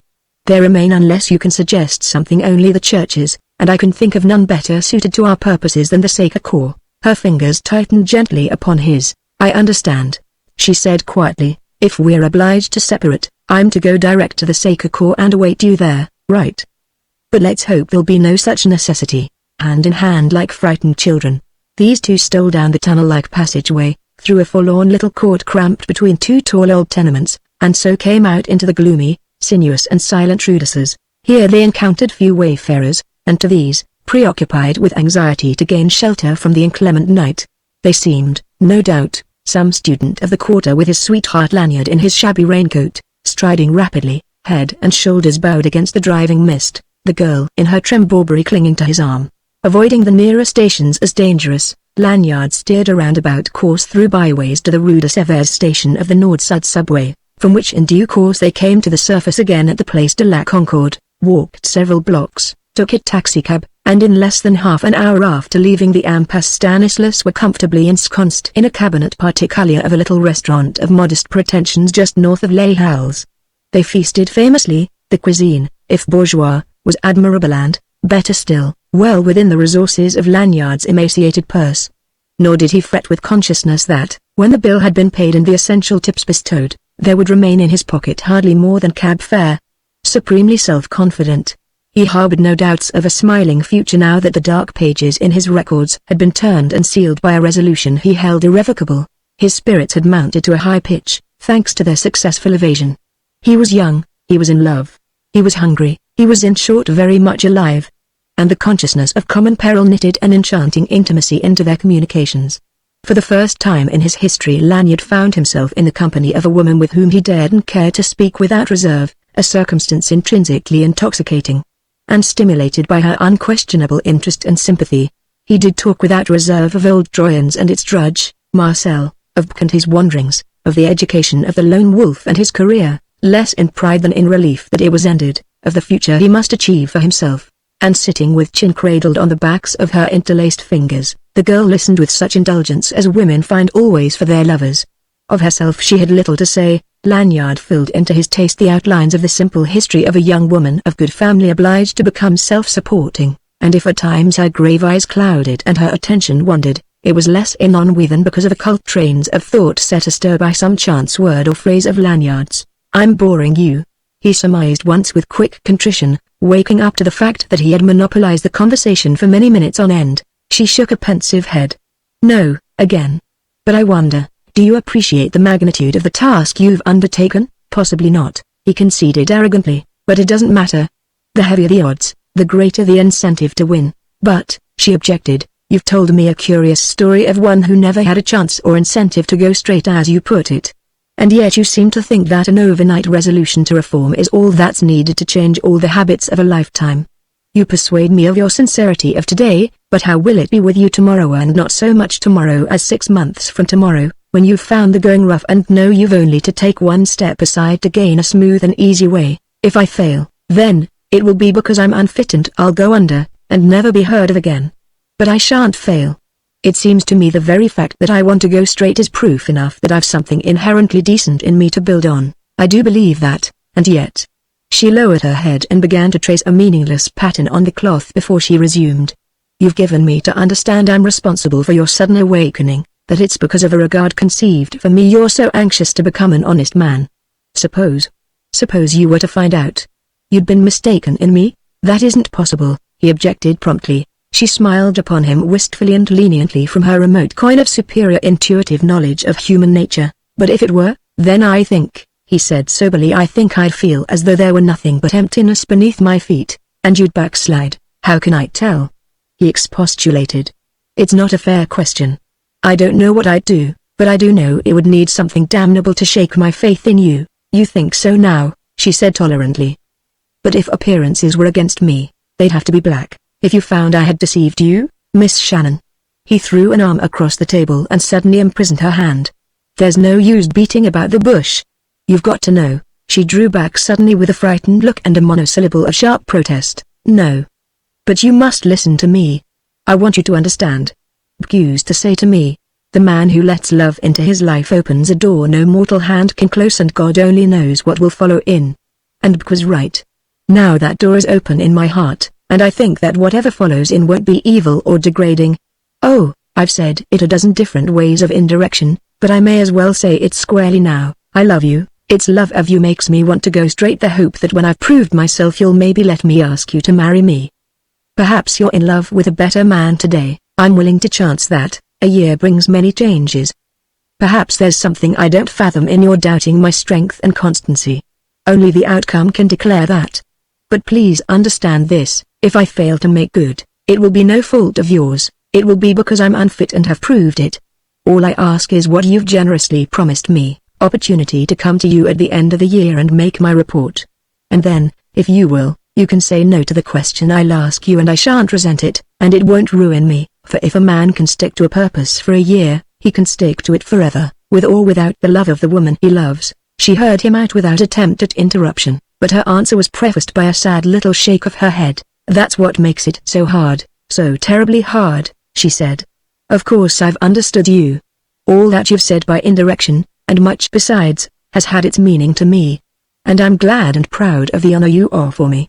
But I can't accept it. I can never accept it, not now nor a year from now. It wouldn't be fair to let you go on hoping I might sometime consent to marry you. For that's impossible. You forgive me? You're not already married? No. Or promised? No. Or in love with someone else? Again she told him, gently, no. His face cleared. He squared his shoulders. He even mustered up a smile. Then it isn't impossible. No human obstacle exists that time can't overthrow. In spite of all you say, I shall go on hoping with all my heart and soul and strength. But you don't understand. Can you tell me, make me understand? After a long pause, she told him once more, and very sadly, no. Chapter 15. Sheer impudence. Though it had been nearly 8 when they entered the restaurant, it was something after 11 before Lanyard called for his bill. We've plenty of time, he had explained. It'll be midnight before we can move. The gentle art of housebreaking has its technique, you know, its professional ethics. We can't well violate the privacy of Madame Omber's strong box before the caretakers on the premises are sound asleep. It isn't done, you know, it isn't class, to go burglarizing when decent, law-abiding folk are wide awake. Meantime we're better off here than trapersing the streets. It's a silent web of sideways and a gloomy one by night that backs up north of Les Halles, old Paris, taciturn and somber, steeped in its memories of grim romance. But for infrequent, flickering, corner lamps, the street that welcomed them from the doors of the warm and cozy restaurant was as dismal as an alley in some city of the dead. Its houses with their mansard roofs and boarded windows bent their heads together like mutes sat awake, black-cloaked and hooded. Seldom one showed a light, never one betrayed by any sound the life that lurked behind its jealous blinds. Now again the rain had ceased and, though the sky remained overcast, the atmosphere was clear and brisk with a touch of frost, in grateful contrast to the dull and muggy airs that had obtained for the last 24 hours. We'll walk, Lanyard suggested, if you don't mind part of the way at least. It'll eat up time, and a bit of exercise will do us both good. The girl assented quietly. The drum of their heels on fast-drying sidewalks struck sharp echoes from the silence of that drowsy quarter, a lonely clamor that rendered it impossible to ignore their apparent solitude, as impossible as it was for Lanyard to ignore the fact that they were followed. The shadow dogging them on the far side of the street, some 50 yards behind, was as noiseless as any cat, but for this circumstance, had it moved boldly with unmuffled footsteps, Lanyard would have been slow to believe it concerned with him, so confident had he felt, till that moment, of having given the pack the slip. And from this he diagnosed still another symptom of the pack's incurable stupidity. Supremely on the alert, he had discovered the pursuit before they left the block of the restaurant. Dissembling, partly to avoid alarming the girl, partly to trick the spy, he turned this way and that round several corners, until quite convinced that the shadow was dedicated to himself exclusively, then promptly revised his first purpose and, instead of sticking to darker back ways, struck out directly for the broad, well-lighted and lively Boulevard de Sebastopol. Crossing this without a backward glance, he turned north, seeking some café whose arrangements suited his designs, and, presently, though not before their tramp had brought them almost to the grand boulevards, found one to his taste, a cheerful and well-lighted establishment occupying a corner, with entrances from both streets. A hedge of forlorn fir trees knee-deep in wooden tubs guarded its terrace of round metal tables and spindle-shanked chairs, of which few were occupied. Inside, visible through the wide plate-glass windows, perhaps a dozen patrons sat round half as many tables, no more idling over dominoes and gossip, steady-paced burghers with their wives, men in small ways of business of the neighborhood. Entering to this company, Lanyard selected a square marble-top table against a back wall, entrenched himself with the girl upon the seat behind it, ordered coffee and writing materials, and proceeded to light a cigarette with the nonchalance of one to whom time is of no consequence. "What is it?" the girl asked guardedly as the waiter scurried off to execute his commands. "You've not stopped in here for nothing." "True, but lower, please," he begged. "If we speak English loud enough to be heard it will attract attention. The trouble is, we're followed. But as yet our faithful shadow doesn't know we know it unless he's more intelligent than he seems. Consequently, if I don't misjudge him, he'll take a table outside, the better to keep an eye on us, as soon as he sees we're apparently settled for some time. More than that, I've got a note to write, and not merely as a subterfuge.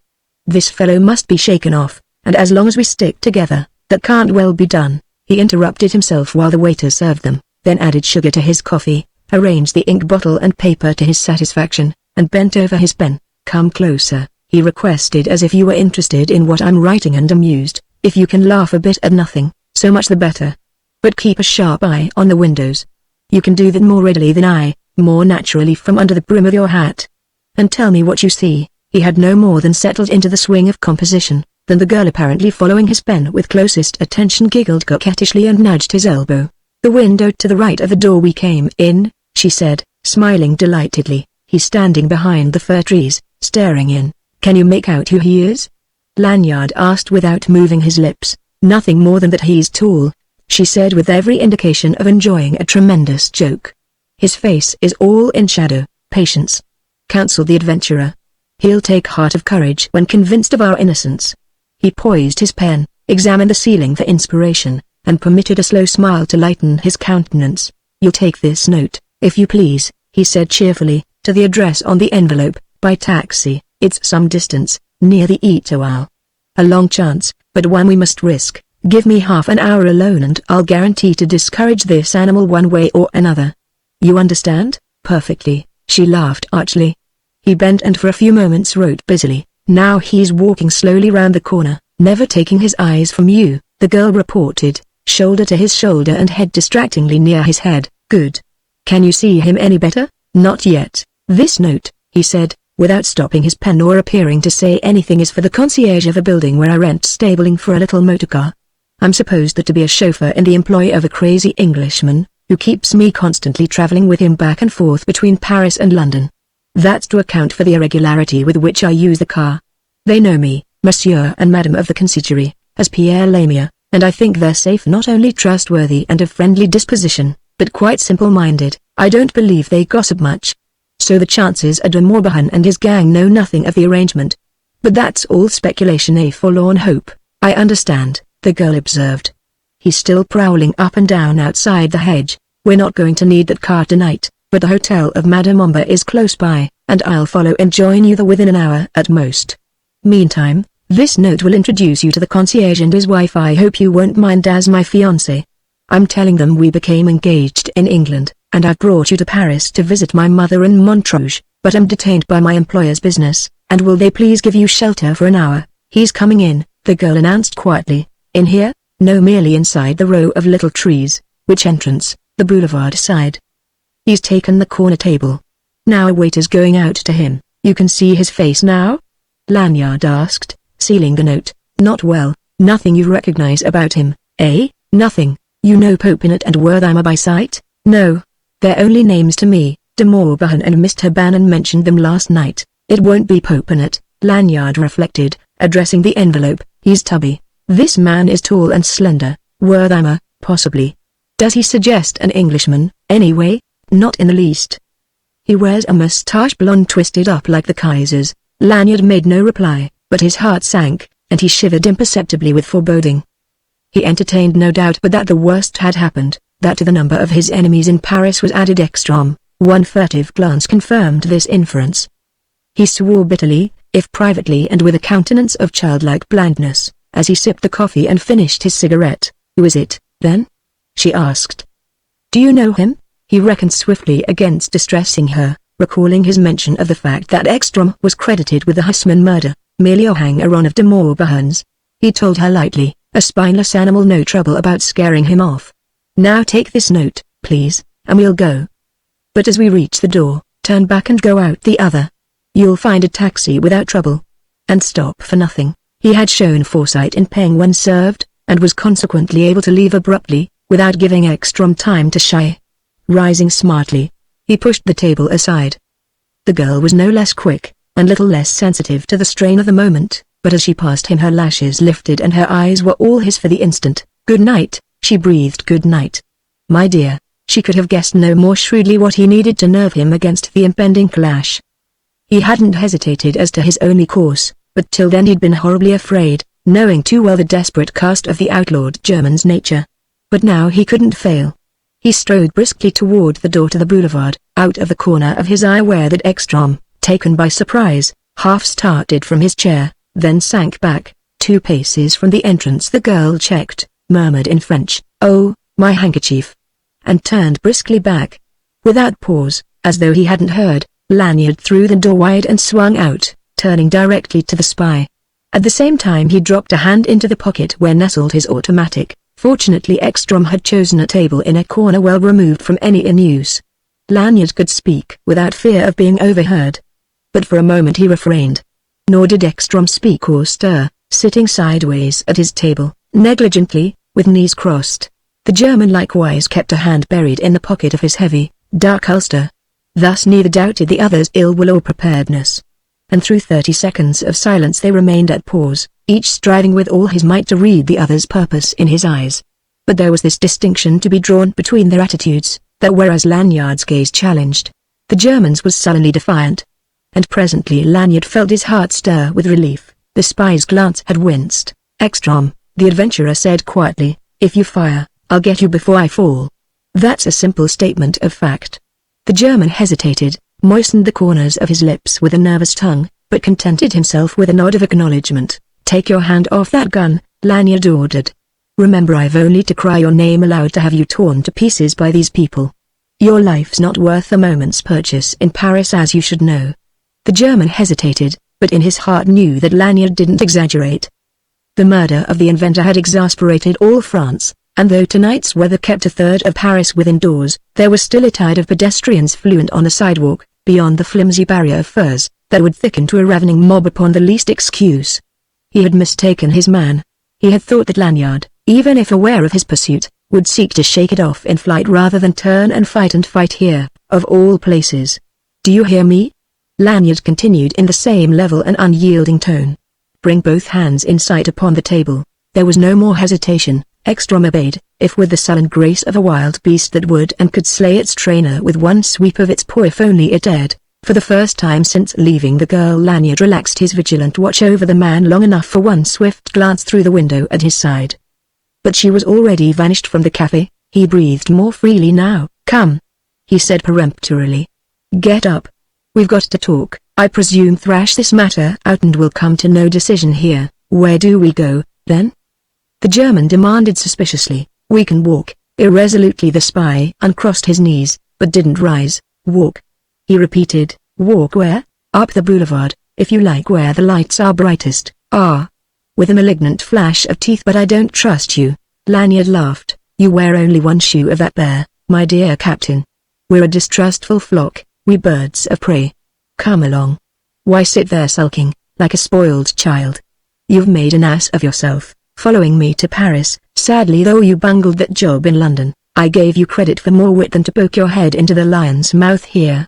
But admitting that, why not be graceful about it? Here am I, amiably treating you like an equal. You might at least show gratitude enough to accept my invitation to flaner yourself." With a grunt the spy got upon his feet, while Lanyard stood back, against the window, and made him free of the narrow path between the tree tubs and the tables. "After you, my dear Adolf." The German paused, half turned towards him, choking with rage, his suffused face starkly relieving its white scars one at Heidelberg. At this, with a nod of unmistakable meaning, Lanyard advanced the muzzle of his pocketed weapon, and with an ugly growl the German moved on and out to the sidewalk, Lanyard respectfully an inch or two behind his elbow. "To your right," he requested pleasantly. "If it's all the same to you, I've business on the boulevards." Ekstrom said nothing for the moment, but sullenly yielded to the suggestion. "By the way," the adventurer presently pursued, "you might be good enough to inform me how you knew where we were dining, eh? If it interests you, I own it does tremendously. Pure accident. I happened to be sitting in the cafe, and caught a glimpse of you through the door as you went upstairs. Therefore I waited till the waiter asked for your bill at the caisse, then stationed myself outside." "But why? Can you tell me what you thought to accomplish?" "You know well," Ekstrom muttered. "After what happened in London. It's your life or mine." "Spoken like a true villain. But it seems to me you overlooked a conspicuous chance to accomplish your hellish design, back there in the side streets. Would I be such a fool as to shoot you down before finding out what you've done with those plans?" "You might as well have," Lanyard informed him lightly. "For you won't know otherwise." With an infuriated oath the German stopped short, but he dared not ignore the readiness with which his tormentor imitated the maneuver and kept the pistol trained through the fabric of his raincoat. "Yes?" the adventurer inquired with an exasperating accent of surprise. "Understand me," Ekstrom muttered vindictively. "Next time I'll show you no mercy." "But if there is no next time? We're not appointed to meet again, you know." "That's something beyond your knowledge." "You think so? But shan't we resume our stroll? People might notice us standing here, you with your teeth bared like an ill-tempered dog." "Oh, thank you." And as they moved on, Lanyard continued, Shall I explain why we're not apartment to meet again? If it amuses you, thanks once more. For the simple reason that Paris satisfies me, so here I stop. Well? The spy asked with a blank sidelong look. Whereas you are leaving Paris tonight, what makes you think that? Because you value your thick hide too highly to remain, my dear captain. Having gained the corner of the Boulevard Saint-Denis, Lanyard pulled up. One moment, by your leave. You see yonder the entrance to the metro, don't you?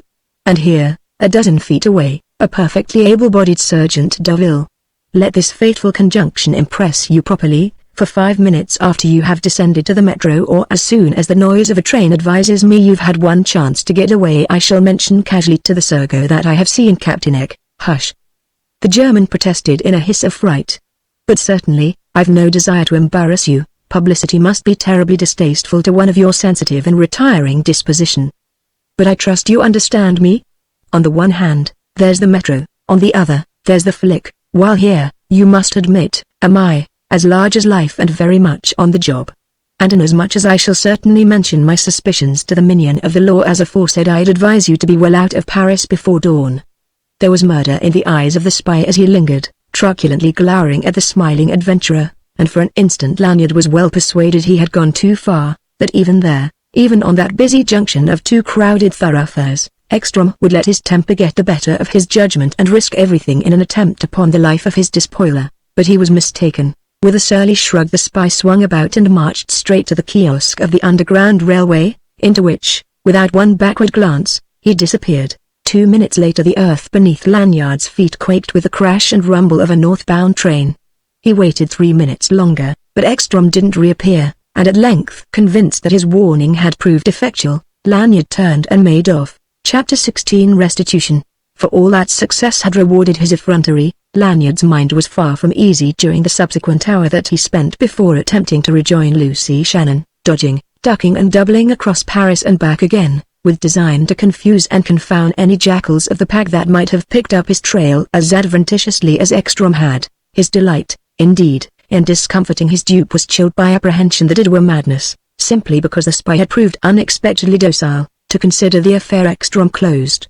In the very fact of that docility inhered something strange and ominous, a premonition of evil which was hardly mitigated by finding the girl safe and sound under the wing of Madame la Concierge, in the little court of private stables, where he rented space for his car, off the Rue des Acacias. Monsieur la Concierge, it appeared, was from home, and Madame, thick-witted, warm-hearted, simple body that she was, discovered a phase of beaming incuriosity most grateful to the adventurer, enabling him as it did to dispense with embarrassing explanations, and to whisk the girl away as soon as he liked. This last was just as soon as personal examination had reassured him with respect to his automobile, superficially an ordinary motor cab of the better grade, but with an exceptionally powerful engine hidden beneath its hood.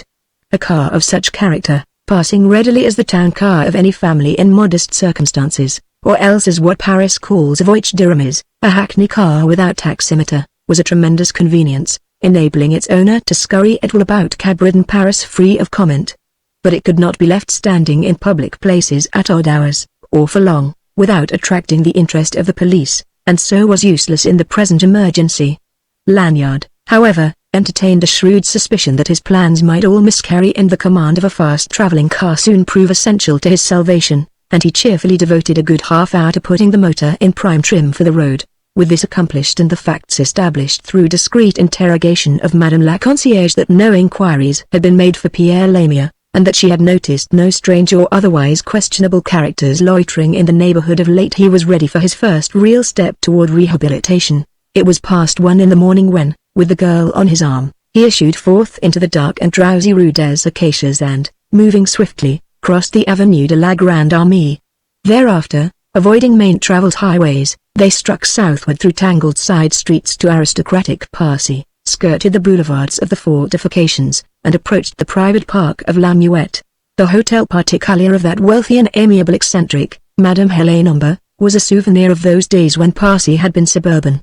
A survival of the Revolution, a vast, pile that had known few changes since the days of its construction, it occupied a large, unkempt park, irregularly triangular in shape, bounded by 2 streets and an avenue, and rendered private by high walls crowned with broken glass. Carriage gates opened on the avenue, guarded by a porter's lodge, while of 3 posterns that pierced the walls on the side streets, 1 only was in general use by the servants of the establishment. The other 2 were presumed to be permanently sealed. Lanyard, however, knew better. When they had turned off from the avenue, he slackened pace and moved with caution, examining the prospect narrowly. On the one hand rose the wall of the park, topped by naked, soughing limbs of neglected trees. On the other, across the way, a block of tall old dwellings, withdrawn behind jealous garden walls, showed stupid, sleepy faces and lightless eyes. Within the perspective of the street but 3 shapes stirred, Lanyard and the girl in the shadow of the wall, and a disconsolate, misprized cat that promptly decamped like a terror-stricken ghost. Overhead the sky was breaking and showing ebon patches and infrequent stars through a wind-harried rack of cloud. The night had grown sensibly colder, and noisy with the rushing sweep of a new-sprung wind. Several yards from the postern gate, Lanyard paused definitely, and spoke for the first time in many minutes, for the nature of their errand had oppressed the spirits of both and enjoined an unnatural silence, ever since their departure from the Rue des Acacias. "This is where we stop," he said, with a jerk of his head toward the wall. "But it's not too late." "For what?" the girl asked quickly. "I promised you no danger. But now I've thought it over, I can't promise that. There's always danger. And I'm afraid for you. It's not yet too late for you to turn back and wait for me in a safer place. You asked me to accompany you for a special purpose," she argued. "You begged me to come with you, in fact. Now that I have agreed and come this far, I don't mean to turn back without good reason." His gesture indicated uneasy acquiescence. "I should never have asked this of you. I think I must have been a little mad. If anything should come of this to injure you, if you mean to do what you promised. Do you doubt my sincerity? It was your own suggestion that you leave me no excuse for doubt." Without further remonstrance, if with a mind beset with misgivings, he led on to the gate, a blank door of wood, painted a dark green, deeply recessed in the wall. In proof of his assertion that he had long since made every preparation to attack the premises, Lanyard had a key ready and in the lock almost before they reached it, and the door swung back easily and noiselessly as though on well-greased hinges. As silently it shut them in, they stood upon a weed-grown gravel path, hedged about with thick masses of shrubbery, but the park was as black as a pocket, and the heavy effluvia of wet mold, decaying weeds and rotting leaves that choked the air, seemed only to render the murk still more opaque. But Lanyard evidently knew his way blindfold. Though motives of prudence made him refrain from using his flash lamp, he betrayed not the least incertitude in his actions. Never once at loss for the right turning, he piloted the girls swiftly through a bewildering black labyrinth of paths, lawns and thickets. In due course he pulled up, and she discovered that they had come out upon a clear space of lawn, close beside the featureless, looming bulk of a dark and silent building. An admonitory grasp tightened upon her fingers, and she caught his singularly penetrating yet guarded whisper. "This is the back of the house, the service entrance. From this door a broad path runs straight to the main service gateway. You can't mistake it, and the gate itself has a spring lock, easy enough to open from the inside. Remember this in event of trouble. We might become separated in the darkness and confusion." Gently returning the pressure, "I understand," she said in a whisper. Immediately he drew her onto the house, pausing but momentarily before a wide doorway, one half of which promptly swung open, and as soon as they had passed through, closed with no perceptible jar or click. And then Lanyard's flash lamp was lancing the gloom on every hand, swiftly raking the bounds of a large, paneled servants' hall, until it picked out the foot of a flight of steps at the farther end. To this they moved stealthily over a tiled flooring. The ascent of the staircase was accomplished, however, only with infinite care, Lanyard testing each rise before trusting it with his weight or the girls. Twice he bade her skip one step lest the complaints of the ancient woodwork betray them. In spite of all this, no less than 3 hideous squeals were evoked before they gained the top, each indicating a pause and wait of several breathless seconds.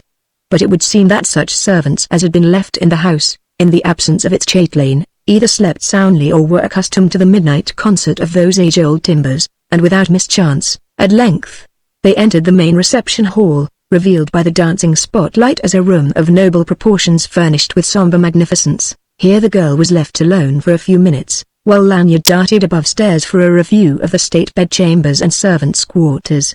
With a sensation of being crushed and suffocated by the encompassing dark mystery, she nerved herself against a protracted vigil. The obscurity on every hand seemed alive with stealthy footfalls, whisperings, murmurings, the passage of shrouded shapes of silence and of menace. Her eyes ached, her throat and temples throbbed, her skin crept, her scalp tingled. She seemed to hear 1,000 different noises of alarm. The only sounds she did not hear were those if any that accompanied Lanyard's departure and return. Had he not been thoughtful enough, when a few feet distant, to give warning with the light, she might well have greeted with a cry of fright the consciousness of a presence near her, so silently he moved about. As it was, she was startled, apprehensive of some misadventure, to find him back so soon, for he hadn't been gone 3 minutes. "It's quite all right," he announced in hushed accents, no longer whispering. "There are just 5 people in the house aside from ourselves, all servants, asleep in the rear wing. We've got a clear field if no excuse for taking foolish chances. However, we'll be finished and off again in less than 10 minutes. This way." That way led to a huge and gloomy library at one extreme of a chain of great salons, a veritable treasure gallery of exquisite furnishings and authentic old masters. As they moved slowly through these chambers, Lanyard kept his flash lamp busy. Involuntarily, now and again, he checked the girl before some splendid canvas or extraordinary antique. "I've always meant to happen in some day with a moving van and loot this place properly," he confessed with a little affected sigh. "Considered from the viewpoint of an expert practitioner in my late profession, it's a sin and a shame to let all this go neglected, when it's so poorly guarded. The old lady Madame Omber, you know, has all the money there is, approximately, and when she dies all these beautiful things go to the Louvre, for she's without kith or kin. But how did she manage to accumulate them all?" The girl wondered. "It's the work of generations of passionate collectors," he explained. "The late Monsieur Omber was the last of his dynasty. He and his forebears brought together the paintings and the furniture. Madame added the Orientals gathered together by her first husband, and her own collection of antique jewelry and precious stones her particular fad." As he spoke, the light of the flash lamp was blotted out. An instant later the girl heard a little clashing noise, of curtain rings sliding along a pole, and this was thrice repeated. Then, following another brief pause, a switch clicked, and streaming from the hood of a portable desk lamp, a pool of light flooded the heart of a vast place of shadows, an apartment whose doors and windows alike were cloaked with heavy draperies that hung from floor to ceiling in long and shining folds. Immense black bookcases lined the walls, their shelves crowded with volumes in rich bindings. From their tops pallid marble masks peered down inquisitively, leering and scowling at the intruders. A huge mantelpiece of carved marble, supporting a great, dark mirror, occupied the best of one wall. Beneath it a wide, deep fireplace yawned, partly shielded by a screen of wrought brass and crystal. In the middle of the room stood a library table of mahogany. Huge leather chairs and couches encumbered the remainder of its space. And the corner to the right of the fireplace was shut off by a high Japanese screen of cinnabar and gold. To this Lanyard moved confidently, carrying the lamp. Placing it on the floor, he grasped one wing of the screen with both hands, and at cost of considerable effort swung it aside, uncovering the face of a huge, old-style safe built into the wall. For several seconds, but not for many, Lanyard studied this problem intently, standing quite motionless, his head lowered and thrust forward, hands resting on his hips. Then turning, he nodded an invitation to draw nearer. "My last job," he said with a smile oddly lighted by the lamp at his feet, "and my easiest, I fancy. Sorry, too, for I'd rather have liked to show off a bit. But this old-fashioned tin bank gives no excuse for spectacular methods." "But," the girl objected, "you've brought no tools." "Oh, but I have." And fumbling in a pocket, Lanyard produced a pencil. "Behold." He laughed, brandishing it. She knitted thoughtful brows. "I don't understand. All I need except this." Crossing to the desk, he found a sheet of notepaper and, folding it, returned. "Now," he said, "give me 5 minutes." Kneeling, he gave the combination knob a smart preliminary twirl, then rested a shoulder against the sheet of painted iron, his cheek to its smooth, cold cheek, his ear close beside the dial, and with the practiced fingers of a master locksmith began to manipulate the knob. Gently, tirelessly, to and fro he twisted, turned, raced, and checked the combination, caressing it, humoring it, wheedling it, inexorably questioning it in the dummy language his fingers spoke so deftly. And in his ear the click and whir and thump of shifting wards and tumblers murmured articulate response in the terms of their cryptic code. Now and again, releasing the knob and sitting back on his heels, he would bend intense scrutiny to the dial, note the position of the combination, and with the pencil jot memoranda on the paper. This happened perhaps a dozen times, at intervals of irregular duration. He worked diligently, in a phase of concentration that apparently excluded from his consciousness the near proximity of the girl, who stood or rather stooped, half kneeling less than a pace from his shoulder, watching the process with interest hardly less keen than his own. Yet when one faint, odd sound broke the slumberous silence of the salons, Instantly he swung around and stood erect in a single movement, gaze to the curtains. But it had only been a premonitory rumble in the throat of a tall old clock about to strike in the room beyond. And as its sonorous chimes heralded 2 deep-toned strokes, Lanyard laughed quietly, intimately, to the girl's startled eyes, and sank back before the safe.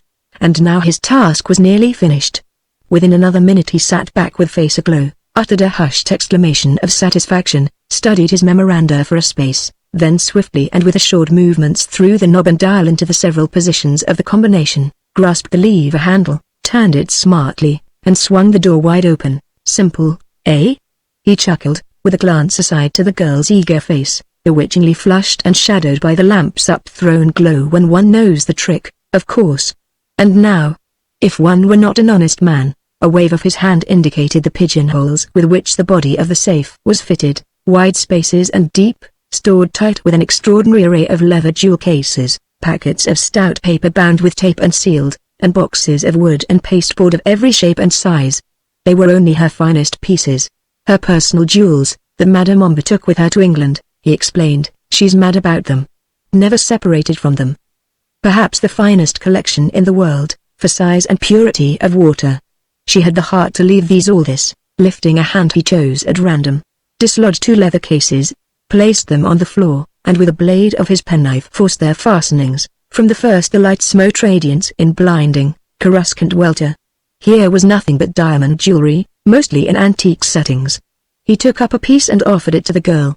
She drew back her hand involuntarily. No, she protested in a whisper of fright. But just look, he urged. There's no danger. And you'll never see the like of this again. Stubbornly she withheld her hand. No, no, she pleaded. I'd rather not touch it. Put it back. Let's hurry. I'm frightened. He shrugged and replaced the jewel, then yielded again to impulse of curiosity and lifted the lid of the second case. It contained nothing but pieces set with colored stones of the first-order emeralds, amethysts, sapphires, rubies, topaz, garnets, lapis lazuli, jacinths, jades, fashioned by master craftsmen into rings, bracelets, chains, brooches, lockets, necklaces, of exquisite design, the whole thrown heedlessly together, without order or care. For a moment the adventurer stared down soberly at this priceless hoard, his eyes narrowing, his breathing perceptibly quickened. Then with a slow gesture, he reclosed the case, took from his pocket that other which he had brought from London, opened it, and held it aside beneath the light, for the girl's inspection. He looked not once either at its contents or at her, fearing lest his countenance betray the truth, that he had not yet succeeded completely in exorcising that mutinous and rebellious spirit. The lone wolf, from the tenement over which it had so long held sway, and content with the sound of her quick, startled sigh of amaze that what she now beheld could so marvelously outshine what had been disclosed by the other boxes, he withdrew it, shut it, found it a place in the safe, and without pause closed the door, shot the bolts, and twirled the dial until the tumblers fairly sang. One final twist of the lever handle convincing him that the combination was effectively dislocated, he rose, picked up the lamp, replaced it on the desk with scrupulous care to leave no sign that it had been moved, and looked round to the girl. She was where he had left her, a small, tense, vibrant figure among the shadows, her eyes dark pools of wonder in a face of blazing pallor. With a high head and his shoulders well back he made a gesture signifying more eloquently than any words, all that is ended. And now? She asked breathlessly. Now for our getaway, he replied with assumed lightness. Before dawn we must be out of Paris. 2 minutes, while I straighten this place up and leave it as I found it. He moved back to the safe, restored the wing of the screen to the spot from which he had moved it, and after an instant's close examination of the rug, began to explore his pockets. What are you looking for? The girl inquired. My memoranda of the combination. I have it. She indicated its place in a pocket of her coat. You left it on the floor, and I was afraid you might forget. No fear. He laughed. No, as she offered him the folded paper. Keep it and destroy it, once we're out of this. Now those porty ears. Extinguishing the desk light, he turned attention to the draperies at doors and windows. Within 5 minutes, they were once more in the silent streets or Passy. They had to walk as far as the Trocadero before Lanyard found a fiacre, which he later dismissed at the corner in the Faubourg Saint-Germain. Another brief walk brought them to a gate in the garden wall of a residence at the junction of 2 quiet streets. This, I think, ends our Parisian wanderings, Lanyard announced. If you'll be good enough to keep an eye out for busybodies and yourself as inconspicuous as possible in this doorway." And he walked back to the curb, measuring the wall with his eye. "What are you going to do?" He responded by doing it so swiftly that she gasped with surprise, pausing momentarily within the yard of the wall. He gathered himself together, shot lightly into the air, caught the top curbing with both hands, and she heard the soft thud of his feet on the earth of the enclosure. The latch grated behind her, the door opened. For the last time, Lanyard laughed quietly. "Permit me to invite you to break the law by committing an act of trespass." Securing the door, he led her to a garden bench secluded amid conventional shrubbery. "If you'll wait here," he suggested. "Well, it will be best. I'll be back as soon as possible, though I may be detained some time. Still, inasmuch as I'm about to break into this hotel, my motives, which are most commendable, may be misinterpreted, and I'd rather you'd stop here, with the street at hand. If you hear a noise like trouble, you've only to unlatch the gate. But let's hope my purely benevolent intentions toward the French Republic won't be misconstrued." "I'll wait," she assured him bravely. "But won't you tell me?" With a gesture, he indicated the mansion back of the garden. "I'm going to break in there to pay an early morning call and impart some interesting information to a person of considerable consequence, nobody less, in fact, the Monsieur Ducroix." "And who is that?" "The present Minister of War. We haven't as yet the pleasure of each other's acquaintance. Still, I think he won't be sorry to see me. In brief, I mean to make him a present of the Hussman plans and bargain for our safe conduct from France." Impulsively she offered her hand and, when he, surprised, somewhat diffidently took it, "Be careful," she whispered brokenly, her pale sweet face upturned to his. "Oh, do be careful. I am afraid for you." And for a little the temptation to take her in his arms was stronger than any he had ever known. But remembering his stipulated year of probation, he released her hand with an incoherent mumble, turned, and disappeared in the direction of the house. Chapter 17 The Forlorn Hope. Established behind his splendid mahogany desk in his office at the Ministère de la Guerre, or moving majestically abroad attired in frock coat and glossy topper, or lending the dignity of his presence to some formal ceremony in that beautiful uniform which appertained unto his office, Monsieur Hector Ducroix cut an imposing figure, a bed. It was sadly otherwise. Lanyard switched on the bedside light, turning it so that it struck full upon the face of the sleeper, and as he sat down, smiled. The Minister of War lay upon his back, his distinguished corpulence severely dislocating the chaste simplicity of the bed-clothing. Athwart his shelving chest, fat hands were folded in a gesture affectingly naive. His face was red, a noble highlight shone upon the promontory of his bald pate. His mouth was open. To the best of his unconscious ability he was giving a protracted imitation of a dogfight, and he was really exhibiting sublime virtuosity. One readily distinguished individual howls, growls, yelps, against an undertone of blended voices of excited non-combatants, as suddenly as though someone, wearying of the entertainment, had lifted the needle from that record, it was discontinued. The Minister of War stirred uneasily in his sleep, muttered a naughty word, opened one eye, scowled, opened the other. He blinked furiously, half-blinded but still able to make out the disconcerting silhouette of a man seated just beyond the glare, a quiet presence that moved not but eyed him steadfastly, an apparition the more arresting because of its very immobility. Rapidly the face of the Minister of War lost several shades of purple. He moistened his lips nervously with a thick, dry tongue, and convulsively he clutched the bed-clothing high and tight about his neck, as though laboring under the erroneous impression that the sanctity of his person was threatened. "What do you want, monsieur?" he stuttered in a still, small voice which he would have been the last to acknowledge his own. "I desire to discuss a matter of business with monsieur," replied the intruder after a small pause. "If you will be good enough to calm yourself, I am perfectly calm." But here the Minister of War verified with one swift glance an earlier impression, to the effect that the trespasser was holding something that shone with metallic luster, and his soul began to curl up round the edges. "There are 1,800 francs in my pocketbook about," he managed to articulate. "My watch is on the stand here. You will find the family plate in the dining room safe, behind the buffet. The key is on my ring and the jewels of Madame my wife are in a small strong box beneath the head of her bed. The combination." "Pardon, monsieur labors under a misapprehension," the housebreaker interposed dryly. "Had one desired these valuables, one would readily have taken them without going to the trouble of disturbing the repose of monsieur. I have, however, already mentioned the nature of my errand." "Eh?" demanded the Minister of War. "What is that? But give me of your mercy one chance to explain. I have never wittingly harmed you, monsieur, and if I have done so without my knowledge, Rest assured you have but to petition me through the proper channels and I will be only too glad to make amends. Still you do not listen.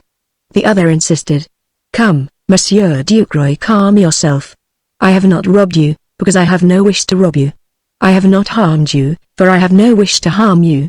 Nor have I any wish other than to lay before you, as representing government, a certain matter of state business. There was silence while the Minister of War permitted this exhortation to sink in. Then, apparently reassured, he sat up in bed and eyed his untimely visitor with a glare little short of truculent. Eh? What's that? He demanded. Business? What sort of business? If you wish to submit to my consideration any matter of business, how is it you break into my home at dead of night and rouse me in this brutal fashion? Here his voice faltered with a lethal weapon pointed at my head. Monsieur will admit he speaks under an error, returned the burglar. I have yet to point this pistol at him.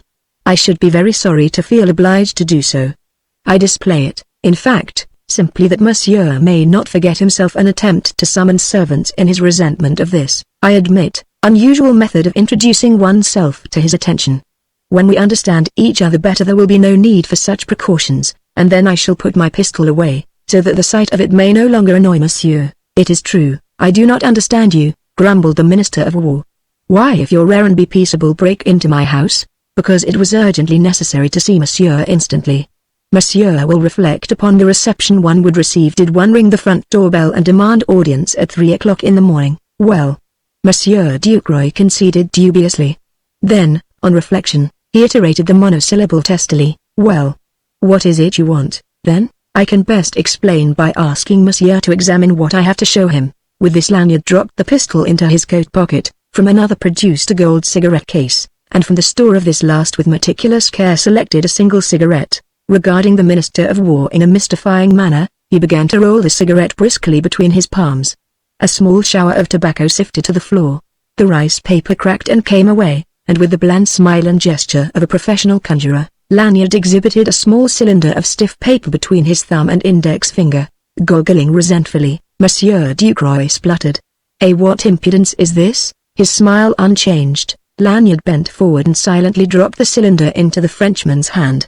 At the same time he offered him a pocket magnifying glass. What is this? Ducroy persisted stupidly. What? If Monsieur will be good enough to unroll the papers and examine them with the aid of this glass. With a wondering grunt, the other complied, unrolling several small sheets of photographer's printing out paper, to which several extraordinarily complicated and minute designs had been transferred strongly resembling laborious efforts to conventionalize a spider's web. But no sooner had Monsieur Ducroy viewed these through the glass, than he started violently, uttered an excited exclamation, and subjected them to an examination both prolonged and exacting. Monsieur is, no doubt, now satisfied? Lanyard inquired when his patience would endure no longer. These are genuine? The Minister of War demanded sharply, without looking up. Monsieur can readily discern notations made upon the drawings by the inventor, Georges Huysman, in his own hand. Furthermore, each plan has been marked in the lower left-hand corner with the word accepted followed by the initials of the German Minister of War. I think this establishes beyond dispute the authenticity of these photographs of the plan for Huysman's invention. Yes, the Minister of War agreed breathlessly. You have the negatives from which these prints were made? Here, Lanyard said, indicating a second cigarette. And then, with a movement so leisurely and careless that his purpose was accomplished before the other in his preoccupation was aware of it, the adventurer leaned forward and swept up the prints from the counterpane in front of Monsieur Ducroy. Here! The Frenchman exclaimed. Why do you do that? Monsieur no longer questions their authenticity, I grant you that. Then I return to myself these prints, pending negotiations for their transfer to France. How did you come by them? Demanded Monsieur Ducroy, after a moment's thought. Need Monsieur ask? Is France so ill-served by her spies that you do not already know of the misfortune one Captain Ekstrom recently suffered in London? Ducroy shook his head. Lanyard received this indication with impatience. It seemed hardly possible that the French Minister of War could be either so stupid or so ignorant. But with a patient shrug, he proceeded to elucidate. Captain Ekstrom, he said, that recently succeeded in photographing these plans and took them to London to sell to the English. Unfortunately for himself, unhappily for perfidious Albion! Captain Ekstrom fell in with me and mistook me for Downing Street's representative. And here are the plans. You are the lone wolf then? I am, as far as concerns you, Monsieur. merely the person in possession of these plans, who offers them through you, to France, for a price. But why introduce yourself to me in this extraordinary fashion, for a transaction for which the customary channels with which you must be familiar are entirely adequate? Simply because Ekstrom has followed me to Paris, Lanyard explained indulgently. Did I venture to approach you in the usual way, my chances of rounding out a useful life thereafter would be practically nil.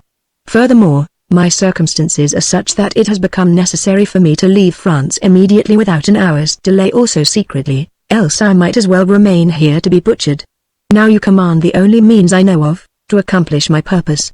And that is the price, the only price, you will have to pay me for these plans. I don't understand you. It is on schedule, is it not, that Captain Vauquelin of the Aviation Corps is to attempt a non-stop flight from Paris to London this morning, with 2 passengers, in a new Parrot biplane? That is so. Well, I must be one of those passengers, and I have a companion, a young lady, who will take the place of the other. It isn't possible, monsieur. Those arrangements are already fixed. You will countermand them. There is no time. You can get into telephonic communication with Port Aviation in 2 minutes. But the passengers have been promised. You will disappoint them. The start is to be made in the first flush of daylight. How could you reach Port Aviation in time, in your motorcar, monsieur? It cannot be done. It must. If the start must be delayed till we arrive, you will give orders that it shall be so delayed. For a minute the Minister of War hesitated, then he shook his head definitely. The difficulties are insuperable. There is no such thing, monsieur. I am sorry, it can't be done. That is your answer? It is regrettable, monsieur. Very well. Lanyard bent forward again, took a match from the stand on the bedside table, and struck it. Very calmly he advanced the flame toward the cigarette containing the roll of inflammable films. Monsieur. Ducroy cried in horror. What are you doing? Lanyard favored him with a look of surprise. I am about to destroy these films and prints. You must never do that. Why not? They are mine, to do with as I like. If I cannot dispose of them at my price, I shall destroy them. But my God! What you demand is impossible. Stay, monsieur. Think what your action means to France. I have already thought of that. Now I must think of myself. But one moment. Ducroy sat up in bed and dangled hairy fat legs over the side. But one moment only, monsieur. Don't make me waste your matches, monsieur. It shall be as you desire, if it lies in my power to accomplish it. With this the Minister of War stood up and made for the telephone, in his agitation forgetful of dressing gown and slippers. You must accomplish it, Monsieur Ducroy, Lanyard advised him gravely, puffing out the flame, for if you fail, you make yourself the instrument of my death. Here are the plans. You trust them to me? Ducroy asked in astonishment. But naturally, that makes it an affair of your honor, Lanyard explained suavely. With a gesture of graceful capitulation the Frenchman accepted the little roll of film. Permit me, he said, to acknowledge the honor of Monsieur's confidence. Lanyard bowed low. One knows with whom one deals, monsieur. And now, if you will be good enough to excuse me. He turned to the door. But hey, where are you going? Ducroy demanded. Mademoiselle, Lanyard said, pausing on the threshold. That is, the young lady who is to accompany me is waiting anxiously in the garden, out yonder. I go to find and reassure her, and with your permission to bring her into the library, where we will await monsieur when he was finished telephoning and repaired the deficiencies in his attire, which one trusts he will forgive one's mentioning. He bowed again, impudently, gaily, and when the Minister of War looked up again sheepishly from contemplation of his naked shanks had vanished. In high feather Lanyard made his way to a door at the rear of the house which gave upon the garden in his new social status of governmental protégé, disdaining any such a commonplace avenue as that conservatory window whose fastenings he had forced on entering. And boldly unbolting the door, he ran out into the night, to rejoin his beloved, like a man waking to new life. But she was no more there. The bench was vacant, the garden deserted, the gateway yawning on the street. With a low, stifled cry, Lanyard turned from the bench and stumbled out to the junction of the cross street.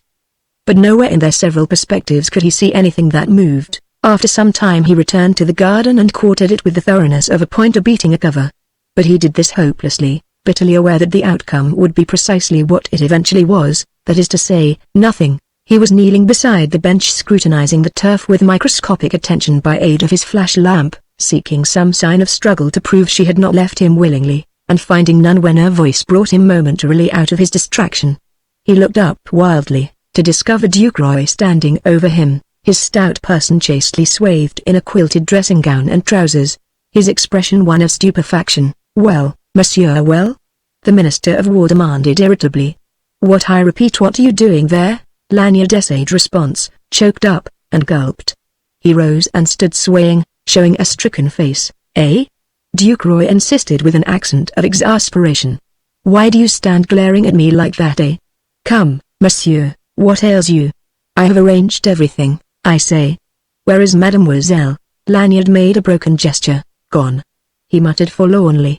Instantly the countenance of the stout Frenchman was lightened with a gleam of eager interest, inveterate romantic that he was, and he stepped nearer, peering closely into the face of the adventurer. Gone? He echoed. Mademoiselle?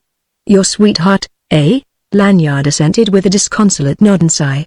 Impatiently Duke Roy caught him by the sleeve. Come, he insisted, tugging, but come at once into the house. Now, monsieur, now at length you enlist all one's sympathies. Come, I say. Is it your desire that I catch my death of cold? Indifferently Lanyard suffered himself to be led away. He was, indeed, barely conscious of what was happening. All his being was possessed by the thought that she had forsaken him. And he could well guess why. Impossible for such an one as she to contemplate without a shudder association with the man who had been what he had been.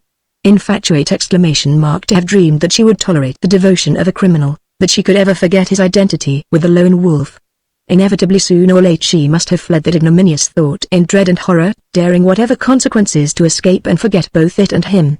And better now, perhaps, than later. Chapter 18 Enigma. He found no reason to believe she had left him other than voluntarily, or that their adventures since the escape from the Impasse Stanislas had been attended upon by spies of the pack. He could have sworn they hadn't been followed either to or from the Rue des Acacias. Their way had been too long and purposely too roundabout, his vigilance too lively, for any sort of surveillance to have been practiced without his remarking some indication thereof, at one time or another. On the other hand, he told himself, there was every reason to believe she hadn't left him to go back to Bannon, concerning whom she had expressed herself too forcibly to excuse a surmise that she had preferred his protection to the lone wolf's. Reasoning thus, he admitted, one couldn't blame her. He could readily see how, eluded at first by a certain romantic glamour, she had not, until left to herself in the garden, come to clear perception of the fact that she was casting her lot with the common criminals. Then, horror overmastering her, of a sudden she had fled wildly, blindly. He didn't doubt. But whither? He looked in vain for her at their agreed rendezvous, the Sacré Coeur. She had neither money nor friends in Paris. True, she had mentioned some personal jewelry she planned to hypothecate. Her first move, then, would be to seek the Mont de Piet, not to force himself again upon her, but to follow at a distance and ward off interference on Bannon's part. The government pawn shop had its invitation for Lanyard himself. He was there before the doors were open for the day, and fortified by loans negotiated on his watch, cigarette case, and a ring or two, retired to a café commanding a view of the entrance on the Rue des Blancs, and settled himself against a day-long vigil. It wasn't easy. Drowsiness buzzed in his brain and weighted his eyelids. Now and again, involuntarily, he nodded over his glass of black coffee. And when evening came and the Mont de Piet closed for the night, he rose and stumbled off, wondering if possibly he had napped a little without his knowledge and so missed her visit. Engaging obscure lodgings close by the Rue des Acacias, he slept till nearly noon of the following day, then rose to put into execution a design which had sprung full-winged from his brain at the instant of awakening. He had not only his car but a chauffeur's license of long standing in the name of Pierre Lamier was free, in short, to range at will the streets of Paris. And when he had levied on the stock of a second-hand clothing shop and a chemist's, he felt tolerably satisfied it would need sharp eyes whether the Pax or the Prefectures to identify Pierre Lamier with either Michael Lanyard or the Lone Wolf. His face, ears and neck he stained a weather-beaten brown, a discreet application of rouge along his cheekbones enhancing the effect of daily exposure to the winter winds and rains of Paris, and he gave his hands an even darker shade, with the added verisimilitude of fingernails inked into permanent mourning. Also, he refrained from shaving. A stubble of 2 days' neglect bristled upon his chin and jowls. A rusty brown ulster with cap to match, shoddy trousers boasting conspicuous stripes of leaden color, and patched boots completed the disguise. Monsieur and Madame of the Consistory he deceived with the yarn of selling his all to purchase the motor car and embark in business for himself, and with their blessing, sallied forth to scout Paris diligently for sight or sign of the woman to whom his every heartbeat was dedicated.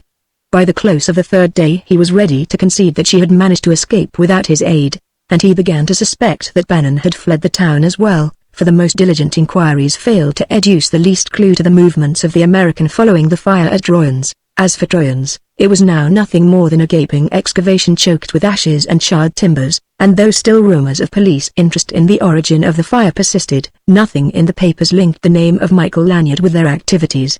His disappearance and Lucy Shannon's seemed to be accepted as due to death in the Holocaust. The fact that their bodies hadn't been recovered was no longer a matter for comment. In short, Paris had already lost interest in the affair. Even so, it seemed, had the pack lost interest in the lone wolf, or else his disguise was impenetrable. Twice he saw de Morbihan flanning elegantly on the boulevards, and once he passed close by Popinot, but neither noticed him. Toward midnight of the third day, Lanyard, driving slowly westward on the Boulevard de la Madeleine, noticed a limousine of familiar aspect round a corner half a block ahead and, drawing up in front of Veal's, discharge 4 passengers. The first was Wertheimer, and at sight of his rather striking figure, decked out in evening apparel from Conduit Street and Bond, Lanyard slackened speed, turning as he alighted. The Englishman offered his hand to a young woman. She jumped down to the sidewalk in radiant attire and a laughing temper. Involuntarily Lanyard stopped his car, and one immediately to the rear, swerving out to escape collision, shot past, its driver cursing him freely, while a Sergeant Daville scowled darkly and uttered an imperative word. He pulled himself together, somehow, and drove on. The girl was entering the restaurant by way of the revolving door, Wertheimer in attendance, while de Morbihan, having alighted, was lending a solicitor's arm to Bannon. Quite automatically the adventurer drove on, rounded the Madeleine, and turned up the Boulevard Malesherbes. Paris and all its brisk midnight traffic swung by without claiming a tithe of his interest. He was mainly conscious of lights that reeled dizzily round him like a multitude of malicious, mocking eyes. At the junction with the Boulevard Haussmann a second Sergeant Daville roused him with a warning about careless driving. He went more sanely thereafter, but bore a heart of utter misery. His eyes still wore a dazed expression, and now and again he shook his head impatiently as though to rid it of a swarm of tormenting thoughts. So, it seemed, he had all along been her dupe, all the while that he had been ostentatiously shielding her from harm and diffidently discovering every evidence of devotion. She had been laughing in her sleeve and planning to return to the service she pretended to despise, with her report of a fool self-duped. A great anger welled in his bosom. Turning round, he made back to the Boulevard de la Madeleine, and on one pretext and another contrived to haunt the neighborhood of Veal's until the party reappeared, something after 1 o'clock. It was plain that they had supped merrily. The girl seemed in the gayest humor, Wertheimer a bit exhilarated, de Morbihan much amused, even Bannon bearing heavily on the Frenchman's arm was chuckling contentedly. The party piled back into de Morbihan's limousine and was driven up the Avenue des Champs-Élysées, pausing at the Élysée Palace Hotel to drop Bannon and the girl his daughter ? Whoever she was. Whither it went thereafter, Lanyard didn't trouble to ascertain. He drove morosely home and went to bed, though not to sleep for many hours. Bitterness of disillusion ate like an acid in his heart. But for all his anguish, he continued in an uncertain temper. He had turned his back on the craft of which he was acknowledged master for a woman's sake, for nothing else, he argued, had he dedicated himself to poverty and honest effort, and what little privation he had already endured was hopelessly distasteful to him. The art of the lone wolf, his consummate cunning and subtlety, was still at his command, with only himself to think of. He was profoundly contemptuous of the antagonism of the pack, while none knew better than he with what ease the riches of careless Paris might be diverted to his own pockets. A single step aside from the path he had chosen and tomorrow night he might dine at the Ritz instead of in some sordid cocker's cabaret. And since no one cared since she had betrayed his faith, what mattered? Why not? Yet he could not come to a decision. The next day saw him obstinately, even a little stupidly, pursuing the course he had planned before his disheartening disillusionment. Because his money was fast ebbing and motives of prudence alone if none more worthy forbade an attempt to replenish his pocketbook by revisiting the little Rez de Chaussee in the Rue Roger and realizing on its treasures, he had determined to have a taximeter fitted to his car and ply for hire until time or chance should settle the question of his future. Already, indeed, he had complied with the police regulations, and received permission to convert his Voiture de Remise into a taxicab, and leaving it before noon at the designated depot. He was told it would be ready for him at 4 with a clock installed.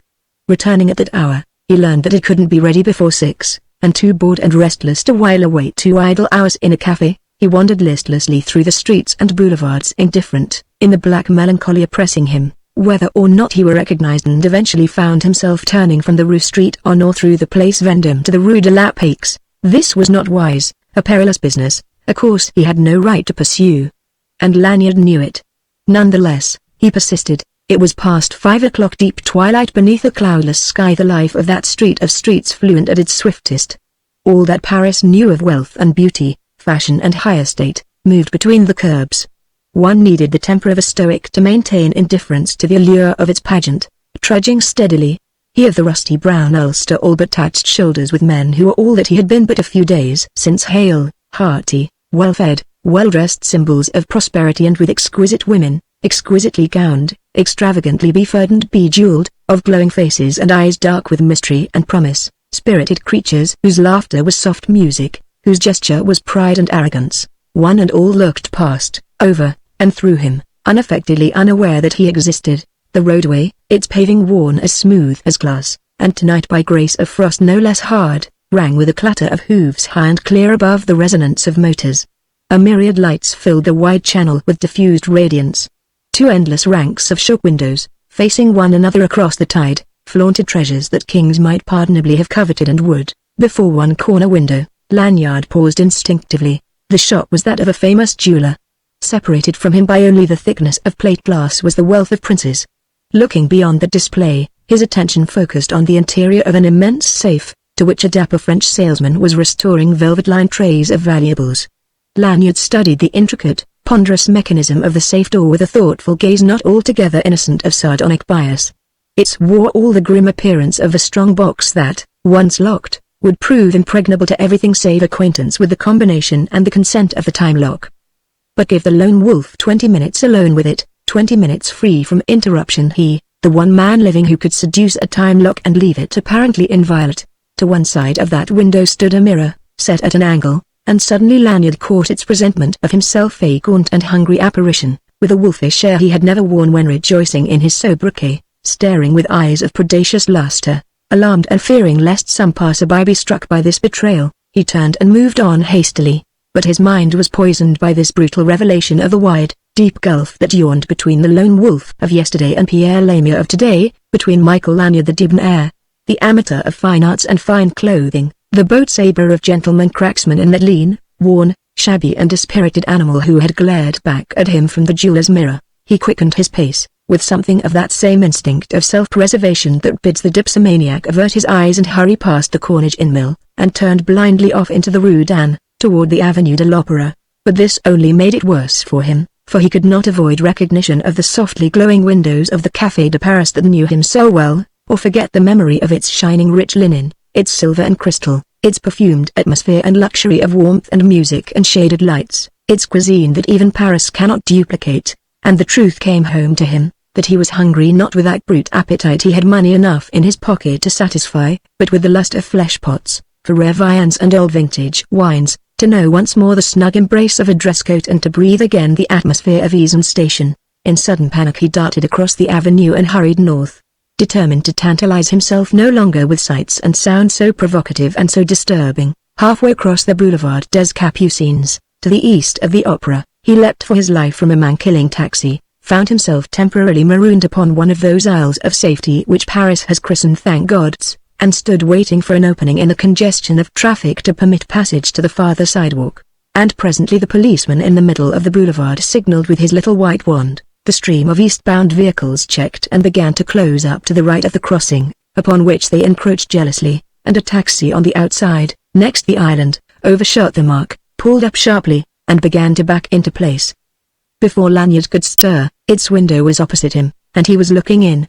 Transfixed, there was sufficient light to enable him to see clearly the face of the passenger, its pale oval and the darkness of eyes whose gaze clung to his with an effect of confused fascination. She sat quite motionless until one white-gloved hand moved uncertainly toward her bosom. That brought him to, unconsciously lifting his cap, he stepped back a pace and started to move on. At this, she bent quickly forward and unlatched the door.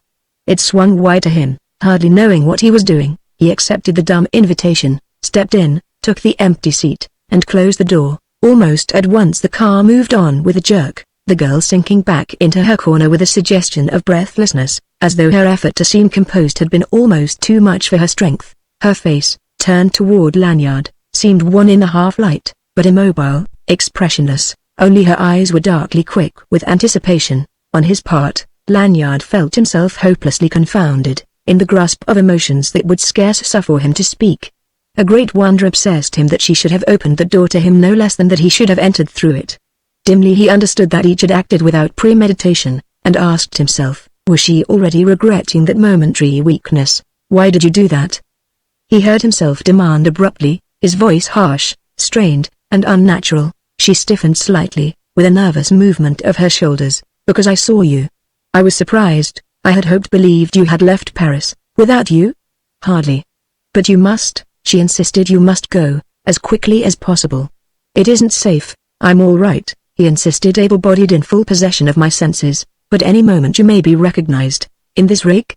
It isn't likely. Not that I care. She surveyed his costume curiously, perplexed. Why are you dressed that way? Is it a disguise? A pretty good one.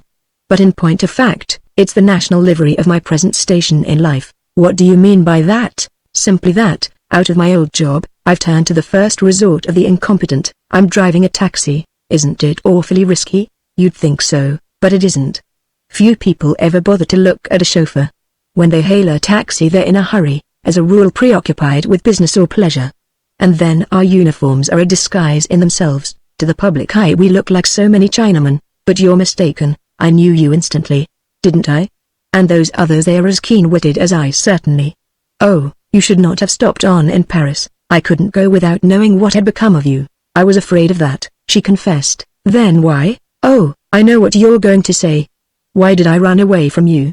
And then, since he said nothing, she continued unhappily, I can't tell you. I mean, I don't know how to tell you. She kept her face averted, sat gazing blankly out of the window, but when he sat on, mute and unresponsive, in point of fact not knowing what to say, she turned to look at him, and the glare of a passing lamp showed her countenance profoundly distressed, mouth tense, brows knotted, eyes clouded with perplexity and appeal. And of a sudden, seeing her so tormented and so piteous, his indignation ebbed, and with it all his doubts of her were dissipated. Dimly he divined that something behind this dark fabric of mystery and inconsistency, no matter how inexplicable to him, excused all her apparent faithlessness and instability of character and purpose.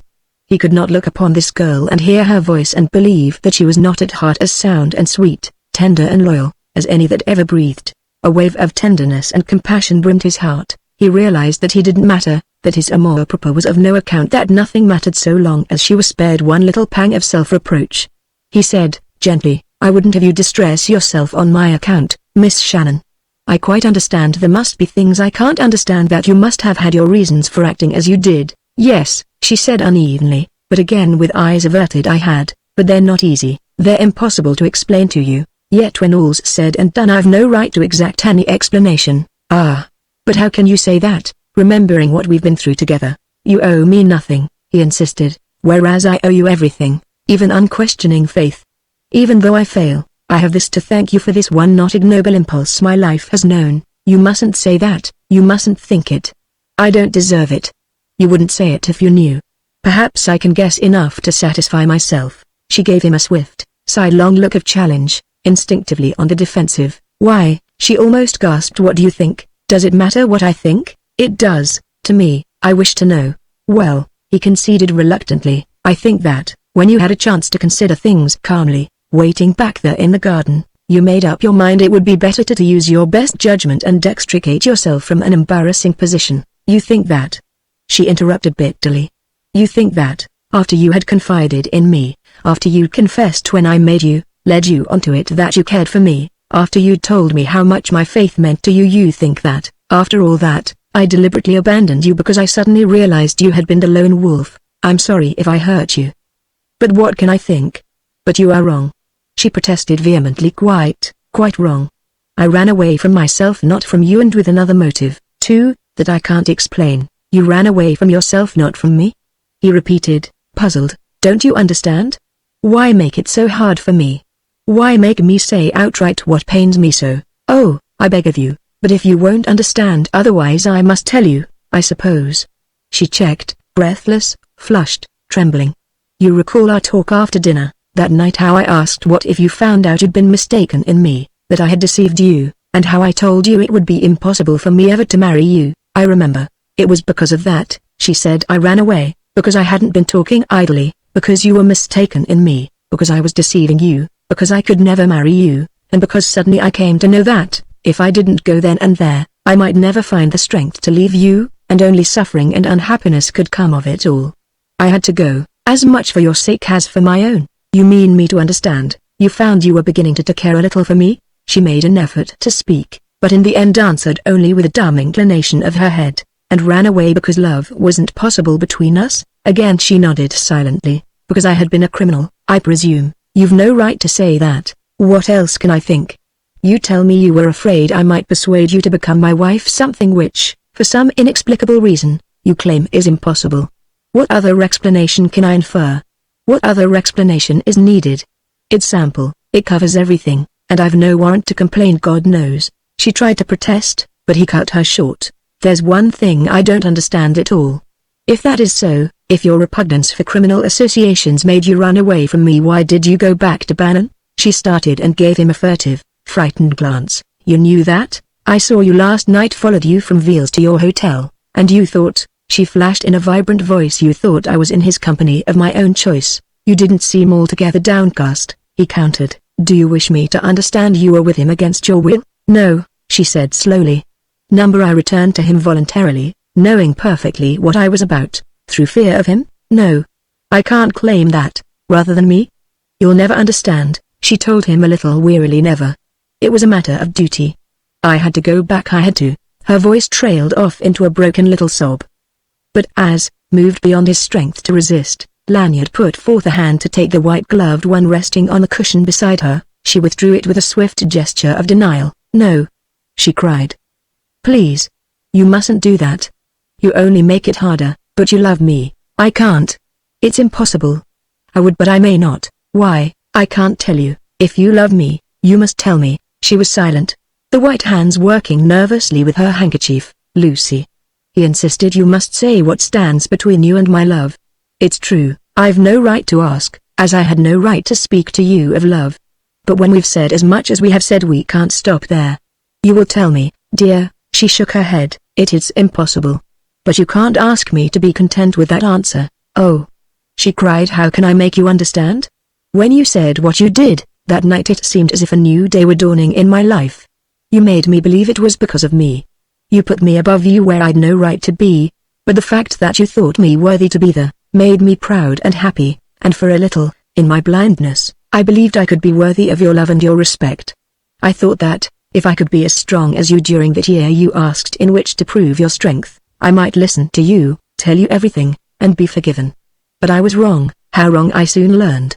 So I had to leave you at whatever cost. She ceased to speak, and for several minutes there was silence. But for her quick, convulsive breathing, the girl sat like a woman of stone, staring dry-eyed out of the window. And Lanyard sat as moveless, the heart in his bosom as heavy and cold as a stone. At length, lifting his head, you leave me no alternative, he said in a voice dull and hollow even in his own hearing. I can only think one thing. Think what you must, she said lifelessly. It doesn't matter, so long as you renounce me, put me out of your heart and leave me. Without other response, he leaned forward and tapped the glass, and as the cab swung in toward the curb, he laid hold of the door latch. Lucy, he pleaded, don't let me go believing. She seemed suddenly infused with implacable hostility. I tell you, she said cruelly, I don't care what you think, so long as you go. The face she now showed him was ashen, its mouth was hard. Her eyes shone feverishly, and then, as still he hesitated, the cab pulled up and the driver, leaning back, unlatched the door and threw it open. With a curt, resigned nod, Lanyard rose and got out. Immediately the girl bent forward and grasped the speaking tube. The door slammed. The cab drew away and left him standing with a pose, with the gesture of one who has just heard his sentence of death pronounced. When he roused to know his surroundings, he found himself standing on a corner of the Avenue du Bois. It was bitter cold in the wind sweeping down from the west, and it had grown very dark. Only in the sky above the Bois a long reef of crimson light hung motionless, against which leafless trees lifted gnarled, weird silhouettes. While he watched, the pushing crimson ebbed swiftly and gave way to mauve, to violet, to black. Chapter 19 Unmasked. When there was no more light in the sky, a profound sigh escaped Lanyard's lips, and with a gesture of one signifying submission to an omen, he turned and tramped heavily back across town. More automaton than sentient being, he plodded on along the second enceinte of flowering, noisy boulevards, now and again narrowly escaping annihilation beneath the wheels of some coursing motorcab or ponderous, grinding omnibus. Barely conscious of such escapes, he was altogether indifferent to them. It would have required a mortal hurt to match the dumb, sick anguish of his soul. More than merely a sunset sky had turned black for him within that hour. The cold was now intense, and he none too warmly clothed, yet there was sweat upon his brows. Dully there occurred to him a figure he had employed in one of his talks with Lucy Shannon, that, lacking his faith in her, there would be only emptiness beneath his feet, and now that faith was wanting in him, had been taken from him for all his struggles to retain it, and now indeed he danced on emptiness, the rope of temptation tightening round his neck, the weight of criminal instincts pulling at or strangling every right aspiration in him, robbing him of the very breath of that new life to which he had thought to give himself. If she were not worthy, of what worth the fight? At one stage of his journey, he turned aside and, more through habit than desire or design, entered a cheap eating place and consumed his customary evening meal without the slightest comprehension of what he ate or whether the food were good or poor. When he had finished, he hurried away like a haunted man. There was little room in his mood for sustained thought. His wits were fathoming a bottomless pit of black despair. He felt like a man born blind, through skillful surgery given the boon of sight for a day or two, and suddenly and without any warning thrust back again into darkness.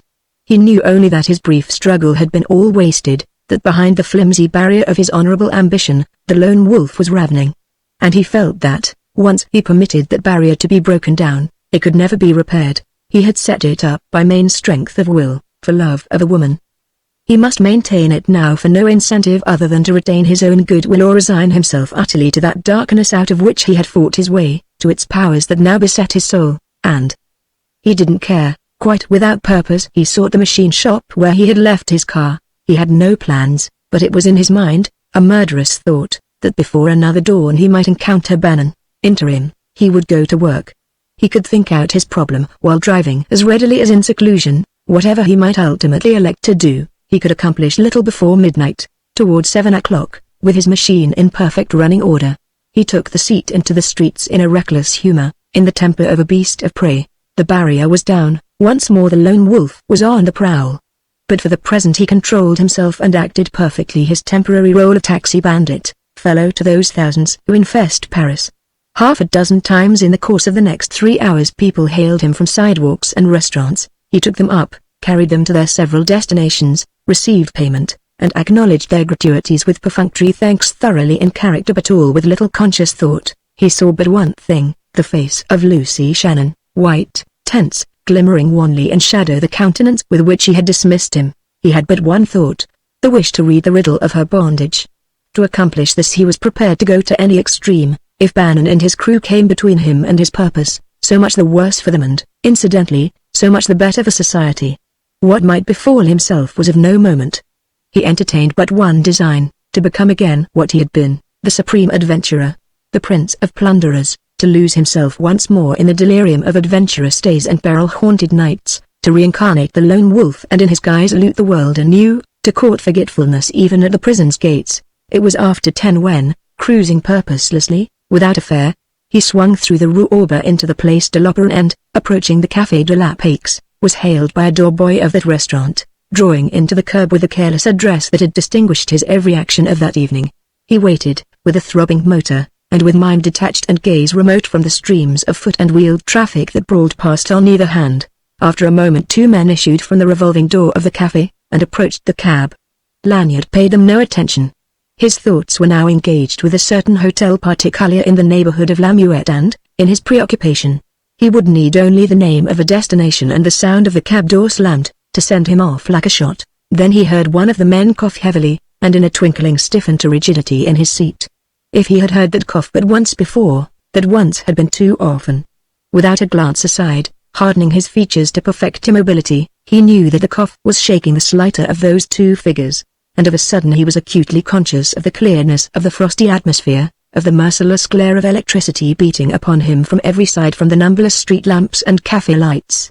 And poignantly he regretted neglecting to mask himself with his goggles. He wasn't left long in suspense. The coughing died away by spasms, followed the unmistakable, sonorous accents of Bannon. "Well, my dear boy, I have to thank you for an excellent dinner and a most interesting evening. Pity to break it up so early. Still, lay affairs you know. Sorry you're not going my way, but that's a handsome taxi you've drawn. What's its number, eh? Haven't the faintest notion, a British voice drawled in response. Never fret about a taxi's number until it has run over me. Great mistake, Bannon rejoined cheerfully. Always take the number before entering. Then, if anything happens. However, that's a good-looking chap at the wheel, doesn't look as if he'd run you into any trouble. Oh, I fancy not, said the Englishman, bored. Well, you never can tell. The number's on the lamp. Make a note of it and be on the safe side. Or trust me, I never forget numbers. With this speech, Bannon ranged alongside Lanyard and looked him over, keenly malicious enjoyment gleaming in his evil old eyes. You are an honest-looking chap, he observed with a mocking smile, but in a tone of the most inoffensive admiration. Honest and what shall I say? What's the word we're all using nowadays? Efficient. Honest and efficient looking, capable of better things, or I'm no judge. Forgive an old man's candor, my friend, and take good care of our British cousin here. He doesn't know his way around Paris very well. Still, I feel confident he'll come to no harm in your company. Here's a franc for you. With matchless effrontery, he produced a coin from the pocket of his fur-lined coat. Unhesitatingly, permitting no expression to color his features, Lanyard extended his palm, received the money, dropped it into his own pocket, and carried 2 fingers to the visor of his cap. Merci, monsieur, he said evenly. Ah, that's the right spirit. The deep voice jeered. Never be above your station, my man. Never hesitate to take a tip. Here, I'll give you another, gratis. Get out of this business, you're too good for it. Don't ask me how I know, I can tell by your face. Hello. Why do you turn down the flag? You haven't started yet, conversation goes up on the clock, Lanyard replied stolidly in French. He turned and faced Bannon squarely, loosing a glance of venomous hatred into the other's eyes. The longer I have to stop here listening to your senile monologue, the more you'll have to pay. What address, please? He added, turning back to get a glimpse of his passenger. Hotel Astoria, the porter supplied. Very good. The porter closed the door. But remember my advice, Bannon counseled coolly, stepping back and waving his hand to the man in the cab. Good night. Lanyard took his car smartly away from the curb, wheeled round the corner into the Boulevard des Capucines, and toward the Rue Royale. He had gone but a block when the window at his back was lowered and his fare observed pleasantly. That you, Lanyard? The adventurer hesitated an instant, then, without looking round, responded. Wertheimer, eh? Right-o. The old man had me puzzled for a minute with his silly chaffing. Stupid of me, too, because we'd just been talking about you. Had you, though, rather. Hadn't you better take me where we can have a quiet little talk? I'm not conscious of the necessity. Oh, I say.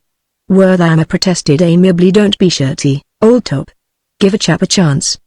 Besides, I have a bit of news from Antwerp that I guarantee will interest you. Antwerp? Lanyard iterated, mystified. Antwerp, where the ships sail from. Wertheimer laughed. Not Amsterdam, where the diamonds flock together, as you may know. I don't follow you, I'm afraid. I shan't elucidate until we're undercover. All right. Where shall I take you? Any quiet cafe will do. You must know one. Thanks, no, said Lanyard dryly. If I must confabulate with gentlemen of your kidney, I prefer to keep it dark. Even dressed as I am, I might be recognized, you know. But it was evident that Wertheimer didn't mean to permit himself to be ruffled. Then will my modest diggings do? He suggested pleasantly. I've taken a suite in the Rue Vernet, just back of the Hotel Astoria, where we can be as private as you please, if you've no objection. None whatever. Wertheimer's gave him the number and replaced the window. His rooms in the Rue Vernet proved to be a small ground-floor apartment with private entrance to the street. Took the tip from you, he told Lanyard as he unlocked the door. I dare say you'd be glad to get back to that rest at Chaussee of yours. Ripping place, that. By the way, judging from your apparently robust state of health, you haven't been trying to live at home of late, indeed? Indeed yes, monsieur. If I may presume to advise, I'd pull wide of the Rue Roger for a while, for as long, at least, as you remain in your present intractable temper. Dare say you're right, Lanyard assented carelessly, following, as Wertheimer turned up the lights, into a modest salon cosily furnished. You live here alone, I understand? Quite. Make yourself perfectly at ease, nobody can hear us. And, the Englishman added with a laugh, do forget your pistol, Mr. Lanyard. I'm not Beauponnet, nor is this Troyon's. Still, Lanyard countered, you've just been dining with Bannon. Wertheimer laughed easily. Had me there. He admitted, unabashed. I take it you know a bit more about the old man than you did a week ago, perhaps, but sit down, take that chair there, which commands both doors. If you don't trust me, do you think I ought to? Hardly. Otherwise I'd ask you to take my word that you're safe for the time being. As it is, I shan't be offended if you keep your gun handy and your sense of self-preservation running under forced draft.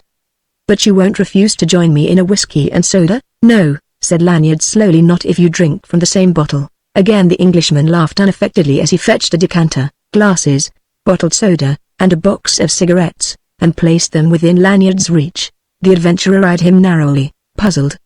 He knew nothing of this man, beyond his reputation something unsavory enough. In all conscience! Had seen him only once, and then from a distance, before that conference in the Rue Chaptal. And now he was becoming sensitive to a personality uncommonly insinuating. Wertheimer was displaying all the poise of an Englishman of the better caste, more than anybody in the underworld that Lanyard had ever known. This blackmailer had an air of one acquainted with his own respect. And his nonchalance, the good nature with which he accepted Lanyard's pardonable distrust, his genial assumption of fellowship and a common footing, attracted even as it intrigued. With the easy courtesy of a practiced host, he measured whiskey into Lanyard's glass till checked by a thank you, then helped himself generously, and opened the soda. I'll not ask you to drink with me, he said with a twinkle, but chin-chin. And tilting his glass, half emptied it at a draught, muttering formally, at a disadvantage and resenting it, Lanyard drank with less enthusiasm if without misgivings. Wertheimer selected a cigarette and lighted it at leisure. Well, he laughed through a cloud of smoke, I think we're fairly on our way to an understanding, considering you told me to go to hell when last we met. His spirit was irresistible. In spite of himself Lanyard returned the smile. I never knew a man to take it with better grace, he admitted, lighting his own cigarette. Why not? I liked it. You gave us precisely what we asked for. Then, Lanyard demanded gravely, if that's your viewpoint, if you're decent enough to see it that way, what the devil are you doing in that galley? Mischief makes strange bedfellows, you'll admit. And if you think that a fair question, what are you doing here, with me? Same excuse as before, trying to find out what your game is. Wertheimer eyed the ceiling with an intimate grin. My dear fellow, he protested, all you want to know is everything. More or less, Lanyard admitted gracelessly. One gathers that you mean to stop this side the channel for some time. How so? There's a settled, personal atmosphere about this establishment. It doesn't look as if half your things were still in trunks. Oh, these digs. Yes, they are comfy. You don't miss London, rather. But I shall appreciate it all the more when I go back. Then you can go back, if you like, meaning your impression is, I made it too hot for me? Wertheimer interposed with a quizzical glance. I shan't tell you about that.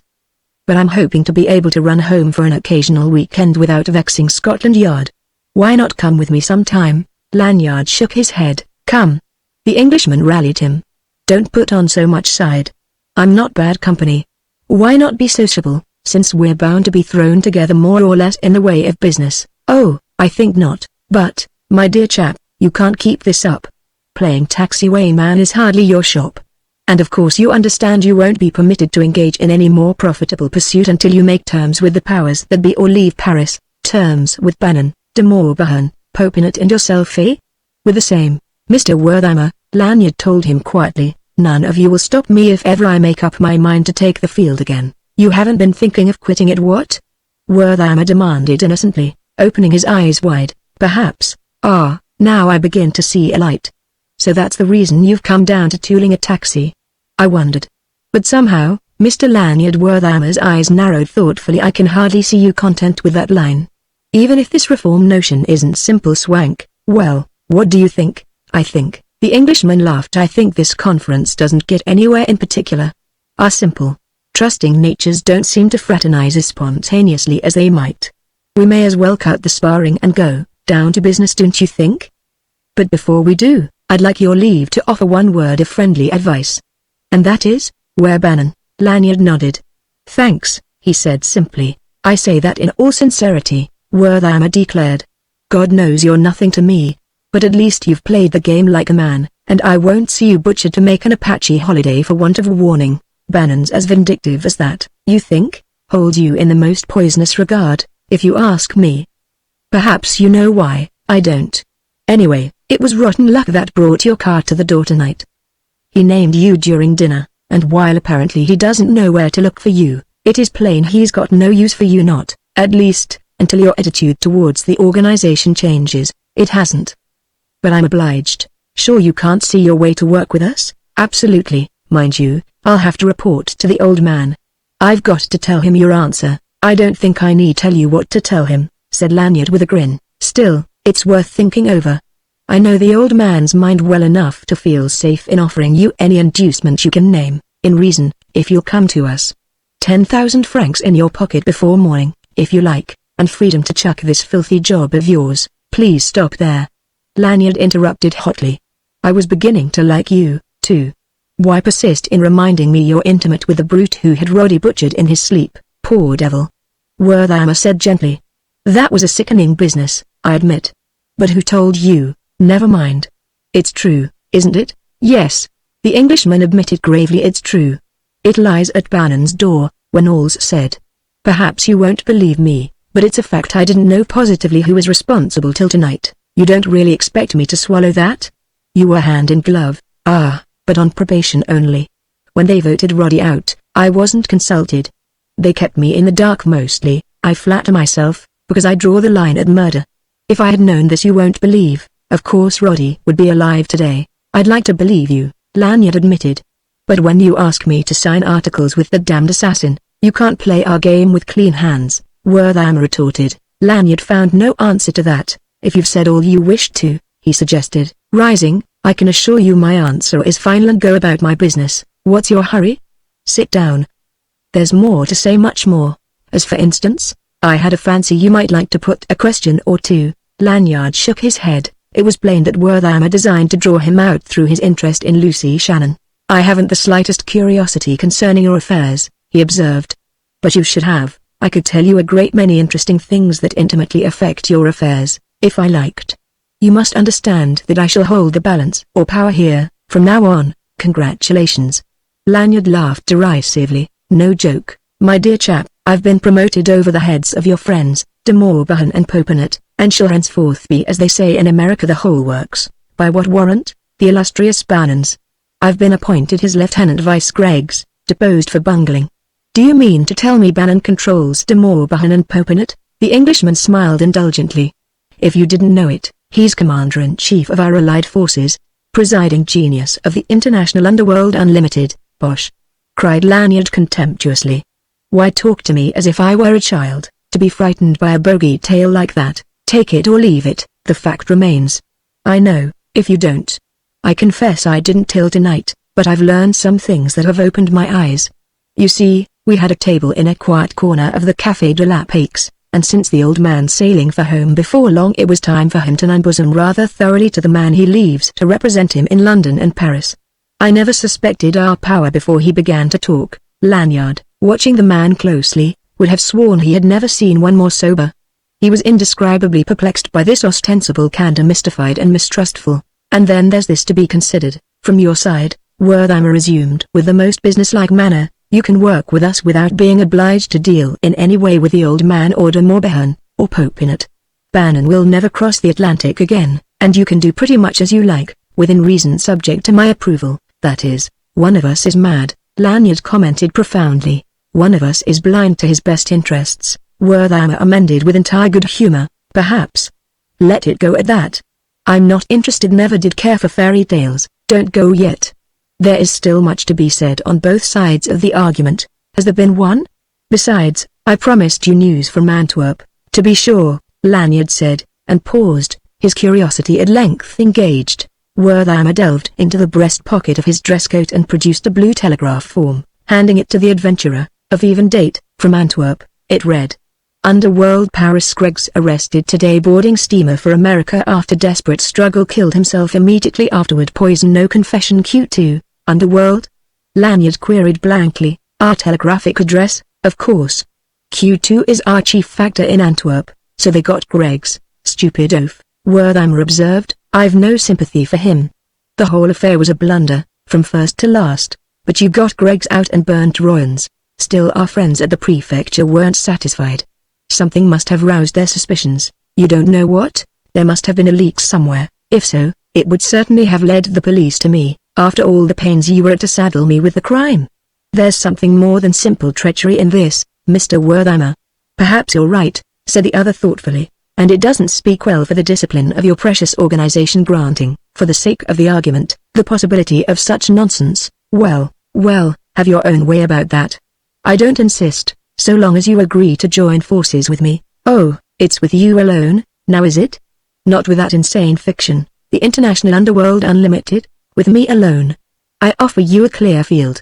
Go where you like, do what you will. I wouldn't have the cheek to attempt to guide or influence you. Lanyard kept himself in hand with considerable difficulty. But you? He asked. Where do you come in? Wertheimer lounged back in his chair and laughed quietly. Need you ask? Must I recall to you the foundations of my prosperity? You had the name of it glib enough on your tongue the other night in the Rue Chaptal. When you've done your work, you'll come to me and split the proceeds fairly, and as long as you do that, never a word will pass my lips. Blackmail, oh, if you insist. Odd, how I dislike that word. Abruptly the adventurer got to his feet. By God! He cried, I'd better get out of this before I do you an injury. The door slammed behind him on a room ringing with Wertheimer's unaffected laughter. Chapter 20 War. But why? He asked himself as he swung his cab aimlessly away. Why that blind rage with which he had welcomed Wertheimer's overtures? Unquestionably the business of blackmailing was despicable enough, and as a master cracksman, of the highest caste of the criminal world, the lone wolf had warrantably treated with scorn and contempt the advances of a pariah like Wertheimer. But in no such spirit had he comprehended the Englishman's meaning. When finally that one came to the point, no cool disdain had colored his attitude, but in the beginning hot indignation, in the end insensate rage. He puzzled himself. That fit of passion had all the aspect of a psychical inconsistency impossible to reconcile with reason. He recalled in perplexity how, toward the last, the face of the Englishman had swum in haze before his eyes, with what disfavor, approaching hatred.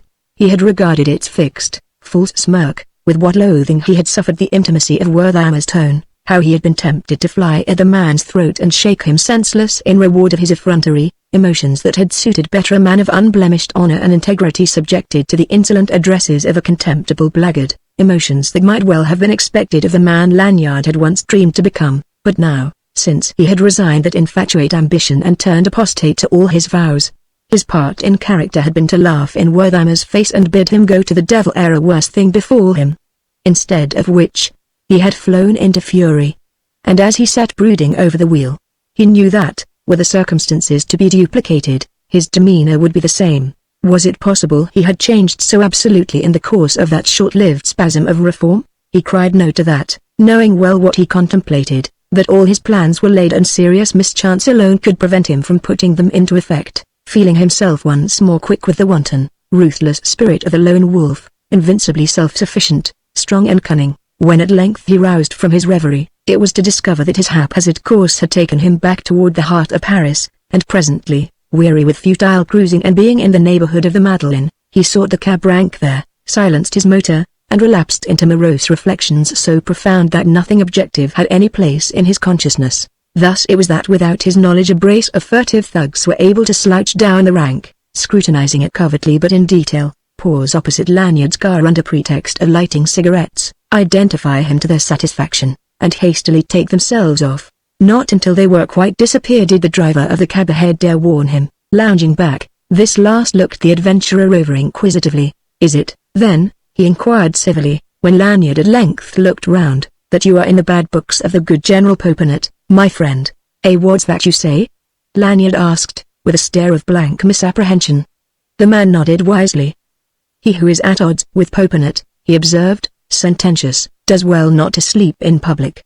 You did not see those two who passed just now and took your numbrats of Montmartre, if I know my Paris. You were dreaming, my friend, and it is my impression that only the presence of those two flies over the way prevented your immediate assassination.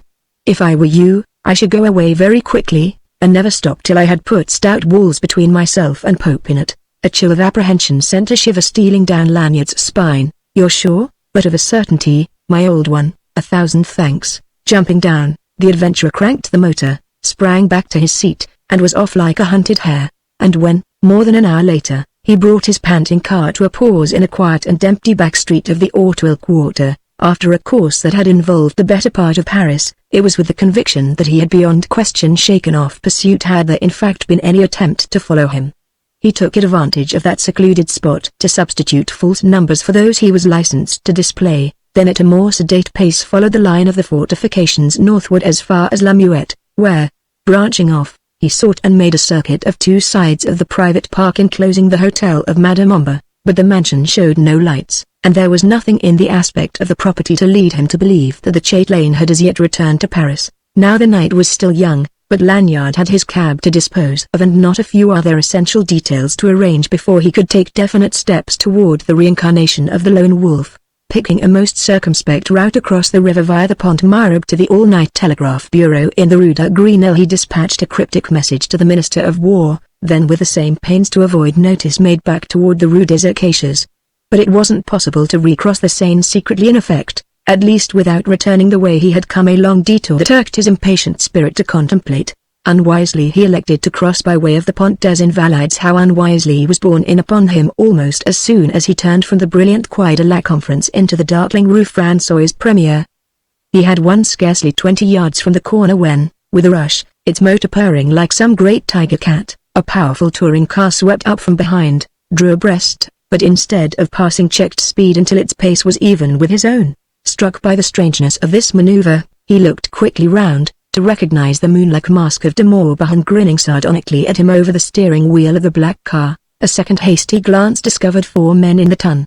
Lacking time to identify them, Lanyard questioned their character as little as their malign intent. Belleville bullies, beyond doubt, drafted from Popinot's battalions, with orders to bring in the lone wolf, dead or alive. He had instant proof that his apprehensions were not exaggerated. Of a sudden de Morbihan cut out the muffler and turned loose, full strength, the electric horn. Between the harsh detonations of the exhaust and the mad, blatant shrieks of the warning, a hideous clamor echoed and re-echoed in that quiet street Aden in which the report of a revolver shot was drowned out and went unnoticed. Lanyard himself might have been unaware of it, had he not caught out of the corner of his eye a flash that spat out at him like a fiery serpent's tongue, and heard the crash of the window behind him as it fell inward, shattered. That the shot had no immediate successor was due almost wholly to Lanyard's instant and instinctive action. Even before the clash of broken glass registered on his consciousness, he threw in the high speed and shot away like a frightened greyhound. So sudden was this move that it caught de Morbihan himself unprepared. In an instant Lanyard had 10 yards lead. In another he was spinning on 2 wheels round an acute corner, into the Rue Jean Goujon, and in a third, as he shot through that short block to the Avenue d'Antin, had increased his lead to 15 yards. But he could never hope to better that, rather the contrary. The pursuit had a more powerful car, and it was captained by one said to be the most daring and skillful motorist in France. The considerations that dictated Lanyard's simple strategy were sound if unformulated, barring interference on the part of the police, something he dared not count upon. His sole hope lay in open flight and in keeping persistently to the better lighted, main-travelled thoroughfares, where a repetition of the attempt would be inadvisable, at least, less probable.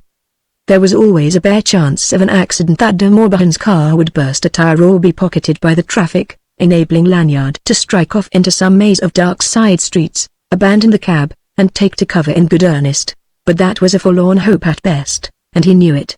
Moreover, an accident was as apartment to happen to him as to de Morbihan, given an unsound tire or a puncture, or let him be delayed 2 seconds by some traffic hindrance, and nothing short of a miracle could save him. As he swung from the Avenue d'Antin into Rond-Point des Champs-Élysées, the nose of the pursuing car inched up on his right, effectually blocking any attempt to strike off toward the east, to the boulevards and the center of the city's life by night. He had no choice but to fly westwards. He cut an arc round the sexpartite circle of the Rond-Point that lost no inch of advantage, and straightened out, ventre up the avenue for the Place de l'Étoile, shooting madly in and out of the tide of more leisurely traffic, and ever the motor of the touring car purred contentedly just at his elbow. If there were police about, Lanyard saw nothing of them, not that he would have dreamed of stopping or even of checking speed for anything less than an immovable obstacle, but as minutes sped it became apparent that there was to be no renewed attempt upon his life for the time being. The pursuers could afford to wait. They could afford to ape the patience of death itself, and it came then to Lanyard that he drove no more alone. Death was his passenger. Absorbed though he was with the control of his machine and the ever-shifting problems of the road, he still found time to think quite clearly of himself, to recognize the fact that he was very likely looking his last on Paris. On life, but a little longer, and the name of Michael Lanyard would be not even a memory to those whose lives composed the untiring life of this broad avenue. Before him the Arc de Triomphe loomed ever larger and more darkly beautiful against the field of midnight stars. He wondered, would he reach it alive? He did. Still the pursuit bided its time. But the hood of the touring car nosed him inexorably round the arch, away from the Avenue de la Grande Armée and into the Avenue du Bois. Only when in full course for Porte Dauphine did he appreciate de Morbihan's design. He was to be rushed out into the midnight solitudes of the Bois de Boulogne and there run down and slain, but now he began to nurse a feeble thrill of hope. Once inside the park enclosure, he reckoned vaguely on some opportunity to make sudden halt, abandon the car and, taking refuge in the friendly obscurity of trees and shrubbery, either make good his escape afoot or stand off the Apaches until police came to his aid. With night to cloak his movements and with a clump of trees to shelter in, he dared believe he would have a chance for his life, whereas in naked streets any such attempt would prove simply suicidal. Infrequent glances over shoulder showed no change in the gap between his own and the car of the assassins. But his motor ran sweet and true, humoring it, coaxing it. He contrived a little longer to hold his own. Approaching the Porte Dauphine, he became aware of two sergeants de ville standing in the middle of the way and wildly brandishing their arms. He held on toward them relentlessly. It was their lives or his, and they leapt aside barely in time to save themselves. And as he slipped into the park like a hunted shadow, he fancied that he heard a pistol shot, whether directed at himself by the Apaches, or fired by the police to emphasize their indignation, he couldn't say. But he was grateful enough it was a taxicab he drove, not a touring car, lacking the body of his vehicle to shield him. He little doubted that a bullet would long since have found him. In that dead hour the drives of the boys were almost deserted. Between the Porte and the first carrefour he passed only one motorcar, a limousine whose driver shouted something inarticulate as Lanyard hummed past. The freedom from traffic dangers was a relief, but the pursuit was creeping up, inch by inch, as he swung down the roadway along the eastern border of the lake, and still he had found no opening, had recognized no invitation in the lay of the land to attempt his one plan. As matters stood, the Apaches would be upon him before he could jump from his seat. Bending low over the wheel, searching with anxious eyes the shadowed reaches of that winding drive, he steered for a time with one hand, while the other tore open his ulster and brought his pistol into readiness. Then, as he topped the brow of the incline, above the whine of his motor, the crackle of road metal beneath the tires, and the boom of the rushing air in his ears, he heard the sharp clatter of hoofs, and surmised that the gendarmerie had given chase. And then, on a slight downgrade, though he took it at perilous speed and seemed veritably to ride the wind, the following machine, aided by its greater weight, began to close in still more rapidly. Momentarily the hoarse snoring of its motor sounded more loud and menacing. It was now a mere question of seconds. Inspiration of despair came to him, as wild as any ever conceived by mind of man. They approached a point where, on the left, a dense plantation walled the road. To the right a wide footwalk separated the drive from a gentle declivity sown with saplings, running down to the water. Rising in his place, Lanyard slipped from under him the heavy waterproof cushion. Then edging over to the left of the middle of the road, abruptly he shut off power and applied the brakes with all his might. From its terrific speed the cab came to a stop within twice its length. Lanyard was thrown forward against the wheel, but having braced in anticipation, escaped injury and effected instant recovery. The car of the Apaches was upon him in a pulse beat. With no least warning of his intention, de Morbihan had no time to employ brakes. Lanyard saw its dark shape flash past the windows of his cab and heard a shout of triumph. Then with all his might he flung the heavy cushion across that scant space, directly into the face of de Morbihan. His aim was straight and true. In alarm, unable to comprehend the nature of that large, dark, whirling mass, de Morbihan attempted to lift towarding elbow. He was too slow. The cushion caught him in the face, full force, and before he could recover or guess what he was doing, he had twisted the wheel sharply to the right. The car, running a little less than locomotive speed, shot across the strip of sidewalk, caught its right forewheel against a sapling, swung heavily broadside to the drive, and turned completely over as it shot down the slope to the lake. A terrific crash was followed by a hideous chorus of oaths, shrieks, cries and groans. Promptly Lanyard started his motor anew and, trembling in every limb, ran on for several hundred yards. But time pressed, and the usefulness of his car was at an end. As far as he was concerned, there was no saying how many times its identity might not have been established by the police in the course of that wild chase through Paris, or how soon these last might contrive to overhaul and apprehend him, and as soon as a bend in the road shut off the scene of wreck, he stopped finally, jumped down, and plunged headlong into the dark midnight heart of the Bois, seeking its silences where trees stood thickest and lights were few. Later, like some worried creature of the night, panting, disheveled, his rough clothing stained and muddied. He slunk across an open space, a mile or so from his point of disappearance, dropped cautiously down into the dry bed of the moat, climbed as stealthily a slippery glacis of the fortifications, darted across the inner boulevard, and began to describe a wide arc toward his destination, the Hotel Ombre. Chapter 21 Apostate. He was singularly free from any sort of exultation over the manner in which he had at once compassed his own escape and brought down catastrophe upon his self-appointed murderers. His mood was quick with wonder and foreboding and bewilderment. The more closely he examined the affair, the more strange and inexplicable it bulked in his understanding. He had not thought to defy the pack and get off lightly, but he had looked for no such overt effort at disciplining him so long as he kept out of the way and suspended his criminal activities. An unwilling recruit is a potential traitor in the camp, and retired competition isn't to be feared. So it seemed that Wertheimer hadn't believed his protestations, or else Bannon had rejected the report which must have been made him by the girl. In either case, the pack had not waited for the lone wolf to prove his insincerity. It hadn't bothered to declare war. It had simply struck, with less warning than a rattlesnake gives. It had struck out of the dark at his back, and so Lanyard swore grimly even so would he strike, now that it was his turn, now that his hour dawned, but he would have given much for a clue to the riddle. Why must he be saddled with this necessity of striking in self-defense? Why had this feud been forced upon him, who asked nothing better than to be let alone? He told himself it wasn't altogether the professional jealousy of de Morbihan, Popinot and Wertheimer, it was the strange, rancorous spite that animated Bannon, but, again, why? Could it be that Bannon so resented the aid and encouragement Lanyard had afforded the girl in her abortive attempt to escape? Or was it, perhaps, that Bannon held Lanyard responsible for the arrest and death of Greggs? Could it be possible that there was really anything substantial at the bottom of Wertheimer's wild yarn about the pretentiously named International Underworld Unlimited?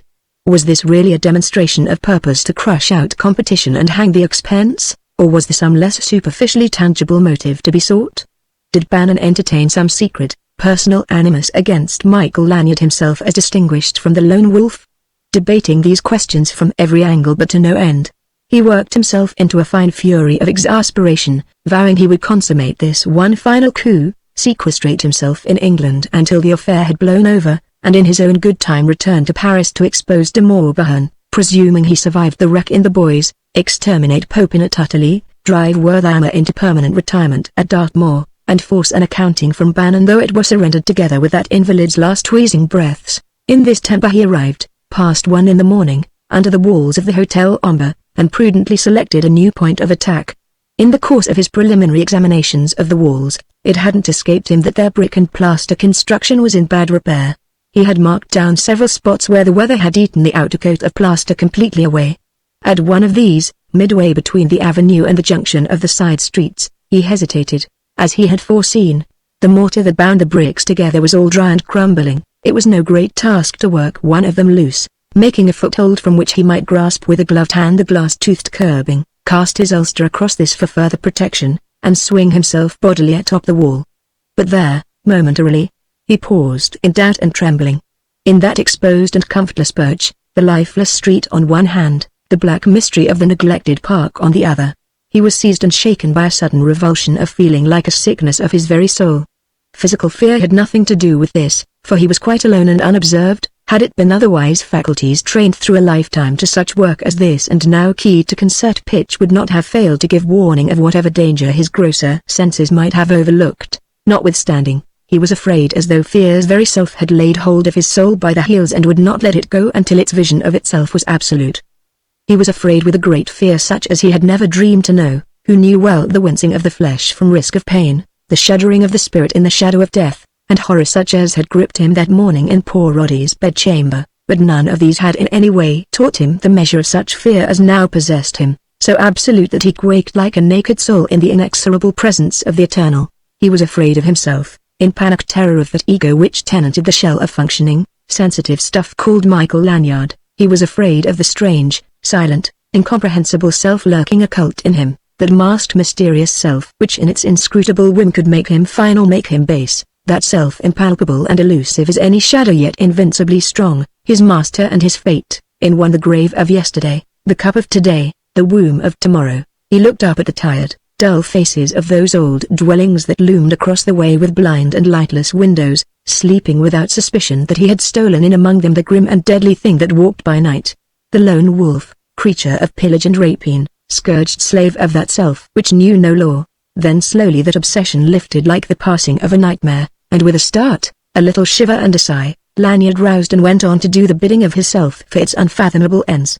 Dropping silently to the soft, damp turf, he made himself one with the shadows of the park, as mute, intangible and fugitive as they, until presently coming out beneath the stars, on an open lawn running up to the library wing of the hotel, he approached a shallow stone balcony which jutted forth 8 feet above the lawn, an elevation so inconsiderable that, with one bound grasping its stone balustrade, the adventurer was upon it in a brace of seconds. Nor did the long French windows that opened on the balcony offer him any real hindrance. A penknife quickly removed the dried putty round one small, lozenge-shaped pane, then pried out the pane itself. A hand through this space readily found and turned the latch. A cautious pressure opened the 2 wings far enough to admit his body, and he stood inside the library. He had made no sound, and thanks to thorough familiarity with the ground, he needed no light.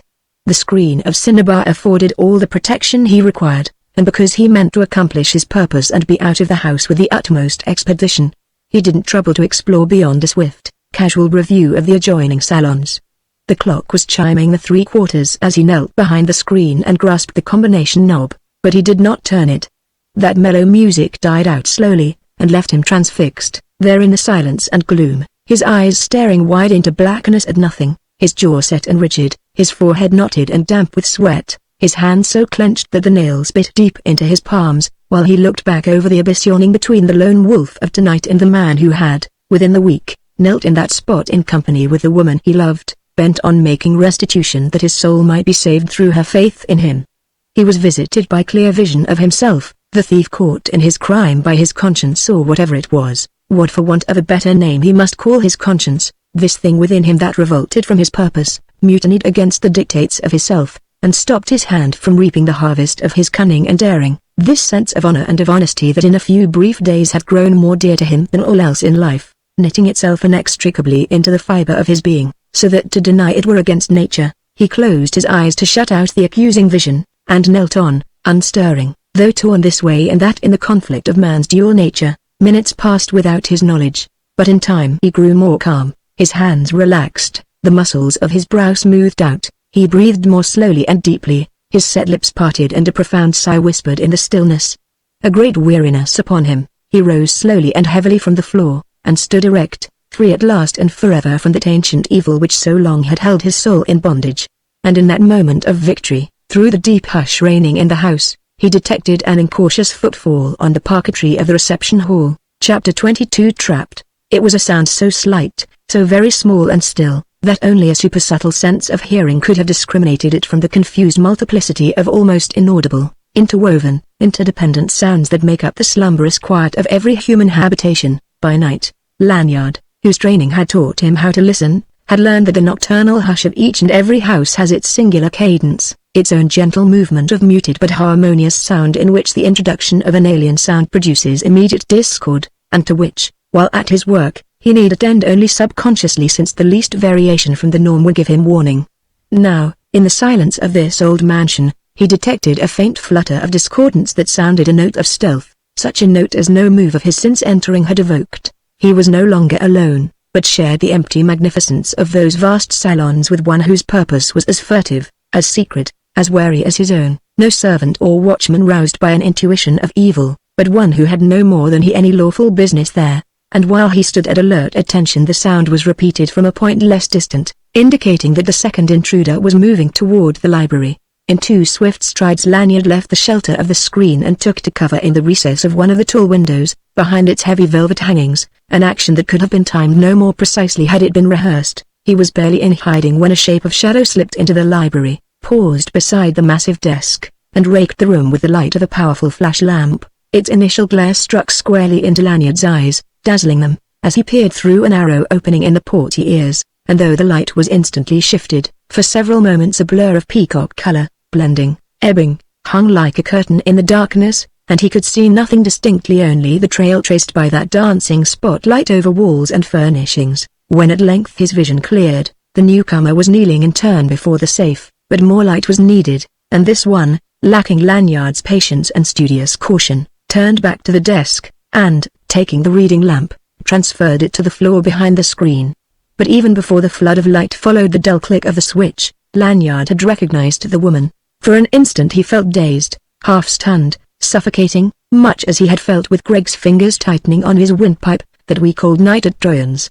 He experienced real difficulty about breathing, and was conscious of a sickish throbbing in his temples and a pounding in his bosom like the tolling of a great bell.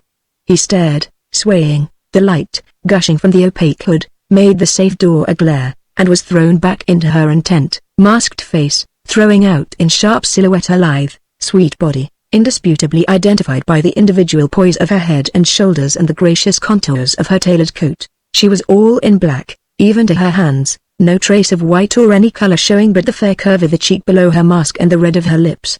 And if more evidence were needed, the intelligence with which she attacked the combination, the confident, businesslike precision distinguishing her every action, proved her an apartment pupil in that business. His thoughts were all in a welter of miserable confusion.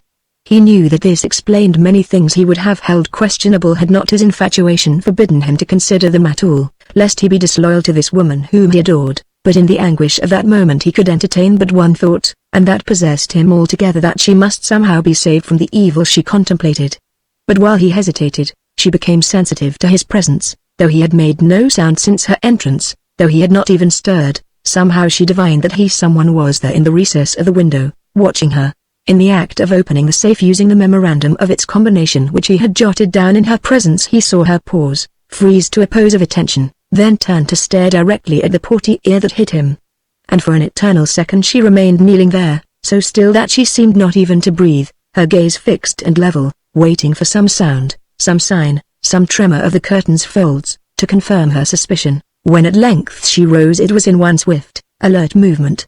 And as she paused with her slight shoulders squared and her head thrown back defiantly, challengingly, as one without will of his own but drawn irresistibly by her gaze, he stepped out into the room, and since he was no more the lone wolf, but now a simple man in agony, with no thought for their circumstances, for the fact that they were both housebreakers and that the slightest sound might raise a hue and cry upon them, he took one faltering step toward her, stopped, lifted a hand in a gesture of appeal, and stammered, "Lucy, you." His voice broke and failed. She didn't answer, more than by recoiling as though he had offered to strike her, until the table stopped her, and she leaned back as if glad of its support. "Oh!" she cried, trembling. Why did you do it?" He might have answered her in kind, but self-justification passed his power.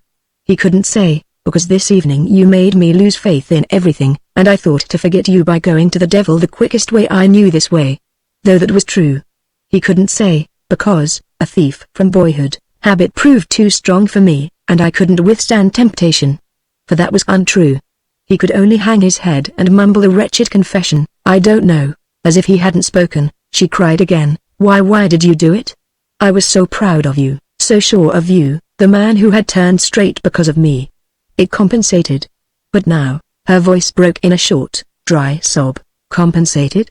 he repeated stupidly. "Yes, compensated." She lifted her head with a gesture of impatience. "For this, don't you understand? For this that I'm doing. You don't imagine I'm here of my own will? That I went back to Bannon for any reason but to try to save you from him? I knew something of his power, and you didn't. I knew if I went away with you he'd never rest until he had you murdered. And I thought if I could mislead him by lies for a little time, long enough to give you a chance to escape, I thought perhaps I might be able to communicate with the police, denounce him." She hesitated, breathless and appealing. At her first words he had drawn close to her, and all their talk was murmurings.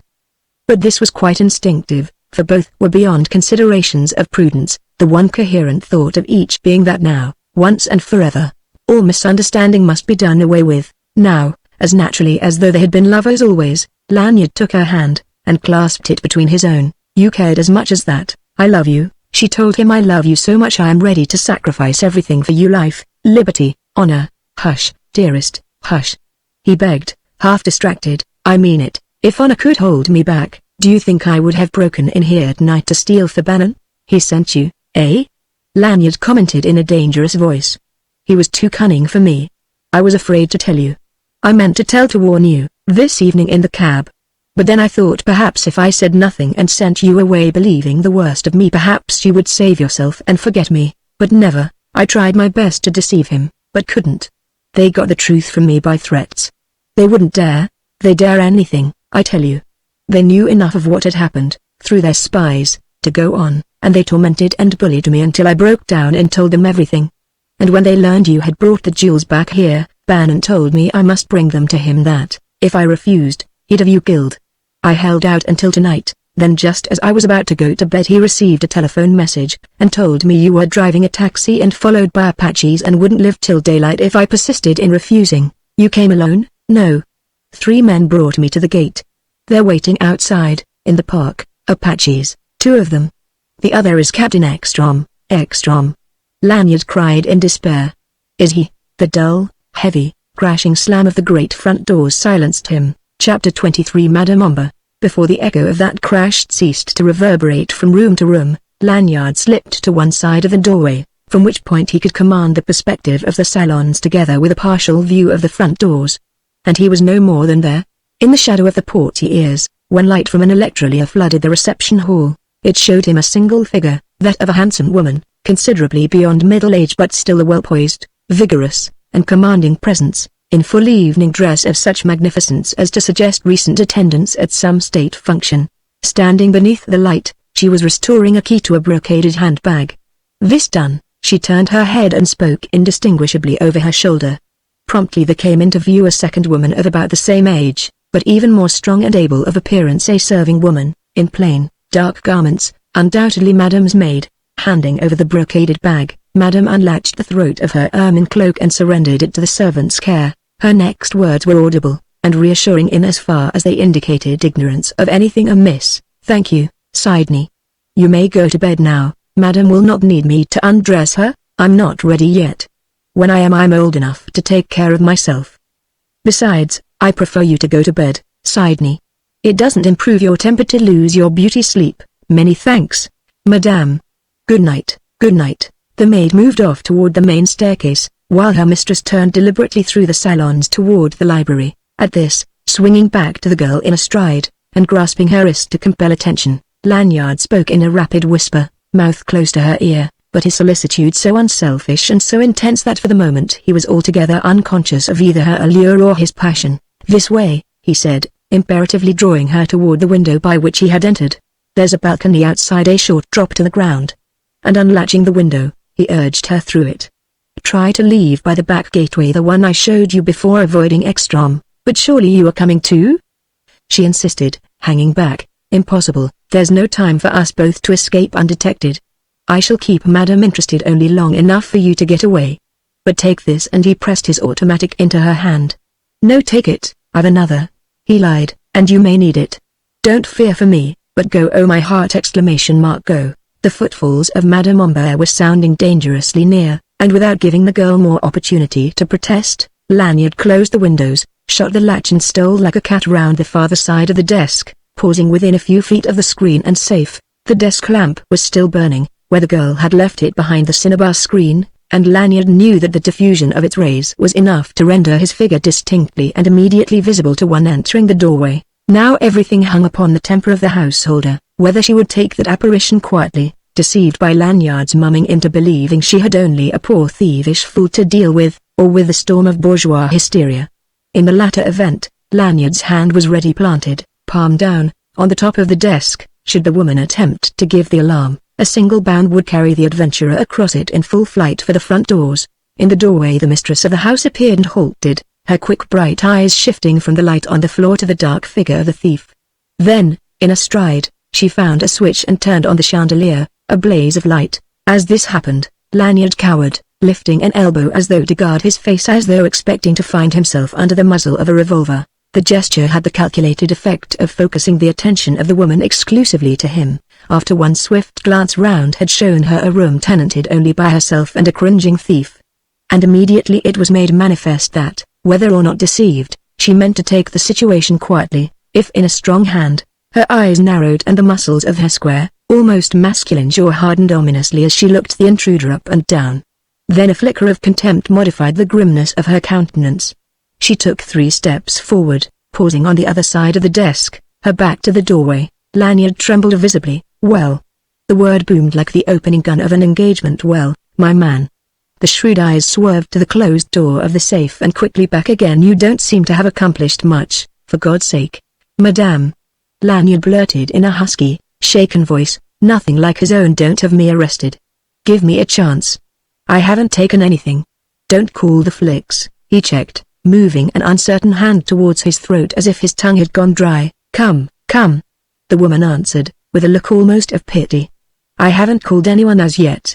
The fingers of one strong white hand were drumming gently on the top of the desk. Then, with a movement so quick and sure that Lanyard himself could hardly have bettered it, they slipped down to a handle of a drawer, jerked it open, closed round the butt of a revolver, and presented it at the adventurer's head. Automatically he raised both hands. "Don't shoot," he cried. "I'm not armed." "Is that the truth? You've only to search me." "Madame, thanks." Madame's accents now discovered a trace of dry humor. "I'll leave that to you. Turn out your pockets on the desk there and, remember, I'll stand no nonsense." The weapon covered Lanyard steadily, leaving him no choice but to obey. As it happened, he was glad of the excuse to listen for sounds to tell how the girl was faring in her flight, and made a pretense of trembling fingers cover the slowness with which he complied, but he heard nothing. When he had visibly turned every pocket inside out, and their contents lay upon the desk, the woman looked the exhibits over incuriously. "Put them back," she said curtly. "And then fetch that chair over the one in the corner. I've a notion I'd like to talk to you." "That's the usual thing, isn't it?" "How?" Lanyard demanded with a vacant stare. "In all the criminal novels I've ever read, the law-abiding householder always sits down and has a sociable chat with the housebreaker before calling in the police. I'm afraid that's part of the price you've got to pay for my hospitality." She paused, eyeing Lanyard inquisitively while he restored his belongings to his pockets. "Now, get that chair," she ordered, and waited, standing, until she had been obeyed. "That's it there. Sit down." Leaning against the desk, her revolver held negligently. The speaker favored Lanyard with a more leisurely inspection. The harshness of her stare was softened, and the anger which at first had darkened her countenance was gone by the time she chose to pursue her catechism. "What's your name?" "No, don't answer. I saw your eyes waver, and I'm not interested in a makeshift alias. But it's the stock question, you know." "Do you care for a cigar?" She opened a mahogany humidor on the desk. "No, thanks." Right, according to Hoyle, the criminal always refuses to smoke in these scenes. "But let's forget the book and write our own lines. I'll ask you an original question. Why were you acting just now?" "Acting?" Lanyard repeated, intrigued by the acuteness of this masterful woman's mentality. "Precisely pretending you were a common thief. For a moment you actually made me think you were afraid of me. But you're neither the one nor the other." "How do I know?" "Because you're unarmed." Your voice has changed in the last 2 minutes to that of a cultivated man. You've stopped cringing and started thinking, and the way you walked across the floor and handled that chair showed how powerfully you're made. If I didn't have this revolver, you could overpower me in an instant, and I'm no weakling, as women go. So why the acting?" Studying his captor with narrow interest, Lanyard smiled faintly and shrugged, but made no answer. He could do no more than this, no more than spare for time. The longer he indulged Madame in her whim, the better Lucy's chances of scot-free escape. By this time, he reckoned, she would have found her way through the service gate to the street. But he was on edge with unending apprehension of mischance. Come, Madame Omba insisted. "You're hardly civil, my man. Answer my question. You don't expect me to, do you?" "Why not?"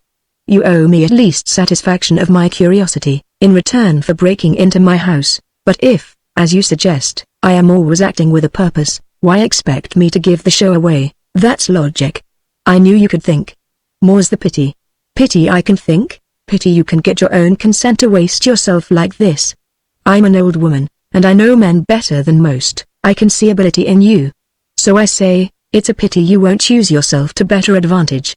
Don't misunderstand me, this isn't the conventional act. I don't hold with encouraging a fool in his folly. You're a fool, for all your intelligence, and the only cure I can see for you is drastic punishment." "Meaning the sentee, madam?" "Quite so. I tell you frankly, when I'm finished lecturing you, off you go to prison. If that's the case, I don't see I stand to gain much by retailing the history of my life." "This seems to be your cue to ring for servants to call the police." A trace of anger shone in the woman's eyes. "You're right," she said shortly. "I dare say Sidney isn't asleep yet. I'll get her to telephone while I keep an eye on you." Bending over the desk, without removing her gaze from the adventurer, his captor groped for, found, and pressed a call button. From some remote quarter of the house sounded the grumble of an electric bell. "Pity you're so brazen," she observed. "Just a little less side, and you'd be a rather engaging person." Lanyard made no reply. In fact, he wasn't listening. Under the strain of that suspense, the iron control which had always been his was breaking down, since now it was for another he was concerned. And he wasted no strength trying to enforce it. The stress of his anxiety was both undisguised and undisguisable. Nor did Madame Ombre overlook it. "What's the trouble, eh? Is it that already you hear the cell door clang in your ears?" As she spoke, Lanyard left his chair with a movement in the execution of which all his wits cooperated, with a spring as lithe and sure and swift as an animal's, that carried him like a shot across the 2 yards or so between them. The slightest error in his reckoning would have finished him, for the other had been watching for just such a move, and the revolver was nearly level with Lanyard's head when he grasped it by the barrel, turned that to the ceiling, imprisoned the woman's wrist with his other hand, and in 2 movements had captured the weapon without injuring its owner. "Don't be alarmed," he said quietly. "I'm not going to do anything more violent than to put this weapon out of commission." Breaking it smartly, he shot a shower of cartridges to the door, and tossed the now useless weapon into a wastebasket beneath the desk. "Hope I didn't hurt you," he added abstractedly, "but your pistol was in my way." He took a stride toward the door, pulled up, and hung in hesitation, frowning absently at the woman, who, without moving, laughed quietly and watched him with a twinkle of malicious diversion. He repaid this with a stare of thoughtful appraisal. From the first he had recognized in her a character of uncommon tolerance and amiability. "Pardon, madame," but he began abruptly and checked in constrained appreciation of his impudence. "If that's permission to interrupt your reverie," Madame Ombre remarked, "I don't mind telling you, you're the most extraordinary burglar I ever heard of." Footfalls became audible on the staircase, the hasty scuffling of slippered feet. "Is that you, Sidney?" Madame called. The voice of the maid replied, "Yes, madame, coming." "Well, don't, just yet, not till I call you." "Very good, madame." The woman returned complete attention to Lanyard. "Now, Monsieur of Two Minds, what is it you wish to say to me? Why did you do that?"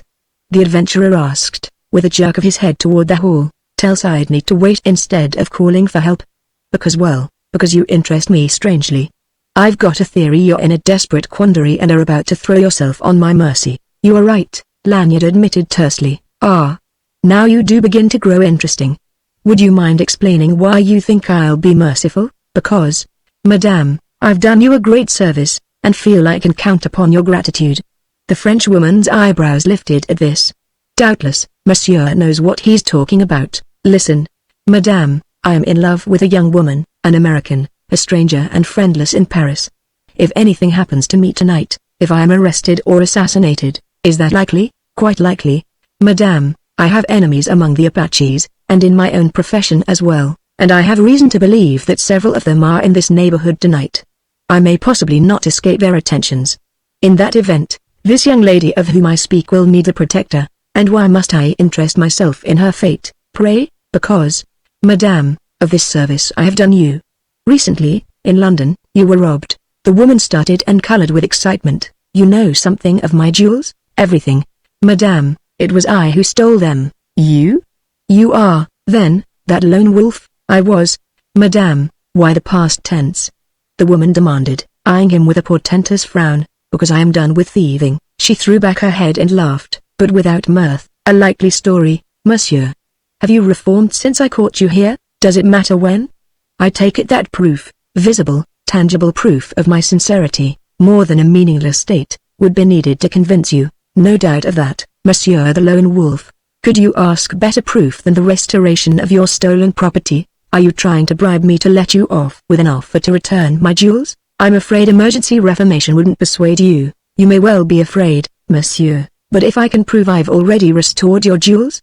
"But you have not. If madame will do me the favor to open her safe, she will find them conspicuously placed." "What nonsense. Am I wrong in assuming that madame didn't return from England until quite recently?" "But today, in fact. And you haven't troubled to investigate your safe since returning?" "It had not occurred to me." "Then why not test my statement before denying it?" With an incredulous shrug Madame Ombre terminated a puzzled scrutiny of Lanyard's countenance, and turned to the safe. "But to have done what you declare you have," she argued, "you must have known the combination, since it appears you haven't broken this open." The combination ran glibly off Lanyard's tongue. and at this, with every evidence of excitement, at length beginning to hope if not to believe, the woman set herself to open the safe.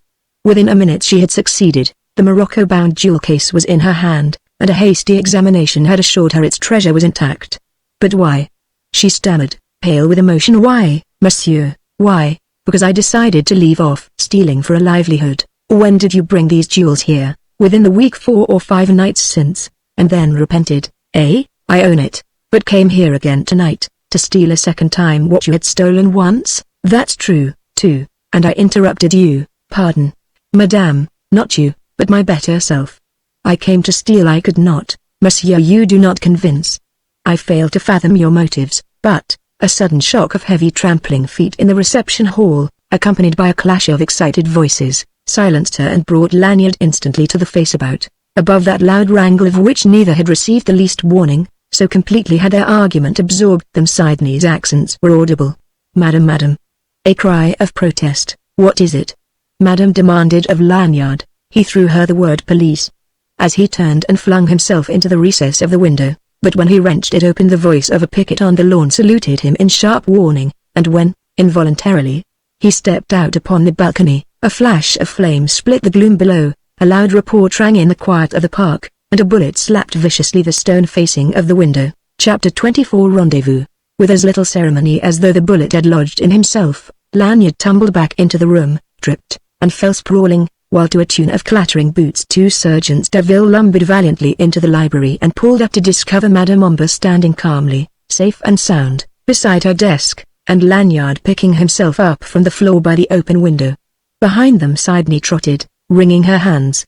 "Madame," she bleated, "they wouldn't listen to me, madame. I couldn't stop them." "All right, Sidney. Go back to the hall. I'll call you when needed." "Messieurs, good morning." One of the sergeants advanced with an uncertain salute and a superfluous question. "Madame Ombre?" The other waited on the threshold, barring the way. Lanyard measured the two speculatively.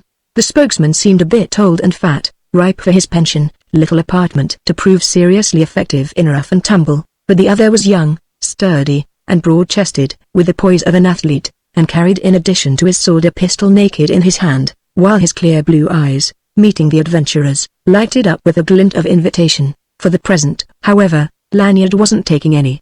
He met that challenge with a look of utter stupidity, folded his arms, lounged against the desk, and watched Madame Ombre acknowledge, none too cordially, the other sergeant's query. "I am Madame Ombre." "Yes.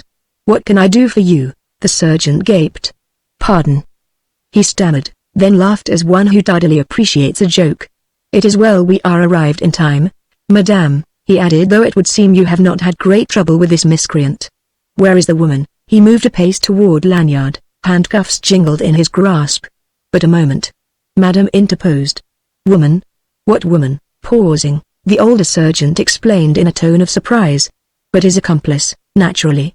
Such were our instructions, to proceed at once to Madame's hotel, come in quietly by the servants' entrance, which would be open, and arrest a burglar with his female accomplice." Again the stout sergeant moved toward Lanyard. Again Madame Ombre stopped him. "But one moment more, if you please." Her eyes, dense with suspicion, questioned Lanyard, who, with a significant nod toward the jewel case still in her hands, gave her a glance of dumb entreaty. After brief hesitation, "It is a mistake," Madame declared. "There is no woman in this house, to my certain knowledge, who has no right to be here." "But you say you received a message?" "I sent none," the fat sergeant shrugged. "That is not for me to dispute, madame. I have only my orders to go by." He glared sullenly at Lanyard, who returned a placid smile that, despite such hope as he might derive from Madame's irresolute manner, masked a vast amount of trepidation. He felt tolerably sure Madame Ombre had not sent for police on prior knowledge of his presence in the library. All this, then, would seem to indicate a new form of attack on the part of the pack. He had probably been followed and seen to enter, or else the girl had been caught attempting to steal away and the information wrung from her by force majeure. Moreover, he could hear 2 more pair of feet tramping through the salons. Pending the arrival of these last, Madame Ombre said nothing more, and, unceremoniously enough, the newcomers shouldered into the library, one pompous uniformed body, of otherwise undistinguished appearance, promptly identified by the sergeants Derville as Monsieur le Commissaire of that quarter. The other, a puffy mediocrity, known to Lanyard at least, if apparently to no one else, as Popinot. At this confirmation of his darkest fears, the adventurer abandoned hope of aid from Madame Ombre and began quietly to reckon his chances of escape through his own efforts. But he was quite unarmed, and the odds were heavy, 4 against 1, all 4 no doubt under arms, and 2 at least the sergeant's men of sound military training. "Madame Ombre?" inquired the commissaire, saluting that lady with immense dignity. "One trusts that this intrusion may be pardoned, the circumstances remembered. In an affair of this nature, involving this repository of so historic treasures, that is quite well understood, Monsieur le Commissaire," Madame replied distantly. "And this monsieur is, no doubt, your aide?" "Pardon." The official hastened to identify his companion, Monsieur Popinot, agent de la Gite, who lays these informations. With a profound obeisance to Madame Ombre, Popinot strode dramatically over to confront Lanyard and explore his features with his small, keen, shifty eyes of a pig, a scrutiny which the adventurer suffered with superficial calm. "It is he," Popinot announced with a gesture. "Messieurs, I call upon you to arrest this man, Michael Lanyard, alias the Lone Wolf." He stepped back a pace, expanding his chest in vain effort to eclipse his abdomen, and glanced triumphantly at his respectful audience. "Accused," he added with intense relish, "of the murder of Inspector Roddy of Scotland Yard at Royans, as well as of setting fire to that establishment. For this, Popinot," Lanyard interrupted in an undertone, "I shall some day cut off your ears." He turned to Madame Ombre, "Accept, if you please, Madame, my sincere regrets.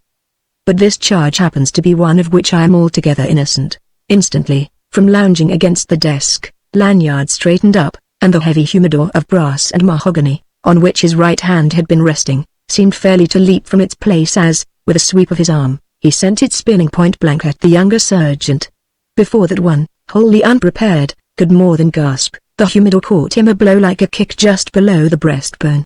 He reeled, the breath left him in one great gust. He sat down abruptly, blue eyes wide with a look of aggrieved surprise, clapped both hands to his middle, blinked, turned pale, and keeled over on his side. But Lanyard hadn't waited to note results. He was busy. The fat sergeant had leapt snarling upon his arm, and was struggling to hold it still long enough to snap a handcuff round the wrist, while the commissaire had started forward with a bellow of rage and 2 hands extended and itching for the adventurer's throat. The first received a half-arm jab on the point of his chin that jarred his entire system, and without in the least understanding how it happened, found himself whirled around and laid prostrate in the commissaire's path. The latter tripped, fell, and planted 2 hard knees, with the bulk of his weight atop them, on the apex of the sergeant's paunch. At the same time Lanyard, leaping toward the doorway, noticed Popinot tugging at something in his hip pocket. Followed a vivid flash, then complete darkness. With a well-aimed kick and elementary movement of laissez-faire, Lanyard had dislocated the switch of the electric lights, knocking its porcelain box from the wall, breaking the connection, and creating a short circuit which extinguished every light in that part of the house. With his way thus apparently cleared, the police in confusion, darkness aiding him, Lanyard plunged on, but in mid-stride, as he crossed the threshold, his ankle was caught by the still prostrate younger sergeant and jerked from under him. His momentum threw him with a crash and may have spared him a worse mishap, for in the same breath he heard the report of a pistol and knew that Popinot had fired at his fugitive shadow. As he brought one heel down with crushing force on the sergeant's wrist, freeing his foot, he was dimly conscious of the voice of the commissaire shouting frantic prayers to cease firing. Then the pain-maddened sergeant crawled to his knees, lunged blindly forward, knocked the adventurer back in the act of rising, and fell on top of him. Hampered by 200 pounds of fighting Frenchman, Lanyard felt his cause was lost, yet battled on and would while breath was in him. With a heave, a twist and a squirm, he slipped from under, and swinging a fist at random barked his knuckles against the mouth of the sergeant. Momentarily that one relaxed his hold, and Lanyard struggled to his knees, only to go down as the indomitable Frenchman grappled yet a second time. Now, however, as they fell, Lanyard was on top, and shifting both hands to his antagonist's left forearm, he wrenched it up and around. There was a cry of pain, and he jumped clear of one no longer to be reckoned with. Nevertheless, as he had feared, the delay had proved ruinous. He had only found his feet when an unidentified person hurled himself bodily through the gloom and wrapped his arms round Lanyard's thighs. And as both went down, 2 others piled up on top. For the next minute or two, Lanyard fought blindly, madly, viciously, striking and kicking at random. For all that even with one sergeant order combat they were 3 to 1, and though with the ferocity of sheer desperation he shook them all off, at one time, and gained a few yards more, it was only again to be overcome and borne down. crushed beneath the weight of 3. His wind was going, his strength was leaving him. He mustered up every ounce of energy, all his wit and courage, for one last effort, fought like a cat, tooth and nail, toiled once more to his knees, with 2 clinging to him like wolves to the flanks of a stag, shook one off, regained his feet, swayed, and in one final gust of ferocity dashed both fists repeatedly into the face of him who still clung to him. That one was Popinot. He knew instinctively that this was so, and a grim joy filled him as he felt the man's clutches relax and fall away, and guessed how brutal was the damage he had done that fat, evil face. At length free, he made off, running, stumbling, reeling, gained the hall, flung open the door, and heedless of the picket who had fired on him from below the window, dashed down the steps and away. 3 shots sped him through that intricate tangle of night-bound park. But all went wide, the pursuit what little there was blundered off at haphazard and lost itself, as well. He came to the wall, crept along in shelter of its shadow until he found a tree with a low-swung branch that jutted out over the street, climbed this, edged out over the wall, and dropped to the sidewalk. A shout from the quarter of the carriage gates greeted his appearance. He turned and ran again. Flying footsteps for a time pursued him, and once, with a sinking heart, he heard the rumble of a motor. But he recovered quickly, regained his wind, and ran well, with long, steady, ground-consuming strides, and he doubled, turned and twisted in a manner to wake the envy of the most subtle fox. In time he felt warranted in slowing down to a rapid walk. Weariness was now a heavy burden upon him, and his spirit numb with desperate need of rest, but his pace did not flag, nor his purpose falter from its goal. It was a long walk if a direct one to which he set himself as soon as confident the pursuit had failed once more. He plodded on, without faltering, to the one place where he might feel sure of finding his beloved, if she lived and were free. He knew that she had not forgotten, and in his heart he knew that she would never again of her own will fail him, nor had she. When weary and spent from that heartbreaking climb up the merciless acclivity of the Butte Montmartre, he staggered rather than walked past the sleepy verger and found his way through the crowding shadows to the softly luminous heart of the Basilica of the Sacred Coeur. He found her there, kneeling, her head bowed upon hands resting on the back of the chair before her, a slight and timid figure, lost and lonely in the long ranks of empty chairs that filled the nave. Slowly, almost fearfully, he went to her, and silently he slipped into the chair by her side. She knew, without looking up, that it was he. After a little her hand stole out, closed round his fingers, and drew him forward with a gentle, insistent pressure. He knelt then with her, hand in hand filled with the wonder of it, that he to whom religion had been nothing should have been brought to this by a woman's hand. He knelt for a long time, for many minutes, profoundly intrigued, his somber gaze questioning the golden shadows and ancient mystery of the distant choir and shining altar, and there was no question in his heart but that, whatever should ensue of this, the unquiet spirit of the lone wolf was forevermore at rest. Chapter 25 Wings of the Morning. About 6:30 Lanyard left the dressing room assigned him in the barracks at Port Aviation, and, waddling quaintly in the heavy wind-resisting garments supplied him at the instance of Ducroix, made his way between 2 hangars toward the practice field. Now the eastern skies were pulsing with fitful promise of the dawn, but within the vast enclosure of the aerodrome the gloom of night lingered so stubbornly that 2 huge searchlights had been pressed into the service of those engaged in tuning up the motor of the Parrot biplane. In the intense, white, concentrated glare that trickled oddly upon the wrinkled, oily garments of the dozen or so mechanics busy about the machine, the undersides of those wide, motionless planes hung against the dark with an effect of impermanence, as though they were already afloat and needed but a breath to send them winging skyward. To one side a number of young and keen-faced Frenchmen, officers of the Corps, were lounging and watching the preparations with alert and intelligent interest. To the other, all the majesty of Mars was incarnate in the person of Monsieur Ducroix, posing valiantly in fur-lined coat and shining top hat while he chatted with an officer whose trim, athletic figure was well set off by his aviating uniform. As Lanyard drew near, this last brought his heels together smartly, saluted the Minister of War, and strode off toward the flying machine. "Captain Vauquelin informs me he will be ready to start in 5 minutes, Monsieur," Ducroix announced. "You are in good time, and Mademoiselle?"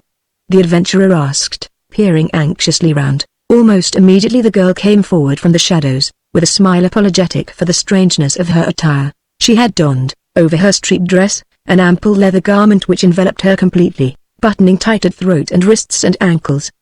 Her small hat had been replaced by a leather helmet which left only her eyes, nose, mouth and chin exposed, and even these were soon to be hidden by a heavy veil for protection against spattering oil. "Mademoiselle is not nervous?" Ducroix inquired politely, Lucy smiled brightly. I? Why should I be, monsieur? I trust mademoiselle will permit me to commend her courage. But pardon. I have one last word for the ear of Captain Vauquelin. Lifting his hat, the Frenchman joined the group near the machine. Lanyard stared unaffectedly at the girl, unable to disguise his wonder at the high spirits advertised by her rekindled color and brilliant eyes. Well? She demanded gaily. Don't tell me I don't look like a fright. I know I do. I daren't tell you how you look to me, Lanyard replied soberly. But I will say this, that for sheer, downright pluck, thank you, monsieur. And you?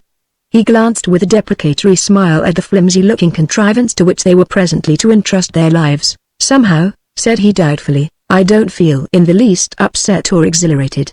It seems little out of the average run of life all in a day's work. I think, she said, judgmatical, that you're very like the other lone wolf, the fictitious one Lupin, a bit of a blag. If you're not nervous, why keep glancing over the question mark as if you were rather expecting somebody, as if you wouldn't be surprised to see Popenet order Morbihan pop out of the ground or Ekstrom, he said gravely. I don't mind telling you now, that's precisely what I am afraid of. Nonsense. The girl cried in open contempt. What could they do? Please don't ask me, Lanyard begged seriously. I might try to tell you.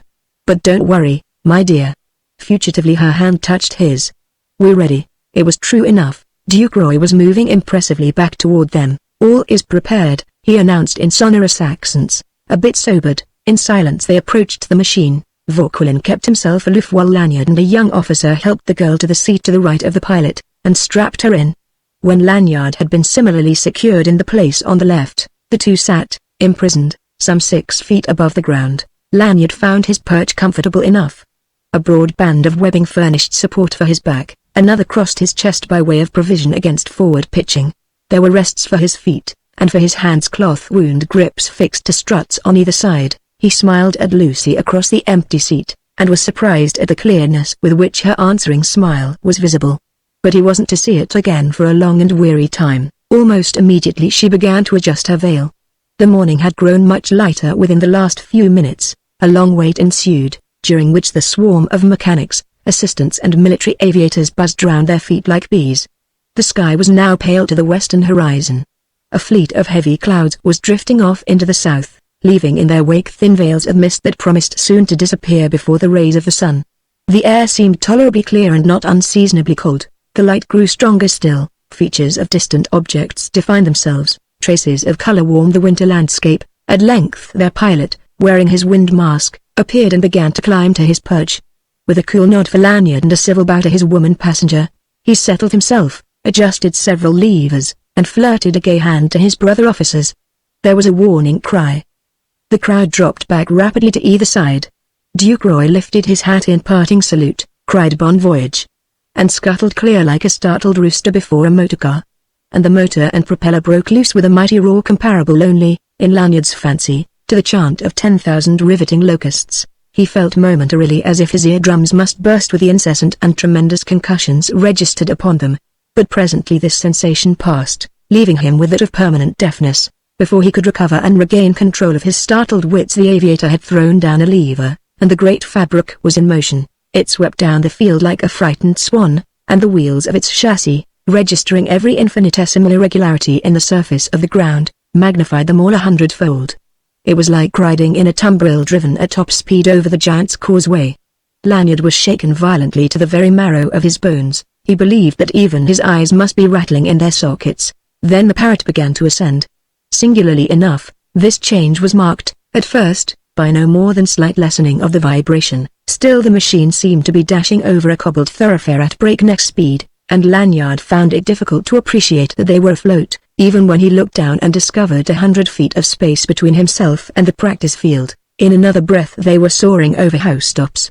Momentarily, now, the shocks became less frequent, and presently they ceased almost altogether, to be repeated only at rare intervals, when the drift of air opposing the planes developed irregularities in its velocity. There succeeded, in contrast, the sublimest peace. Even the roaring of the propeller dwindled to a sustained drone. The biplane seemed to float without an effort upon a vast, still sea, floored only occasionally by inconsiderable ripples. Still rising, they surprised the earliest rays of the sun, and in their virgin light the aeroplane was transformed into a thing of gossamer gold. Continually the air buffeted their faces like a flood of icy water. Below, the scroll of the world unrolled like some vast and intricately illuminated missal, or like some strange mosaic, marvelously minute. Lanyard could see the dial of the compass, fixed to a strut on the pilot's left. By that telltale their course lay nearly due northeast. Already the weltering roofs of Paris were in sight. To the right, the Eiffel Tower spearing up like a fairy pillar of gold lacework, the Seine looping the cluttered acres like a sleek brown serpent, the Sacré-Cœur a dream palace of opalescent walls. Versailles broke the horizon to port and slipped astern. Paris closed up, telescoped its panorama, became a mere blur, a smoky smudge. But it was long before the distance eclipsed that admonitory finger of the Eiffel. Vauquelin manipulating the levers, the plane tilted its nose and swam higher and yet higher. The song of the motor dropped an octave to a richer tone. The speed was sensibly increased. Lanyard contemplated with untempered wonder the fact of his equanimity. There seemed nothing at all strange in this extraordinary experience. He was by no means excited, remained merely if deeply interested. And he could detect in his physical sensations no trace of that qualmish dread he always experienced in high places. The sense he had of security, of solidity, was and ever remained wholly unaccountable in his understanding. Of a sudden, surprised by a touch on his arm, he turned to see through the mica windows of the windmask the eyes of the aviator informed with importunate doubt. Infinitely mystified and so an easy prey to sickening fear lest something were going wrong with the machine, Lanyard shook his head to indicate lack of comprehension. With an impatient gesture the aviator pointed downward. Appreciating the fact that speech was impossible, Lanyard clutched the struts and bent forward. But the pace was now so fast and their elevation so great that the landscape swimming beneath his vision was no more than a brownish plain fugitively maculated with blots of contrasting color. He looked up blankly, but only to be treated to the same gesture. Piqued, he concentrated attention more closely upon the flat, streaming landscape. And suddenly he recognized something oddly familiar in an approaching bend of the Seine. Street Germain-en-Laye. He exclaimed with a start of alarm. This was the danger point, and over there, he reminded himself to the left that wide field with a queer white thing in the middle that looks like a winged grub that must be de Morbihan's aerodrome and his Valkyrie monoplane. Are they bringing it out? Is that what Vauquelin means? And if so, what of it? I don't see. Suddenly doubt and wonder chilled the adventurer. Temporarily Vauquelin returned entire attention to the management of the biplane. The wind was now blowing more fitfully, creating pockets, those holes in the air so dreaded by cloud pilots, and in quest of more constant resistance the aviator was swinging his craft in a wide northerly curve, climbing ever higher and more high. The earth soon lost all semblance of design, even the twisted silver wire of the Seine vanished. Far over to the left, remained only the effect of firm suspension in that high blue vault, of a continuous flow of iced water in the face, together with the tuneless chanting of the motor. After some 40 minutes of this, it may have been an hour, for time was then an incalculable thing. Lanyard, in a mood of abnormal sensitiveness, began to divine additional disquiet in the mind of the aviator, and stared until he caught his eye. What is it? He screamed in futile effort to lift his voice above the din. But the Frenchman understood, and responded with a sweep of his arm toward the horizon ahead. And seeing nothing but cloud in the quarter indicated, Lanyard grasped the nature of a phenomenon which, from the first, had been vaguely troubling him. The reason why he had been able to perceive no real rim to the world was that the earth was all steam from the recent heavy rains. All the more remote distances were veiled with rising vapor. And now they were approaching the coast, to which, it seemed, the mists clung closest, for all the world before them slept beneath a blanket of dull grey. Nor was it difficult now to understand why the aviator was ill at ease facing the prospect of navigating a channel fog. Several minutes later, he startled Lanyard with another peremptory touch on his arm, followed by a significant glance over his shoulder. Lanyard turned quickly. Behind them, at a distance which he calculated roughly as 2 miles, the silhouette of a monoplane hung against the brilliant firmament, resembling, with its single spread of wings, more a solitary, soaring gull than any man-directed mechanism. Only an infrequent and almost imperceptible shifting of the wings proved that it was moving.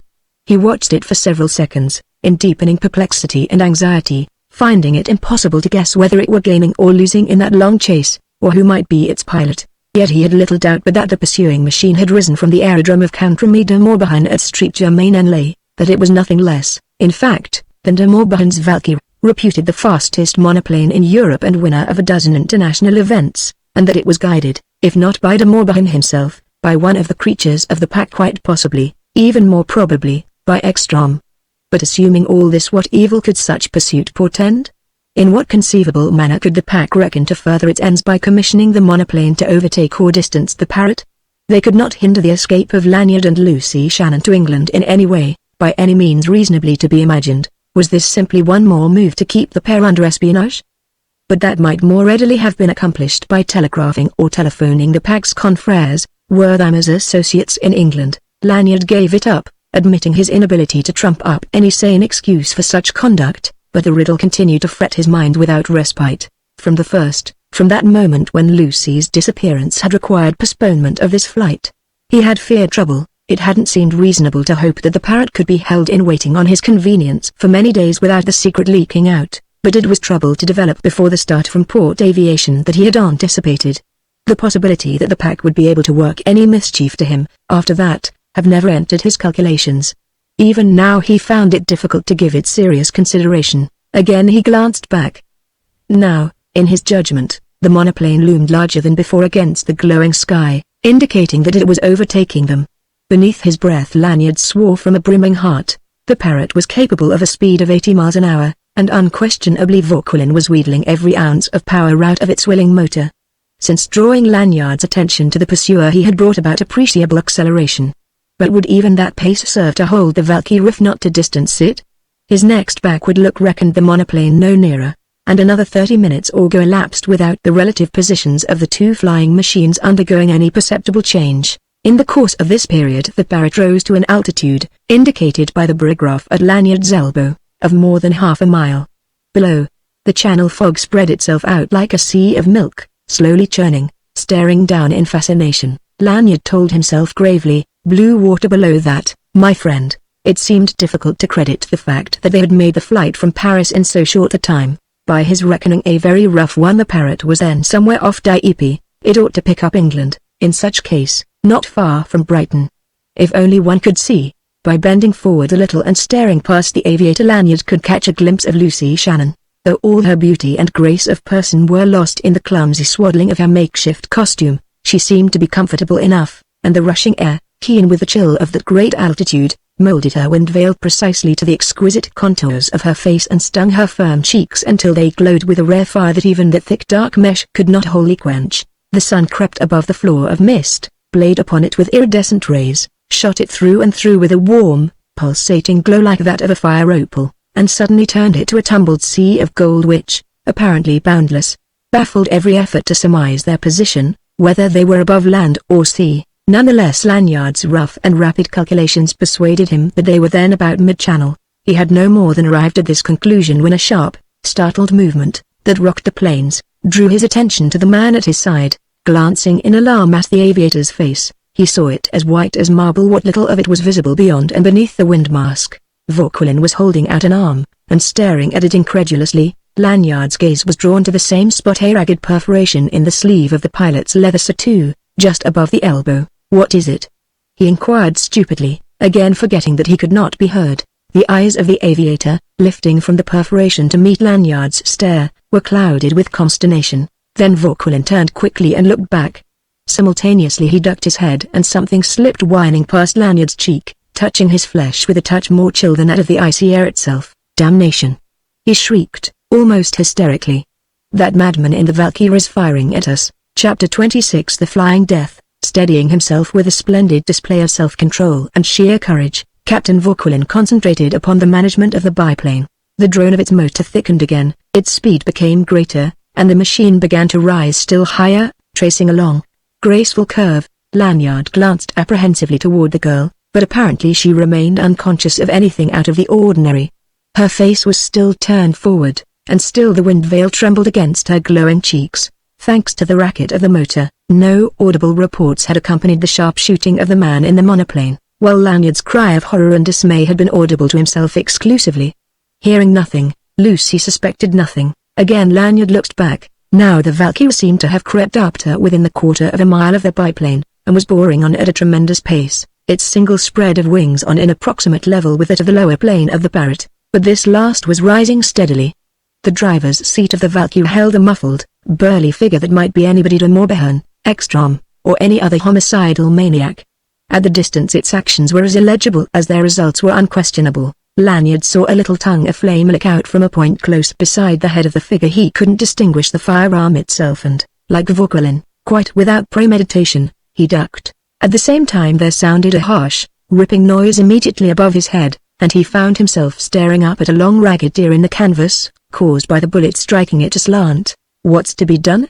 He screamed passionately at Vauquelin. The aviator shook his head impatiently, and they continued to ascend. Already the web of gold that cloaked earth and sea seemed thrice as far beneath their feet as it had when Vauquelin made the appalling discovery of his bullet-punctured sleeve. But the monoplane was doggedly following suit. As the Parrot rose, so did the Valkyrie, if a trace more slowly and less flexibly. Lanyard had read somewhere, or heard it said, that monoplanes were poor machines for climbing. He told himself that, if this were true, Vauquelin knew his business, and from this reflection drew what comfort he might. And he was glad, very glad of the dark wind veil that shrouded his face, which he believed to be nothing less than a mask of panic terror. He was, in fact, quite rigid with fright and horror. It were idle to argue that only unlikely chance would wing one of the bullets from the Valkyrie to a vital point. There was the torn canvas overhead, there was that hole through Vauquelin's sleeve. And then the barograph on the strut beside Lanyard disappeared as if by magic. He was aware of a slight jar. The framework of the biplane quivered as from a heavy blow. Something that resembled a handful of black crumbs sprayed out into the air ahead and vanished, and where the instrument had been, nothing remained but an iron clamp gripping the strut. And even as any one of these bullets might have proved fatal, their first successor might disable the aviator if it did not slay him outright. In either case, the inevitable result would be death following a fall from a height, as recorded on the barograph dial an instant before its destruction, of more than 4,000 feet. They were still climbing. Now the pursuer was losing some of the advantage of his superior speed.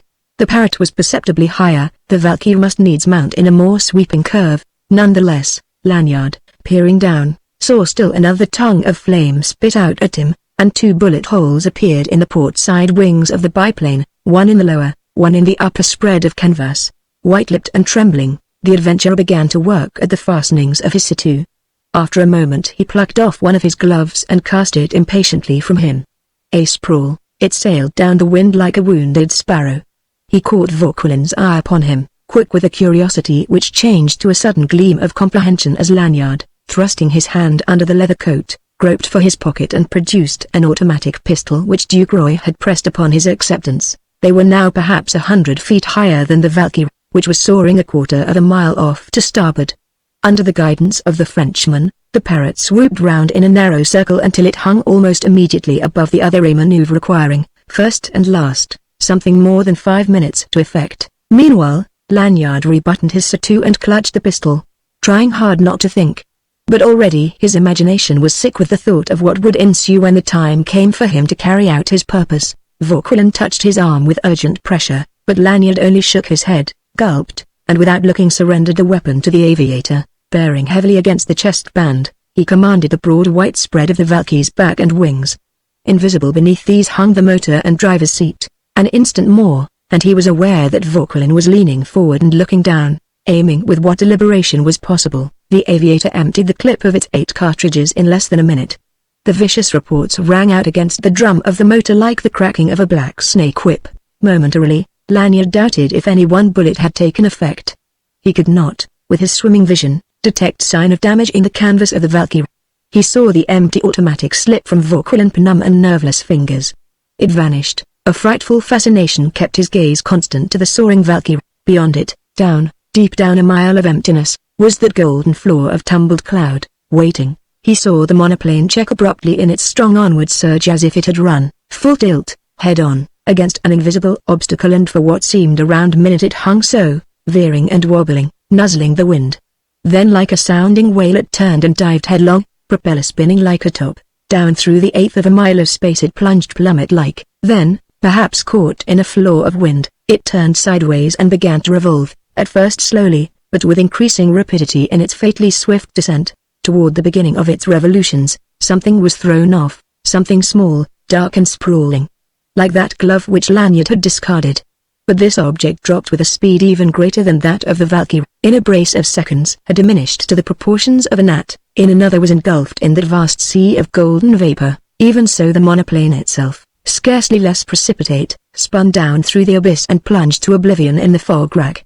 and Lanyard was still hanging against the chest band, limp and spent and trying not to vomit, when, of a sudden and without any warning whatever, the stentorian chant of the motor ceased and was blotted up by that immense silence, by the terrible silence of those vast solitudes of the upper air, where never a sound is heard save the voices of the elements at war among themselves, a silence that rang with an accent as dreadful as the crack of doom in the ears of those three suspended there, in the heart of that unimaginably pellucid and immaculate radiance, in the vast hollow of the heavens, midway between the deep blue of the eternal dome and the rose and golden welter of the fog, that fog which, cloaking earth and sea, hid as well every vestige of the tragedy they had wrought, every sign of the murder that they had done, that they themselves might not be murdered and cast down to destruction. And, its propeller no longer gripping the aeroplane drifted on at ever-lessening speed, until it had no way whatever and rested without motion of any sort, as it might have been in the cup of some mighty and invisible hand, held up to that stark and merciless light, under the passionless eye of the infinite, to await a judgment. Then, with a little shudder of hesitation, the planes dipped, inclined slightly earthwards, and began slowly and as if reluctantly to slip down along an empty channels of the air. At this, rousing, Lanyard became aware of his own voice yammering wildly at Vauquelin. "Good God, man! Why did you do that?" Vauquelin answered only with a pale grimace and a barely perceptible shrug. Momentarily gathering momentum, the biplane sped downward with a resistless rush, with the speed of a great wind, a speed so great that when Lanyard again attempted speech, the breath was whipped from his lips and he could utter no sound. Thus from that awful height, from the still heart of that immeasurable void, they swept down and ever down, in a long series of sickening swoops, broken only by negligible pauses. And though they approached it on a long slant, the floor of vapor rose to meet them like a mighty rushing wave. In a trice the biplane was hovering instantaneously before plunging on down into that cold, grey world of fog. In that moment of hesitation, while still the adventurer gasped for breath and poured at his streaming eyes with an aching hand, pierced through and through with cold, the fog showed itself as something less substantial than it had seemed. Blurs of color glowed through its folds of gauze, and with these the rounded summit of a brownish knoll. Then they plunged on, down out of the bleak, bright sunshine into cool twilight depths of clinging vapors, and the good green earth lifted its warm bosom to receive them, tilting its nose a trifle, fluttering as though undecided. The parrot settled gracefully, with scarcely a jar, upon a wide sweep of untilled land covered with short coarse grass. For some time the three remained in their perches like petrified things, quite moveless and with the possible exception of the aviator hardly conscious. But presently Lanyard became aware that he was regularly filling his lungs with air sweet, damp, wholesome, and by comparison warm, and that the blood was tingling painfully in his half-frozen hands and feet. He sighed as one waking from a strange dream. At the same time the aviator bestirred himself, and began a bit stiffly to climb down, feeling the earth beneath his feet. He took a step or two away from the machine, reeling and stumbling like a drunken man, then turned back. "Come, my friend," he urged Lanyard in a voice of strangely normal intonation. "Look alive if you're able and lend me a hand with Mademoiselle." "I'm afraid she has fainted." The girl was reclining inertly in the bands of webbing, her eyes closed, her lips ajar, her limbs slackened. "Small blame to her," Lanyard commented, fumbling clumsily with a chest band. "That dive was enough to drive a body mad, but I had to do it," the aviator protested earnestly. "I dared not remain longer up there. I have never before been afraid in the air, but after that I was terribly afraid. I could feel myself taking leave of my senses, and I knew I must act if we were not to follow that other. God! What a death!" He paused, shuddered, and drew the back of his hand across his eyes before continuing. "So I cut off the ignition and volplaned. Here my hand. So, oh. All right, eh?" "Oh, I'm all right," Lanyard insisted confidently. But his confidence was belied by a look of daze, for the earth was billowing and reeling round him as though bewitched, and before he knew what had happened he sat down hard and stared foolishly up at the aviator. "Here," said the latter courteously, his wind mask hiding a smile. "My hand again, monsieur. You've endured more than you know. And now for Mademoiselle." But when they approached the girl, she surprised both by shivering, sitting up, and obviously pulling herself together. "You feel better now, Mademoiselle?" Vauquelin inquired, hastening to loosen her fastenings. "I'm better, yes, thank you," she admitted in a small, broken voice. "But not yet quite myself." She gave a hand to the aviator, the other to Lanyard, and as they helped her to the ground, Lanyard, warned by his experience, stood by with a ready arm. She needed that support, and for a few minutes didn't seem even conscious of it. Then gently disengaging, She moved a foot or two away. "Where are we, do you know?" "On the South Downs, somewhere," Lanyard suggested. Consultant Vauquelin: "That is probable," this last affirmed. "At all events, judging from the course I steered. Somewhere well in from the coast, at a venture. I don't hear the sea." "Near Lewis, perhaps?" "I have no reason to doubt that." A constrained pause ensued. The girl looked from the aviator to Lanyard, then turned away from both and, trembling with fatigue and enforcing self-control by clenching her hands, stared aimlessly off into the mist. Painfully, Lanyard set himself to consider their position. The Parrot had come to rest in what seemed to be a wide, shallow, saucer-like depression, whose irregular bounds were cloaked in fog. In this space no living thing stirred save themselves, and the waste was crossed by not so much as a sheep track. In brief, they were lost. There might be a road running past the saucer 10 yards from its brim in any quarter. There might not. Possibly there was a town or village immediately adjacent.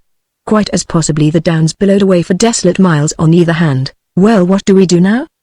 the girl demanded suddenly, in a nervous voice, sharp and jarring. "Oh, we'll find a way out of this somehow," Vauquelin asserted confidently. "England isn't big enough for anybody to remain lost in it, not for long, at all events. I'm sorry, only on Miss Shannon's account. We'll manage, somehow," Lanyard affirmed stoutly. The aviator smiled curiously. "To begin with," he advanced, "I dare say we might as well get rid of these awkward costumes. They'll hamper walking rather." In spite of his fatigue, Lanyard was so struck by the circumstances that he couldn't help remarking it as he tore off his wind veil. "Your English is remarkably good, Captain Vauquelin," he observed. The other laughed shortly. "Why not?" said he, removing his mask. Lanyard looked up into his face, stared, and fell back a pace. "Wertheimer," he gasped. Chapter 27 Daybreak. The Englishman smiled cheerfully in response to Lanyard's cry of astonishment. "In effect," he observed, stripping off his gauntlets, "you're right, Mr. Lanyard. Wertheimer isn't my name, but it is so closely identified with my insinuative personality as to warrant the misapprehension. I shan't demand an apology so long as you permit me to preserve an incognito which may yet prove somewhat useful." "Incognito?" Lanyard stammered, utterly discountenanced. "Useful? You have my meaning exactly. Although my work in Paris is now ended, there's no saying when it may not be convenient to be able to go back without establishing a new identity." Before Lanyard replied to this, the look of wonder in his eyes had yielded to one of understanding. "Scotland Yard, eh?" he queried curtly. Wertheimer bowed. "Special agent," he added. "I might have guessed, if I'd had the wit of a goose," Lanyard affirmed bitterly. "But I must admit, yes," the Englishman assented pleasantly, "I did pull your leg, didn't I? But not more than our other friends.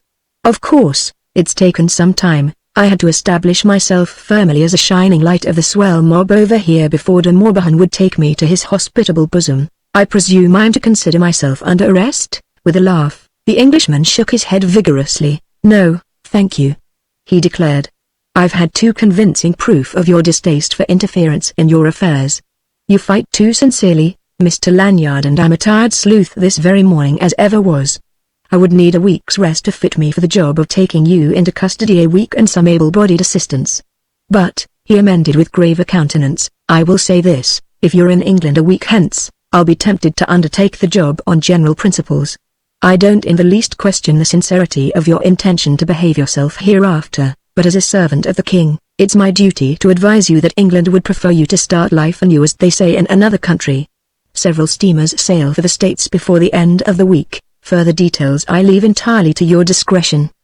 But go you must," he concluded firmly. "I understand," said Lanyard, and would have said more, but couldn't. There was something suspiciously like a mist before his eyes, avoiding the faces of his sweetheart and the Englishman. He turned aside, put forth a hand blindly to a wing of the biplane to steady himself, and stood with head bowed and limbs trembling, moving quietly to his side. The girl took his other hand and held it tight. Presently Lanyard shook himself impatiently and lifted his head again. "Sorry," he said, apologetic, "but your generosity when I looked for nothing better than arrest was a bit too much for my nerves." "Nonsense," the Englishman commented with brusque good humor. "We're all upset. A drop of brandy will do us no end of good." Unbuttoning his leather surtout, he produced a flask from an inner pocket, filled its metal cup, and offered it to the girl. "You first, if you please, Miss Shannon." "No, I insist. You positively need it." She allowed herself to be persuaded, drank, coughed, gasped, and returned the cup, which Wertheimer promptly refilled and passed to Lanyard. The raw spirits stung like fire, but proved an instant aid to the badly jangled nerves of the adventurer. In another moment he was much more himself. Drinking in turn, Wertheimer put away the flask. "That's better," he commented. "Now I'll be able to cut along with this blessed machine without fretting over the fate of Ekstrom. But till now I haven't been able to forget." He paused and drew a hand across his eyes. "It was, then, Ekstrom you think?" Lanyard demanded. "Unquestionably. De Morbihan had learned I know of your bargain with Duke Roy, and I know, too, that he and Ekstrom spent each morning in the hangars at Street Germain, after your sensational evasion. It never entered my head, of course, that they had any such insane scheme brewing as that, else I would never have so giddily arranged with Duke Roy through the sheet, you understand, to take Vauquelin's place. Besides, who else could it have been? Not de Morbihan, for he's crippled for life, thanks to that affair in the boys, not Beaupenet, who was on his way to the Santee, last I saw of him, and never Bannon. He was dead before I left Paris for Port Aviation. Dead, oh, quite," the Englishman affirmed nonchalantly. "When we arrested him at 3 this morning charged with complicity in the murder of Roddy, he flew into a passion that brought on the fatal hemorrhage. He died within 10 minutes. There was a little silence. I may tell you, Mr. Lanyard," the Englishman resumed, looking up from the motor, to which he was paying attentions with monkey wrench and oil can, "that you were quite off your bat when you ridiculed the idea of the International Underworld Unlimited. Of course, if you hadn't laughed, I shouldn't feel quite as much respect for you as I do. In fact, the chances are you'd be in handcuffs or in a cell of the Santee, this very minute. But, absurd as it sounded and was, the Underworld project was a pet hobby of Bannon's, who'd been the brains of a gang of criminals in New York for many years. He was a bit touched on the subject, a monomaniac, if you ask me. And his enthusiasm won de Morbihan and Beaupenet over. And me. He took a wonderful fancy to me, Bannon did. I really was appointed first lieutenant in Greg's stead. So you first won my sympathy by laughing at my offer," said Wertheimer, restoring the oil can to its place in the tool kit, "wherein you were very wise. In fact, my personal feeling for you is one of growing esteem, if you'll permit me to say so. You've most of the makings of a man. Will you shake hands with a copper's nark?" He gave Lanyard's hand a firm and friendly grasp, and turned to the girl. "Goodbye, Miss Shannon. I'm truly grateful for the assistance you gave us. Without you, we'd have been sadly handicapped. I understand you have sent in your resignation? It's too bad. The service will feel the loss of you.